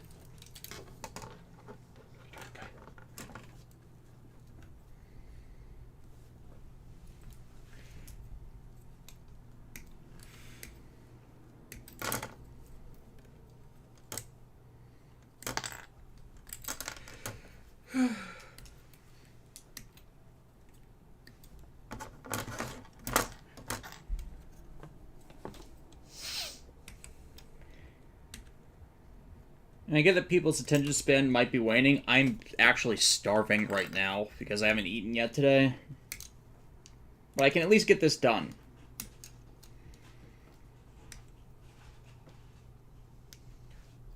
Dude, you want to get nugs? Wouldn't be a bad idea.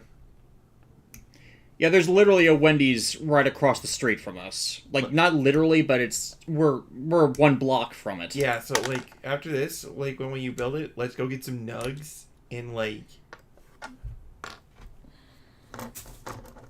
Yes, by the way, chicken nuggets are now called nugs. I have declared it. Also, all Tuesdays are Taco Tuesdays, and all Wednesdays are Punch Millhouse Day. I thought that was every day. Yeah, you're right.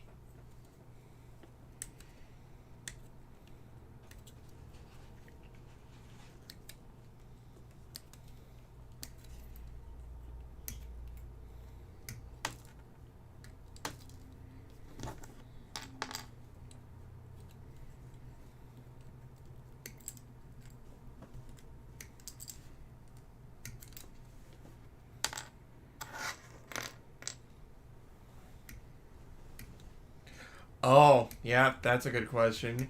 You love we know. So I know you guys love Guy, but how do you feel about Jane Guy's cousin Renee? Renee, I wish we'd gotten the light novels, because the light novels expand on her a lot, but Rain is nice. Oh, I liked... Okay, it wasn't the most established. Her thing with Jay was not the most established, but there's something that can be explored on. And we know from some of the final content that they feel a connection, so they're going to explore it. Yep. Considering they already had two great functioning relationships in the series, them adding up to another is not a bad thing. Yeah, it's like, what is love but between a cyborg secret agent girl and a space birdman dude.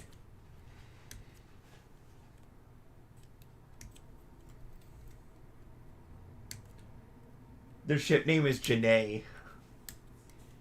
I would have gone with John, but... It can be altered. No, it cannot be John altered.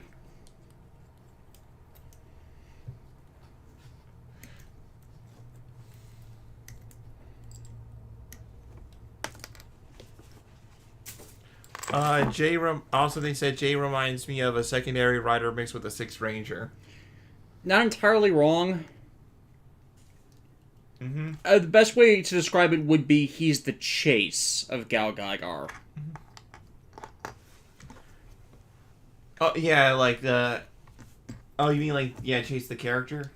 Kamen Rider Chaser, yeah, from Drive. In that he was in the conflicts before everybody else, but then got subsumed by the villains, then got purified, and then he's a anti-hero good guy again.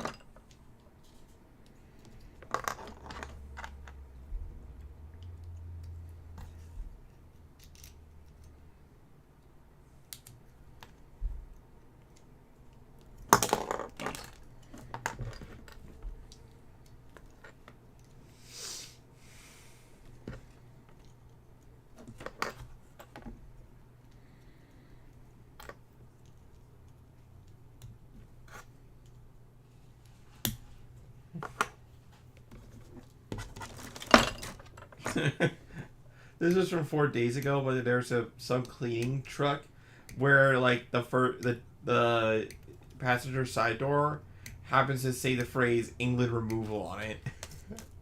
And it's like not all heroes wear capes. Why would you want to remove England? I don't know. They probably did something. Do they specialize in cleaning up tea?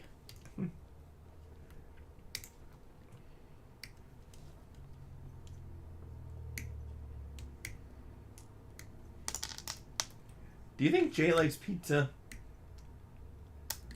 No, I don't think he likes pizza. It's like, hey, like Robert walks in. Hey guys, pizza party. It's a cheese pizza at least. They accidentally gave us Hawaiian. He stares in judgment. Yeah, it's like, guy, do something. Jay's staring into my soul again, and it's like, I'm sorry. Guy shrugs. Hey. You got Hawaiian. It's like, but it was an accident. Oh no. Also, speaking of, man, that latest manga chapter with Mikoto meeting Guy's mom. Again, technically. Well, again, technically, but it was still adorable.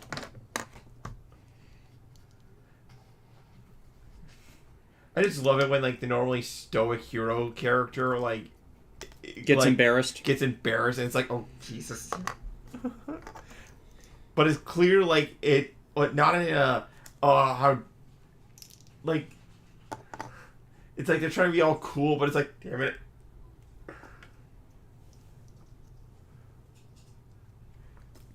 Oh, DJ Toku, as a Scotsman, I could say what has England not done. I mean... Not wrong. Not wrong.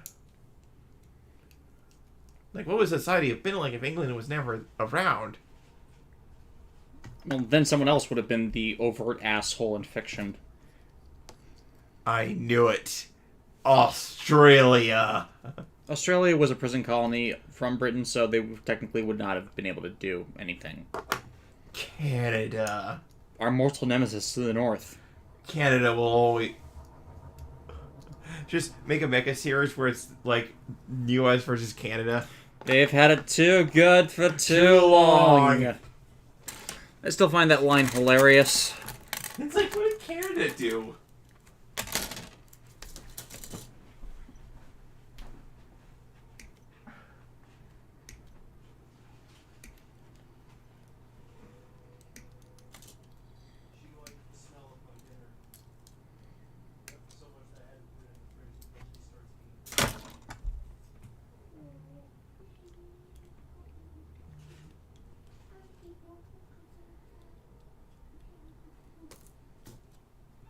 She's looking at me like, don't stop petting.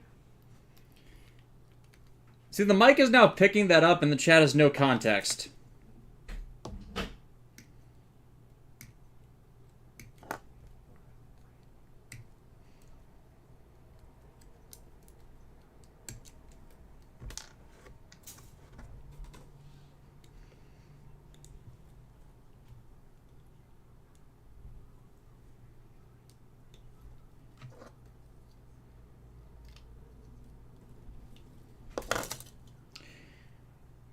Funny thing is, I'm not exactly done with Mini-Plo for the time being, in that I've ended up caving and gotten more of the Sentai Mini-Plus sets that have been released the last couple of years.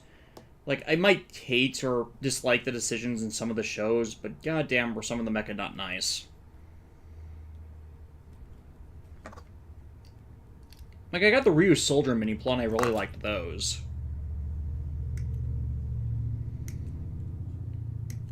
I mean, they're Lego brick combiners that you can do a lot with that. I'm almost tempted to pick up the Hasbro variants of the Ryu Soldier Mech from Dino Fury, but I don't want to support bad adaptations.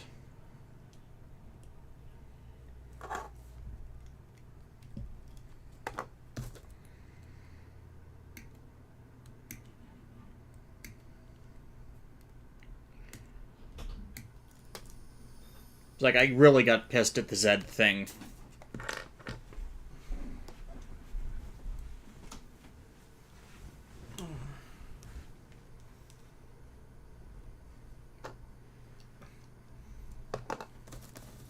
Oh yeah, the greatest evil of all, ancient Egypt. Oh no, there is an evil that predates that. Ancient Atlantis. Ancient Atlantis. Isn't that, you mean, wait, wasn't that just like some, like, wasn't that an urban myth?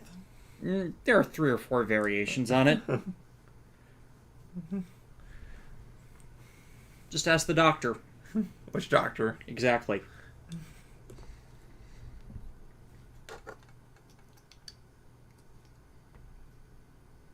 It'd actually be funny if Atlantis just kept sinking. There are actually 3 or 4 versions of the mythical Atlantis, just because it kept sinking to the sea, and because they built it off of coastlines, and then people just kept confusing which one it was, so that's why no one knows where it is. Yes, the great city, the lost city of Atlanta, Georgia.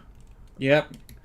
It's like, the first Atlantis sank into the sea because we built too many trucks. So, the second Atlantis, we built more highways to support those trucks, but then the city sunk again anyway. What happened to the third and fourth ones? And we built some doomsday weapon, and there was card games involved. That one sank into the swamp. Get out to me, swamp! Man, what if Shrek is set in the same universe as Monty Python, and the reason he is on this land is a swamp is because it's that castle? Oh my gosh.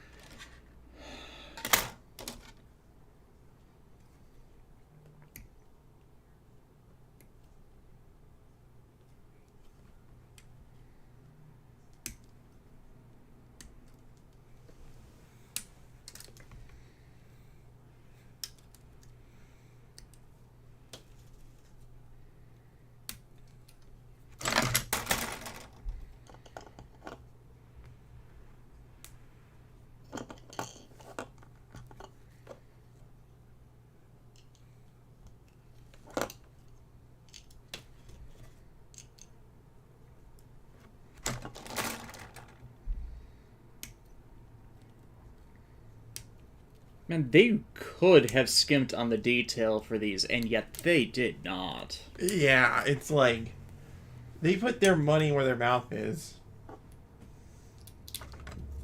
Like the gold plastic doesn't even look that bad. Nope.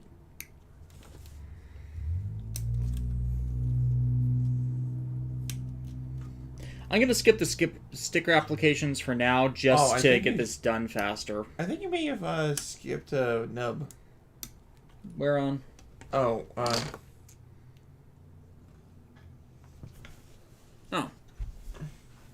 Yeah, I missed that one.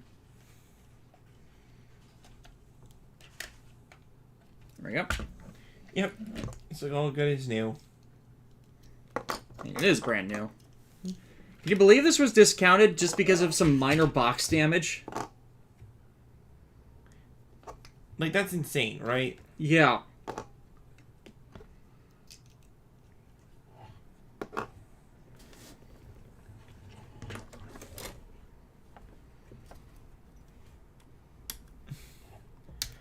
Also, like the weapons delivery system for this thing. Mm-hmm.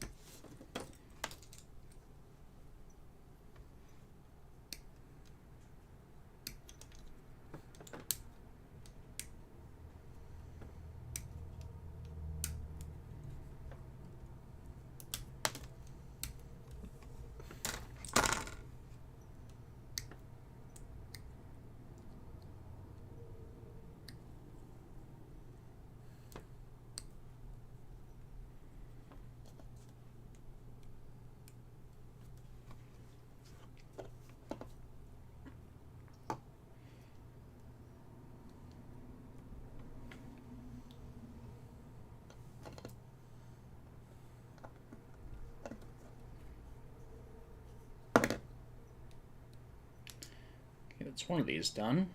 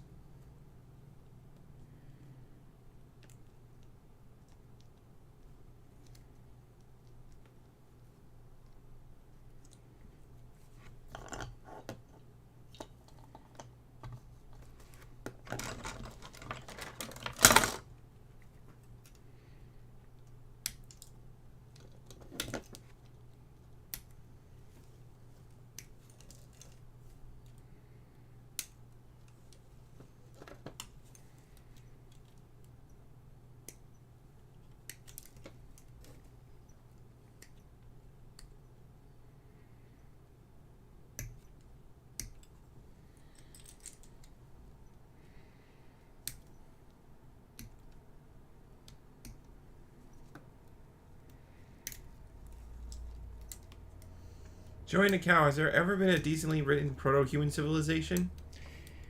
Not my specialty, but none my experience.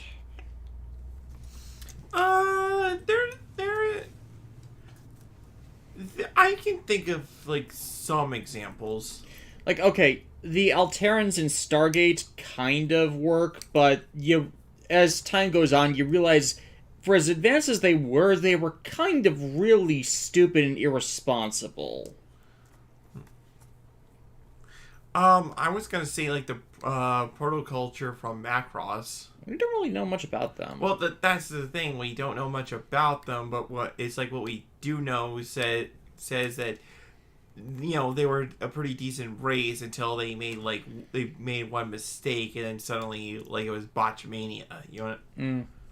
I think it's like basically like they weren't like outwardly malicious from what I heard, my understanding. You know, like how with a lot of these proto races, it's like they come off as nice at first, but then it's revealed that they're all jerks. Mm-hmm.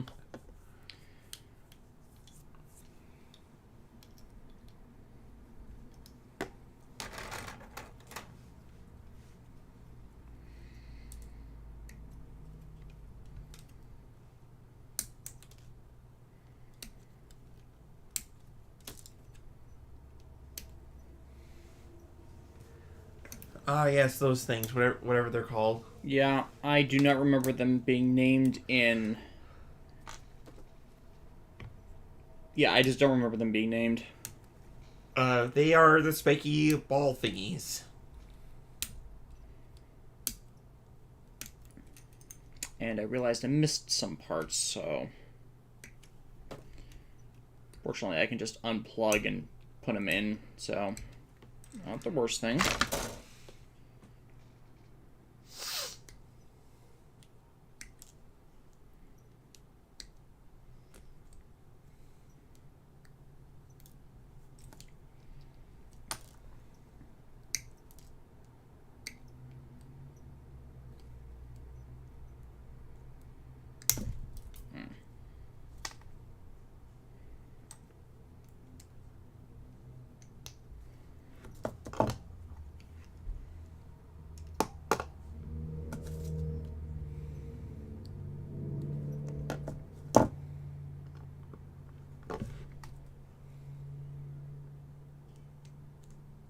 Yeah, the other thing about the Icarus build stream when we get to it is Alexis and I will be racing.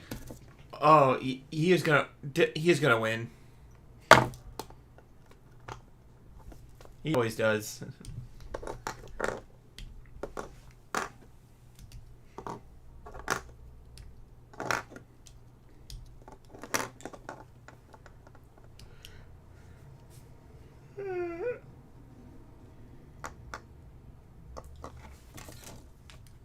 So yeah, these are what I forgot to do.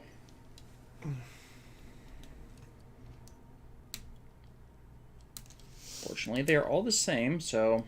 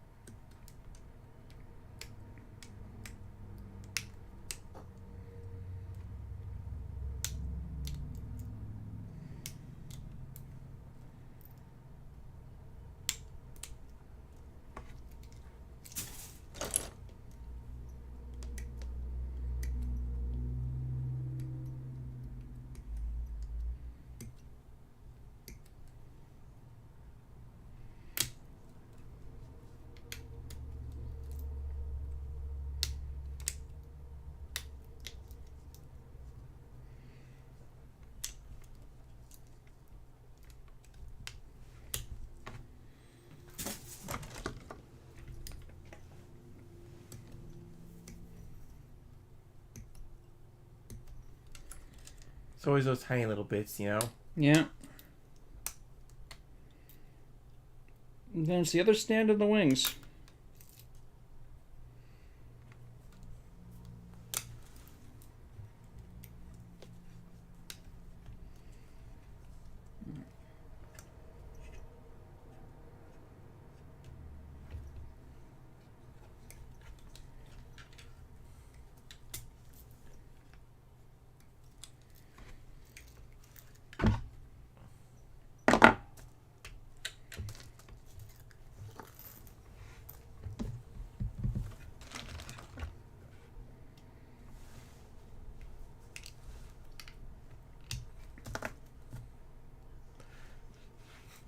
It'd be like, time for a high five.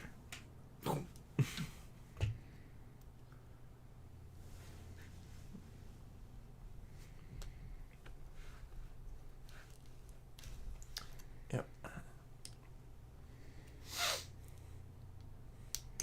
DJ Toko was asking, do you ever think Gundam will do aliens again? I hope they do. I don't get why people dislike that plot device. It's something that has not been well explored in the series besides like 3 series. Right, and it's a lot, and it just, I understand that maybe like you want to make it a human war drama. I get that, but there's a point where that has been tapped out. right where you got there's a like where the you can still have like your human war plot, but you can also be like, oh, guess what? Aliens also exist, so Like Majestic Prince, Genesis Awakening. Technically, they're the bad guys in that, or not Genesis Awakening is the movie. Majestic Prince's plot is a precursor race seeded life throughout it, and then they've grown old and decrepit and need to harvest the races they seeded. Yeah, which is still like it both explains like why they are attacking and can also inform like how over time they became more sadistic about it. You know what I mean? They lost whatever made them people in the first place. Right, going from like it probably started off their hunt probably started off as like a legitimate okay we have to do this, and then it devolved into like Becoming a whole new cultural thing. you're right. I kind of almost look at it as like a culture of slasher villains almost, right? Considering that like all they need to do is just kill, right? And they take great pleasure in it. It's like not even conquer, just mass extermination.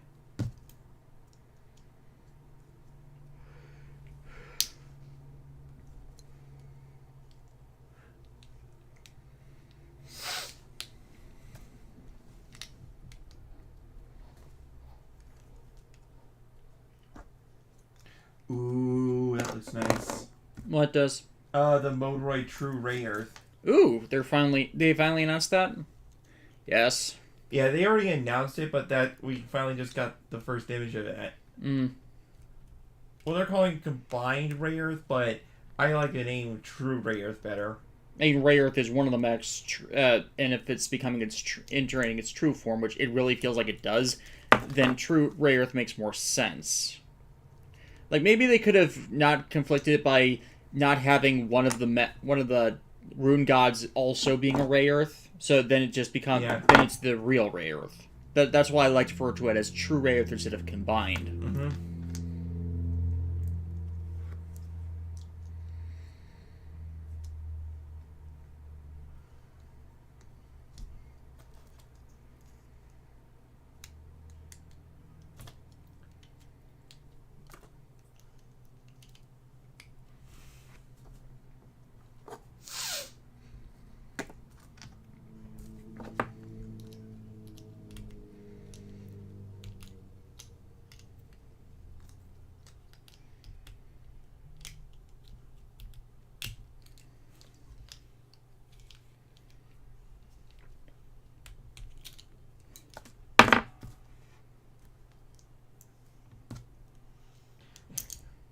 Good point, Toku. I think it might be because aliens might be too fantastical for some who see Gundam as hard sci-fi, ignoring all this new type space magic, apparently.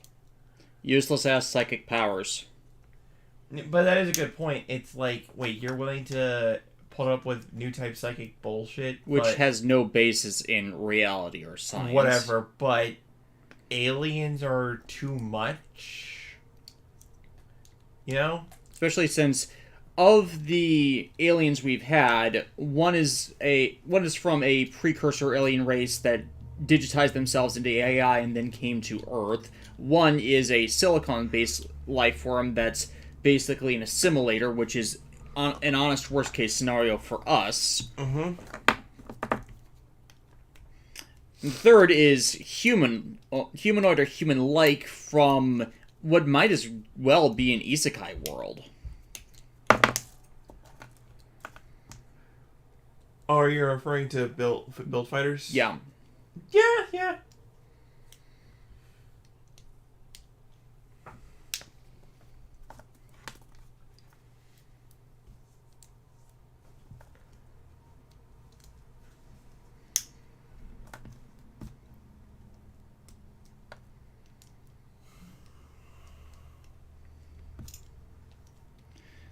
Honestly, the fact we've only had 2 series that have technically had events take place on another planet. Right. 2 of the mainline Gundam series, I should specify. That being Age and Iron-Blooded Orphans. 3, if you do count, Build Divers. Re-Rise.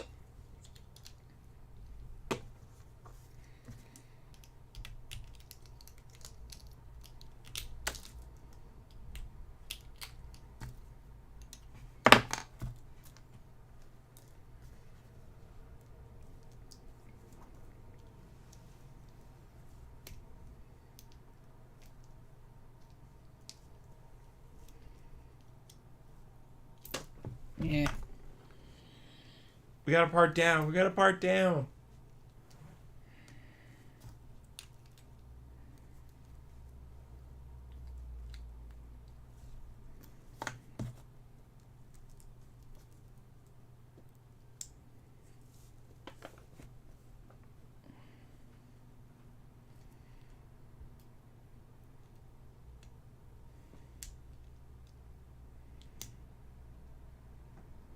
How to angle these in is not easy to get them to fit.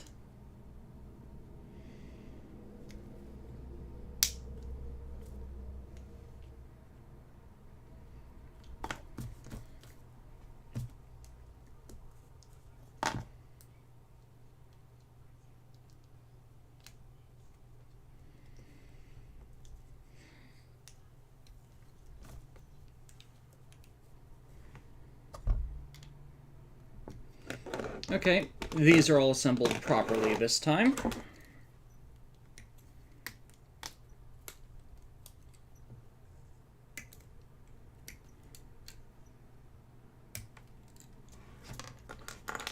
Connect your pieces.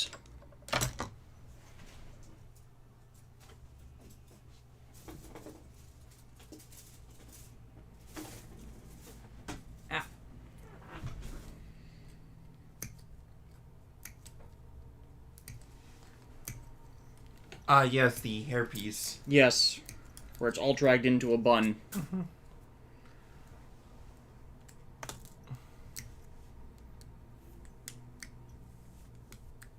Like, it's not just on fire, it's actually a string of batteries, which is hilarious to me.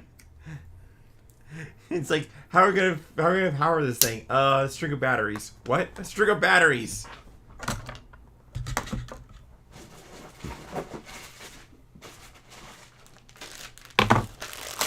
Big display stand. Yeah, I am very much tempted to paint this with in clear green. But at least it's in GGG. Yep. GG. Or maybe do the 3 colors thing, like seal off one side at a time to do it that way. There are options. There are options. But we're near the end of this. We are nearing the end. Oof, I think we may have underestimated how big this build would have been. Yep. It's like, it'll just be a simple walk in the park. How back it'll be... It's a simple walk to Mordor. No. We were fools! It's not a simple walk to Mordor!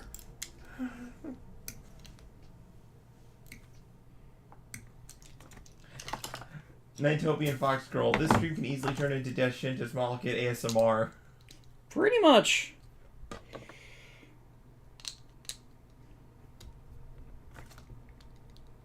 I don't think there's anything wrong with that.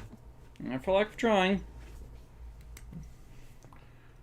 It's also good to be different. Once in a while. Yeah, once in a while.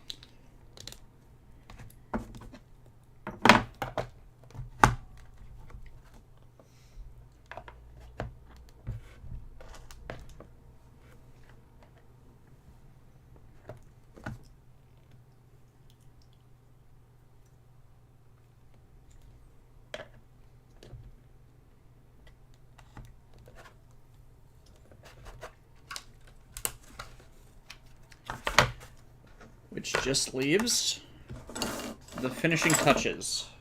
Yes.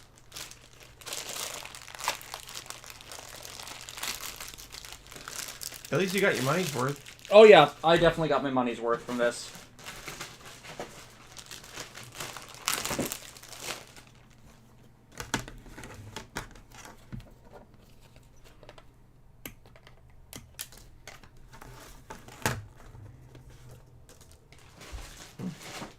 And then there are clear pieces that go inside these to actually provide a stabilizer.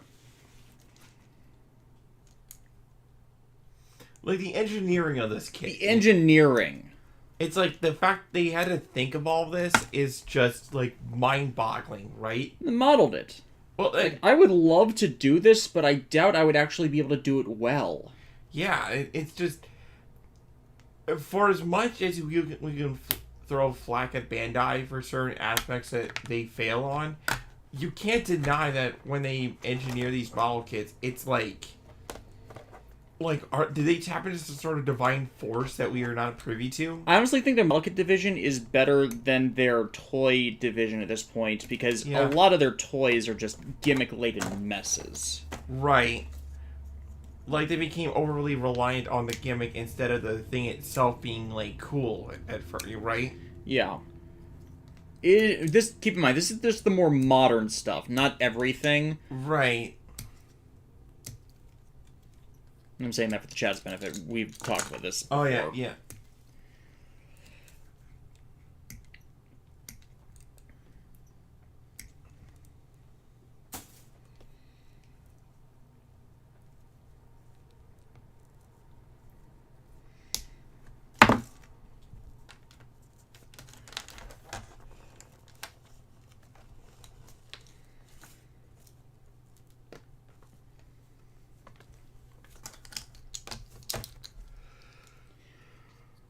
And then...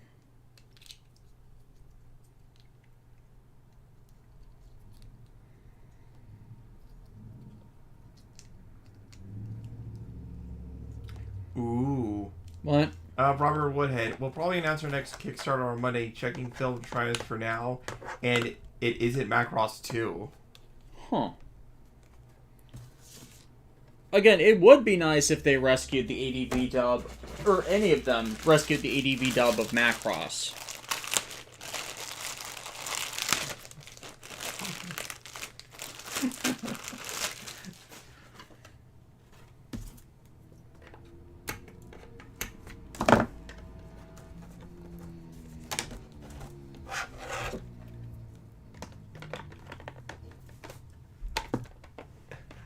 My God.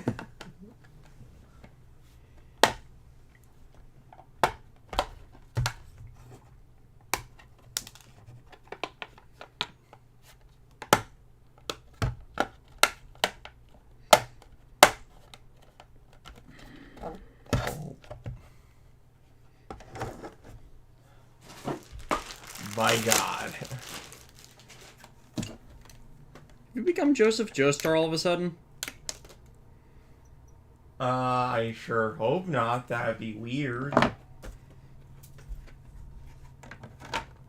How do you know I know that you're not Joseph Joestar? Because I cannot be as cool as him? You're already pretty cool. Oh, thank you.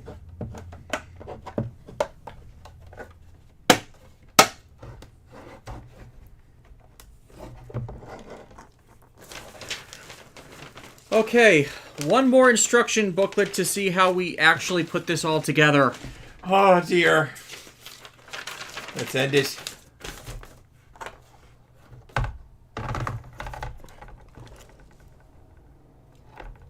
Okay, so remove the hair.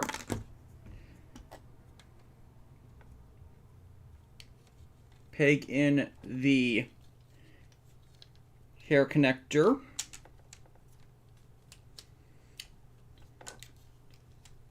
Which I am having difficulty getting into the hole.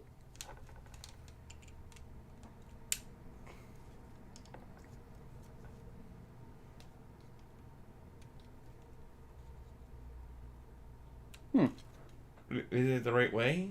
No, it's in the right way. It's just, I think the peg is just too small, so it doesn't want to stay in there. Strange. Also, oh no, there it is.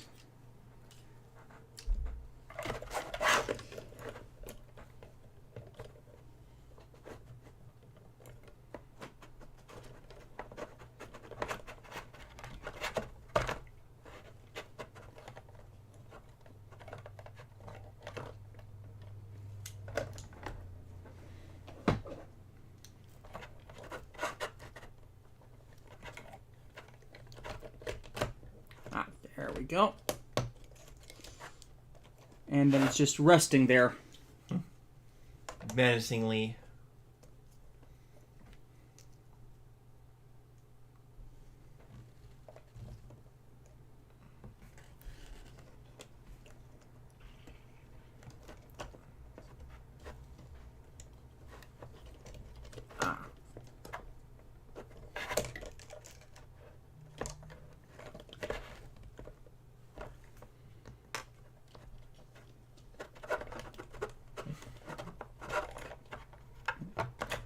Okay, instructions have it on the wrong peg. There we go.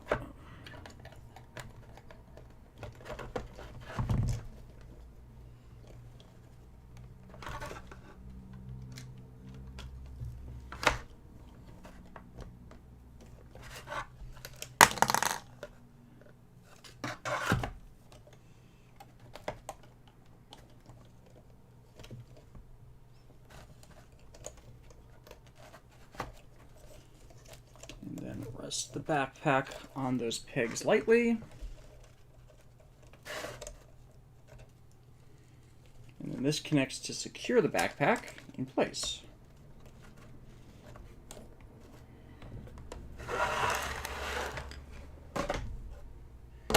And this comes in.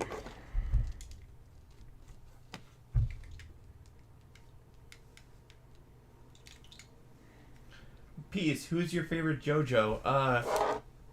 If it's not Jolene, it's a tie between Jolene Cujo and Giorno Giovanna.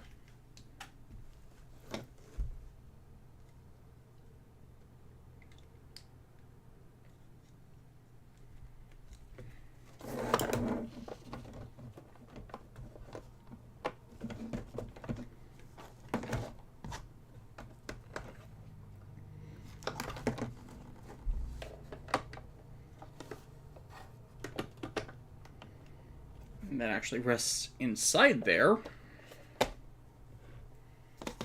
And then this goes in this cradle to fit the gadget connector on it.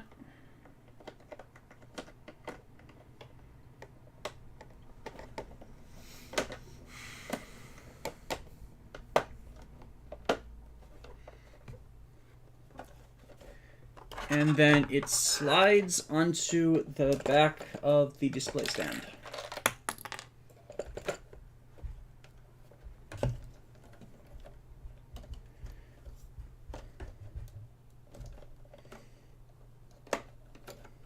You'd actually fit the gadget head into the connector. I don't even need to stick the... yeah. Yeah.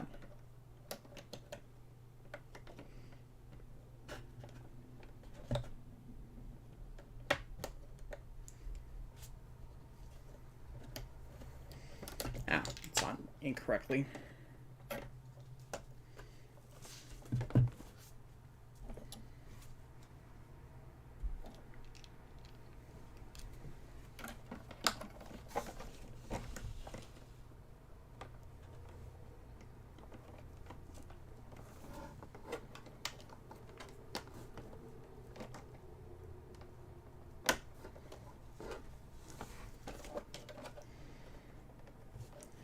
Yeah, and here goes in.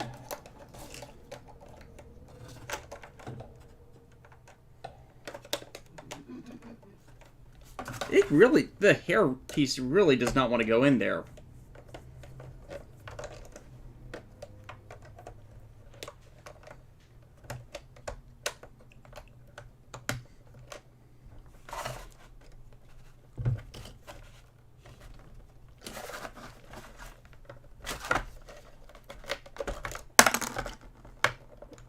That might be why it's not going all the way down.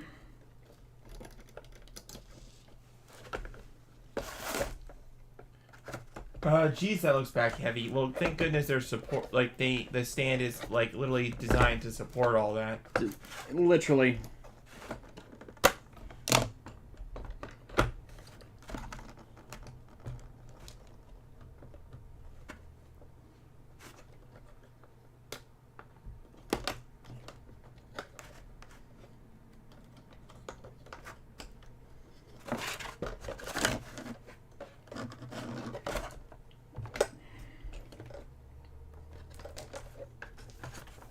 Might be meant to go back down into it more, but it doesn't want to move. It only wants to go down a certain amount and no further. Huh. I wonder what's stopping it.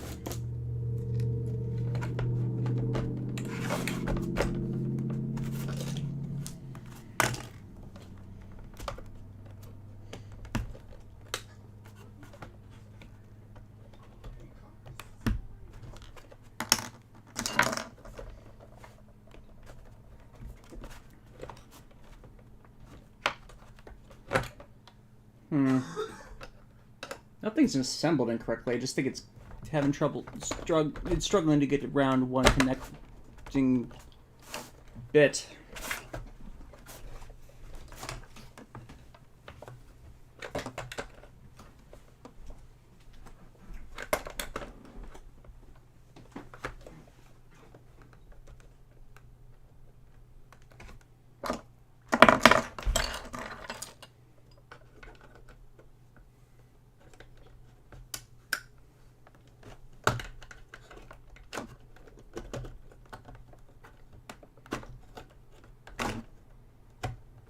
And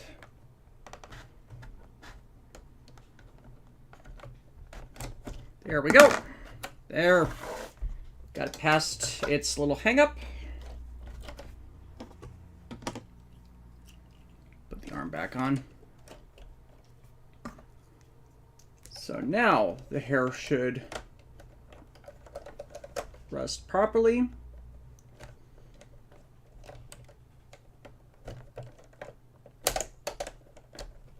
Probably should have secured that better in the final plans. And I shouldn't have all the stressing on the gadget. Yeah.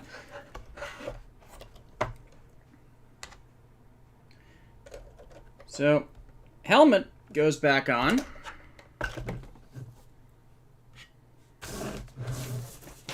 Almost there. Last thing. For real.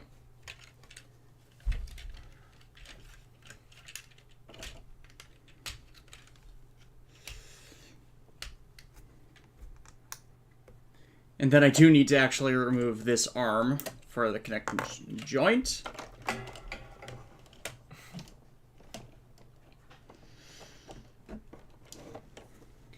The fact that it just... Yeah, and then this goes on that to act as the support. And we have the completed Guldion armor and Guldion finger. Guldion armor! Hikari ni NARE! So yeah, this is going to be a set piece on my set going forward. It is never leaving. It is never leaving. It is so glorious. It'll probably be like... The only thing that will take up a permanent residence will be that MGEX Strike Freedom, right? Oh yeah, it's the only other rival for it at the moment. At the moment. Mm-hmm. Display that king.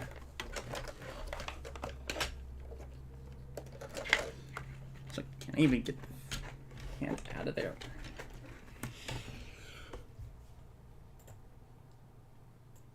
We gotta take a snapshot of that beauty. Oh, we will be once we end the stream. And here's me trying to get a larger view on this than the whole thing normally provides. Oh, I do have the display stand reversed, that's why.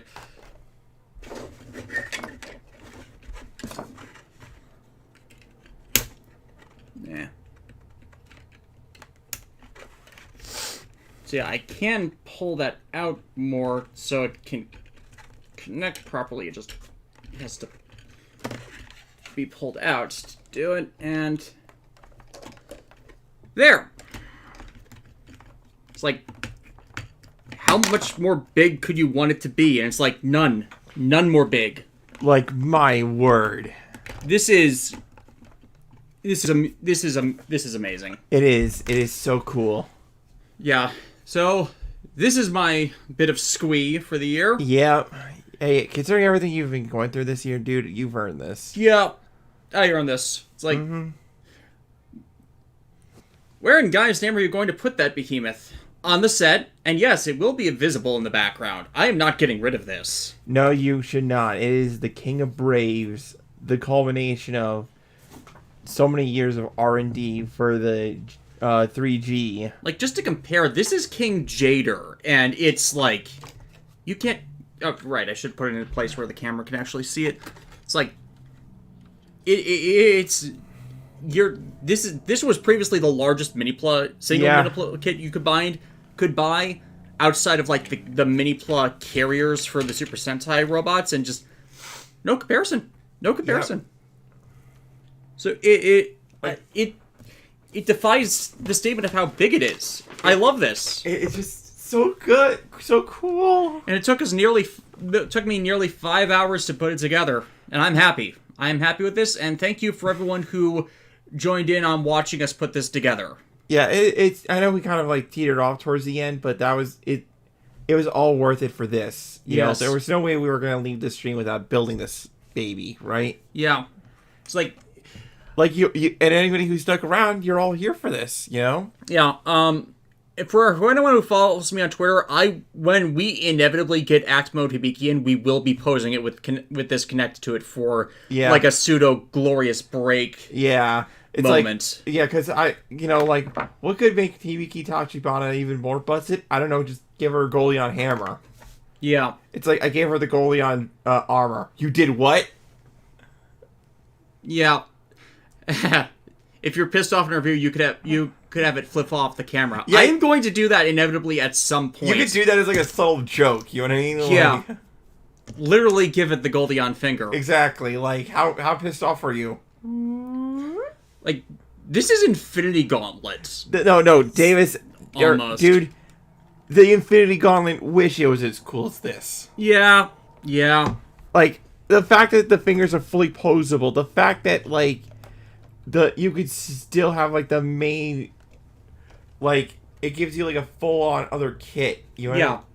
Like, if anyone is interested in the mini-pla kits, I would honestly recommend getting this over Genesis GAOGAIGAR, simply because it gives you everything but the Galioria Road of the original GAOGAIGAR kits. Plus all this. It is expensive, though. It is very expensive, but this is one of those times where that expense goes to, like, you get your money's worth, you know? There is enough plastic in this to justify the price point. The problem is just, like, it will cost you a lot more in shipping than just going for something simpler would be.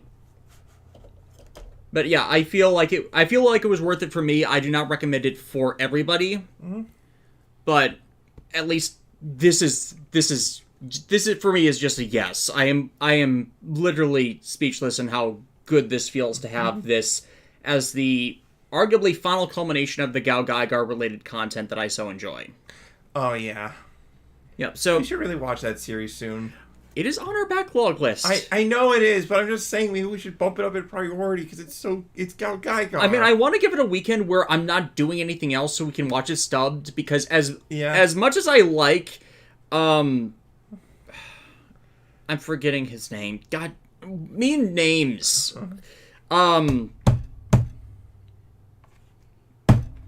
Michael Sinter Nicholas. As much as I like Michael Sinter Nicholas, he does not hold a candle to Nobuyuki Hiyama. Yeah, I know. It's just like, there's so many good series we need to watch. But a lot of them are subbed, unfortunately. Yeah, so we gotta wait for dubs for some of the newer ones. Or, like, just wait until you're not busy. Or I'm not busy, which is almost never, and that sucks. I know, stupid life. At the very least, when I finish Xenosaga, we will be marathoning through a crap ton of stuff, because I will have nothing else to actively distract me and stuff I need to play through for the rest of the year, which I am, like I said earlier in the stream, I am 2/3 the way through Xenosaga Part 3, and so I'm going to be done with that, if not the end of the night, then early next weekend, so I can start working and writing on other stuff, which will not occupy my time so much to distract from us getting through more of our backlog. Won't exactly stop us from streaming. There will be other things that will stop us from streaming, such as Prime Week, where we will be burned out. Yeah, but This has been nice. Yeah. I'm glad I could be part of this. Yeah. So thank you, everybody who stuck around and watched through this and used this as an ASMR and us being us. Yeah. We will see if John will be up for Hitman next week, because I doubt GAOGAIGAR is going to be thrown in the mail next week by Toe Collectibles or anybody else. So Yeah. We'll see. We'll see. And we might skip a week because of Prime Week. We'll see how that works out too. Again, thank you for all stopping by. We will see you later. Bye.